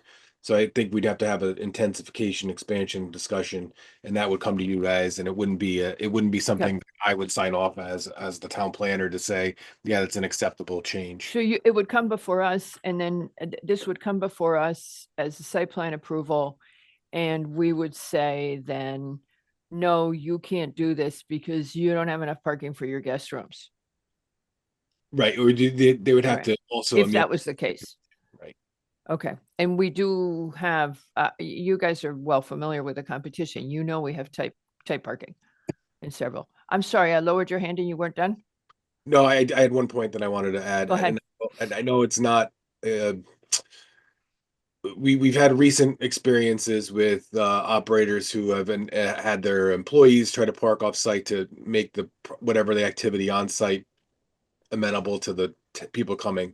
And I think if we could just make a warning here to say, although we can't stop people from parking legally on town streets where it's allowed, I think whatever the plans that you guys are thinking of putting together for large events, as long as it focuses on the employees and the attendees, would be helpful, because we have had experience with other operators for not similar facilities, but similar situations where Large commercial entities which run out of parking, and they send their employees to park elsewhere, and they take up all the street parking in the neighborhood. In fact, there's a town ordinance. We'll not go to the RTM, Brooks, because it is within the first selectman scope. We're about to do a change in the town ordinances to get back some of that parking.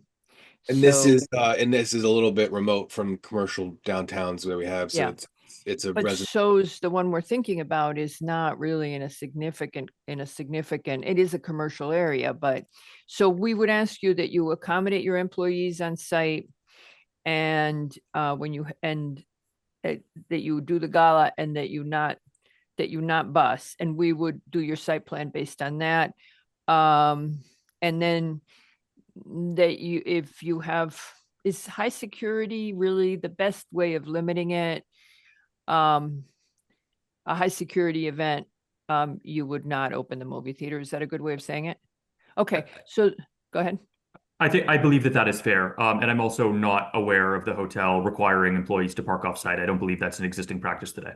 Yeah, some of that is okay. Well, what we And found again, is, I'm not speaking to any experience with your operations. I No. just when I'm hearing shuttling and off-site parking, I get it's just been frequent now in a few instances that I think it's worth just noting that it should be cooked Yeah. into the soup. and whenever I've gone to a Hyatt thing, I always get there super early for that very reason. You too, right, Dennis? Absolutely. Can I? Yeah. Go ahead. I have a question at some point. Sure, go ahead. You keep mentioning that all these other parking is informal. Is there a reason for that? Is it cost, or you just don't want to formally have a shared parking kind of an arrangement with the office buildings next door? So, Mr. Yesky, Commissioner, that informal arrangement with the adjacent office building has been in place for many years, I believe decades. We Right. have sought to make contact and formalize that arrangement with the owners of the adjacent office building, and have been unsuccessful in having them engage on that point. However, the kind of informal arrangement continues unabated. There's no concern there day to day. However, they have not engaged with us on formalizing that in the form of an easement or something of that nature. Okay. And it's a little tricky sometimes. They're better off sometimes doing it like this. Well, it sounds like they've got a good deal. So It's informally, they bring down the cone, they go park on it. Do you pay for that, by the way? We do not. You do not. Well, that's an even better deal. Okay, just curious. Thank you. It's a great question, and I just, it's context and background. I think where we looked at it is because the office building in the 80s was originally there as part of Condé Nast, and then the hotel was developed. I think the ownership, even though it may have changed over the years, just consistently assumes that there is overflow parking that's going to be needed for the hotel. It just dates back to the original way this development was. Interesting. sequenced. I don't know if you saw that Patrick dug up all the 1984. In fact, there was something really interesting in the material he dug up that I had never seen before.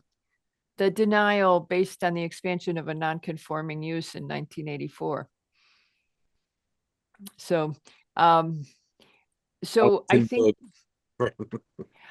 I think we're in good shape because having all the conditions agreed to now will make it quicker when you come back, and we'll accommodate you as quickly as we can. We just have to notice the change. Patrick? I just want to make sure because gotta get public. we've talked a lot about this. So I think what I'm hearing the commission's asking for is for a plan for the large events, understanding that it may involve not having the theater open, right? It's not the other way around where the theater needs to accommodate for the events. Right. Okay, got it. I think you said what we agreed, which is the theater people get to just park and walk in. They have allocated, and I don't know how someone's going to monitor that, but you always have a ton of people in the parking lot when you have a large event. You've got all the guys doing the traffic. So I don't think I have anything else. Is there anyone from the public who wishes to speak on the Hyatt having a movie theater? Anybody from the public? No. Okay, so does the commission have any other comments, or we can just continue this application? Sounds good. Nope. Sounds good. Okay, so thank you all for coming. I'm sorry you all had to spend so much time with us, but I'm sure you really enjoyed our meeting. There were great conversations about rectangles and triangles, and we appreciated that. It was democracy in action, truly. It was inspiring. It was really how geeky can zoning really get. That was a moment. I don't know, Mr. Fisher, I don't think you have a land use background, but that's about as geeky as zoning gets. That and nonconformities. I do. I'm just not a frequent flyer in Greenwich. Oh, okay. Well, you saw the more the merrier. So we'll see you guys when you come back. I think, we really only need Mr. Fisher. I think if y'all have other plans for your evenings, but up to you. We'll get it noticed with the new language, and the commission's all okay with the language Mr. Lunny suggested, right? As well as you, Patrick? I have no issue with it. Okay. All righty. So with that, thank you very much. Thank you. Thank you. Appreciate your time.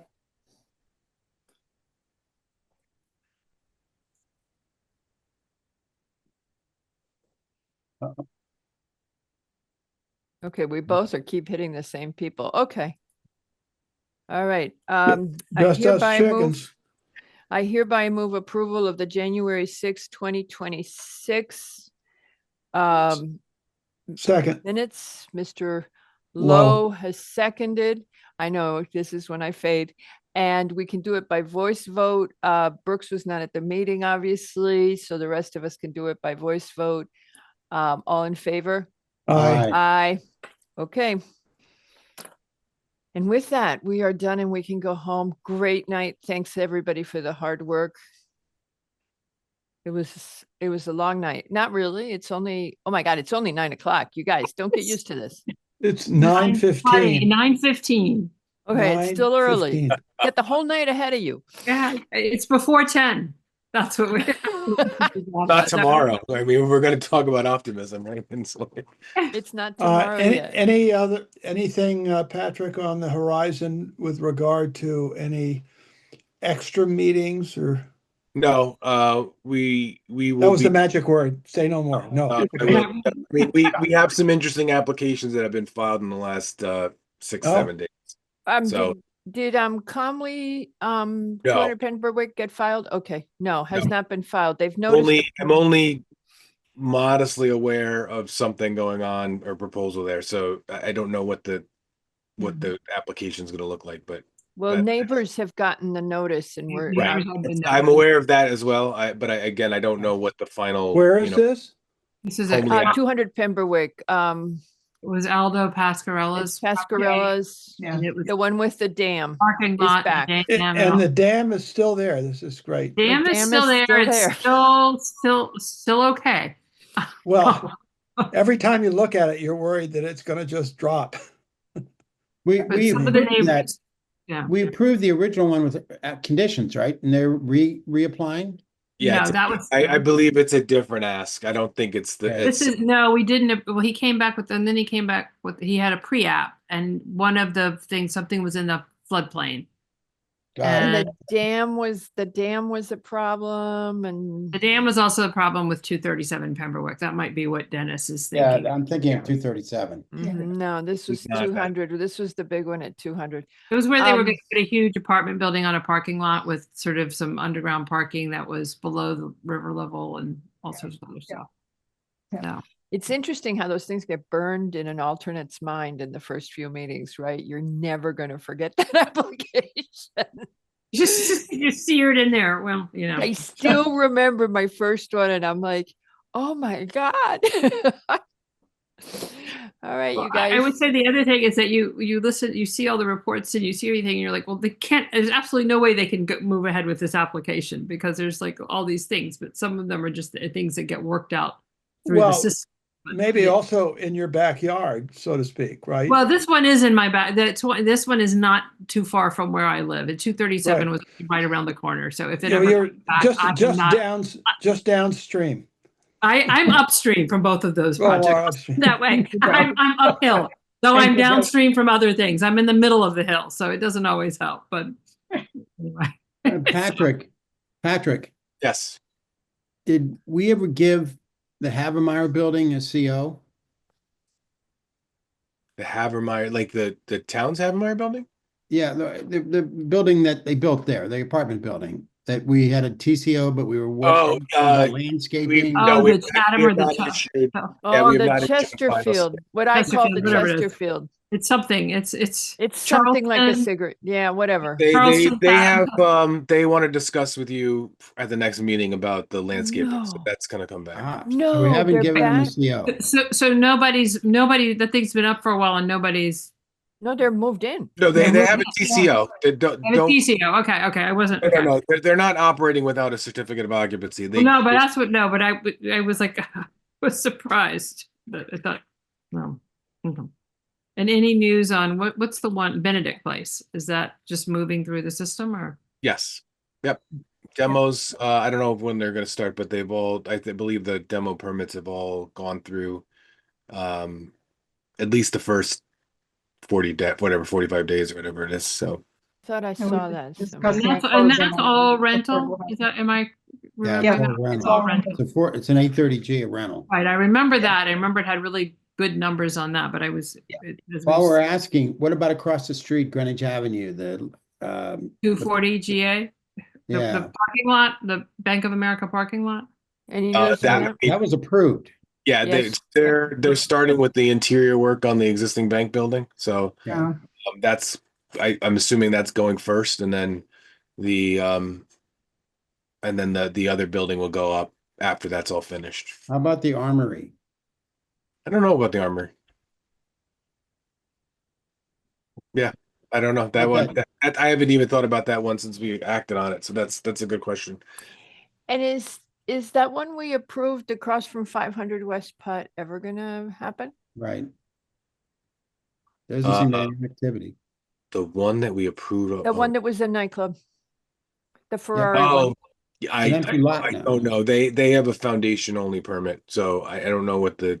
Yeah. Wait a minute, isn't that part of the complex? It's not a separate But entity, what's is it? going, they've got all this landscaping and there's all this work that's, I get confused because they had so much stuff I feel like going So on. there was sort of multi phases. There was some repurposing or redesign of some of the existing buildings, building 8 and 9, and which is on the eastern side, and then they had that entrance road into Greenwich Office Park, and that's been built. But that also spurred some other development. They've sort of repurposed the front entrance to Building 5, which is the largest building on the campus. So I think they're taking care of those things first, and then the site is prepped, from what I can tell, for the building, but they have not completed all their. Is this the conversion from? No. This is a demolition. But the This was a conversion is still in the demolition. work. Wait, the Yeah, conversion. that one's, been that away. one's pending. Someone's gonna have to remind me of the old names. I knew it as Club V, but obviously there was other things there. Yeah, that was a Turbos, I demolition. think maybe it was, or something like that at one point, you know. It's an empty lot right now, right? They Yeah, so they blew up the rock in the front, and so the site is prepped on that western side of the new driveway. That was the one that Lynn Lavery spoke against. Remember? Well, she lives right there, right? Because she lives right there, and that was the one where complex, she yeah. came to That's the several one with the meetings. roof that has something on the rooftop or something, and a rooftop amenity or something that Yeah. people were concerned about noise and parties up there. It was right next to that ghostly structure of just the beams that are left that they wanted to do down at the Armory, right? The historic building that's on the right on the road. Yeah, that- yeah, I think it was like the Benjamin Franklin House in Philadelphia or something where Yeah. they just have the beams. It's like a, you have. Well, you they have to wanted to do imagine that. what it That was a like. proposal for the Armory too. Remember, Yeah. we were gonna have that. It was going to have colored lights on it. It was going to be just the armory roof with the colored lights. It looked like Disney World. It's the ghost structure, the turnpike building. Yeah. Crazy. Patrick, However, anything from Greenwich communities? Have you heard from them about any? Sam was at the meeting for a while tonight. I thought he was going to speak, and then he didn't speak. But I haven't heard from him otherwise. The last I know, which maybe what you're asking is, they were having trouble getting financing for Vinci, so they haven't been able to break ground. That's the one. Yeah, I've up by, also they're still talking about Quarry Knoll redeveloping, and there's some other work at Armstrong Court that I think they're contemplating. Yeah, so the 52 units at Vinci haven't broken ground yet. Okay. And that's it, right? We're good? 2 weeks, maybe? Or if we get lucky? Well, Exactly. A long weekend in between that, right? There's a holiday week. 2 weeks Right, to our the next briefing. meeting's on a Wednesday. Yeah. Yeah, Yeah. we got a day. We got a week and 2 weeks in a day. I No, love two those. 2 weeks to the briefing though. Right. Yeah. No, I briefing's love on, those. yeah, 2 weeks to the briefing, yes. Yeah. Okay. Okay. All right. Thank you all. And bye-bye. Good night, everyone. Good night. Sleep Good well. night, Gracie.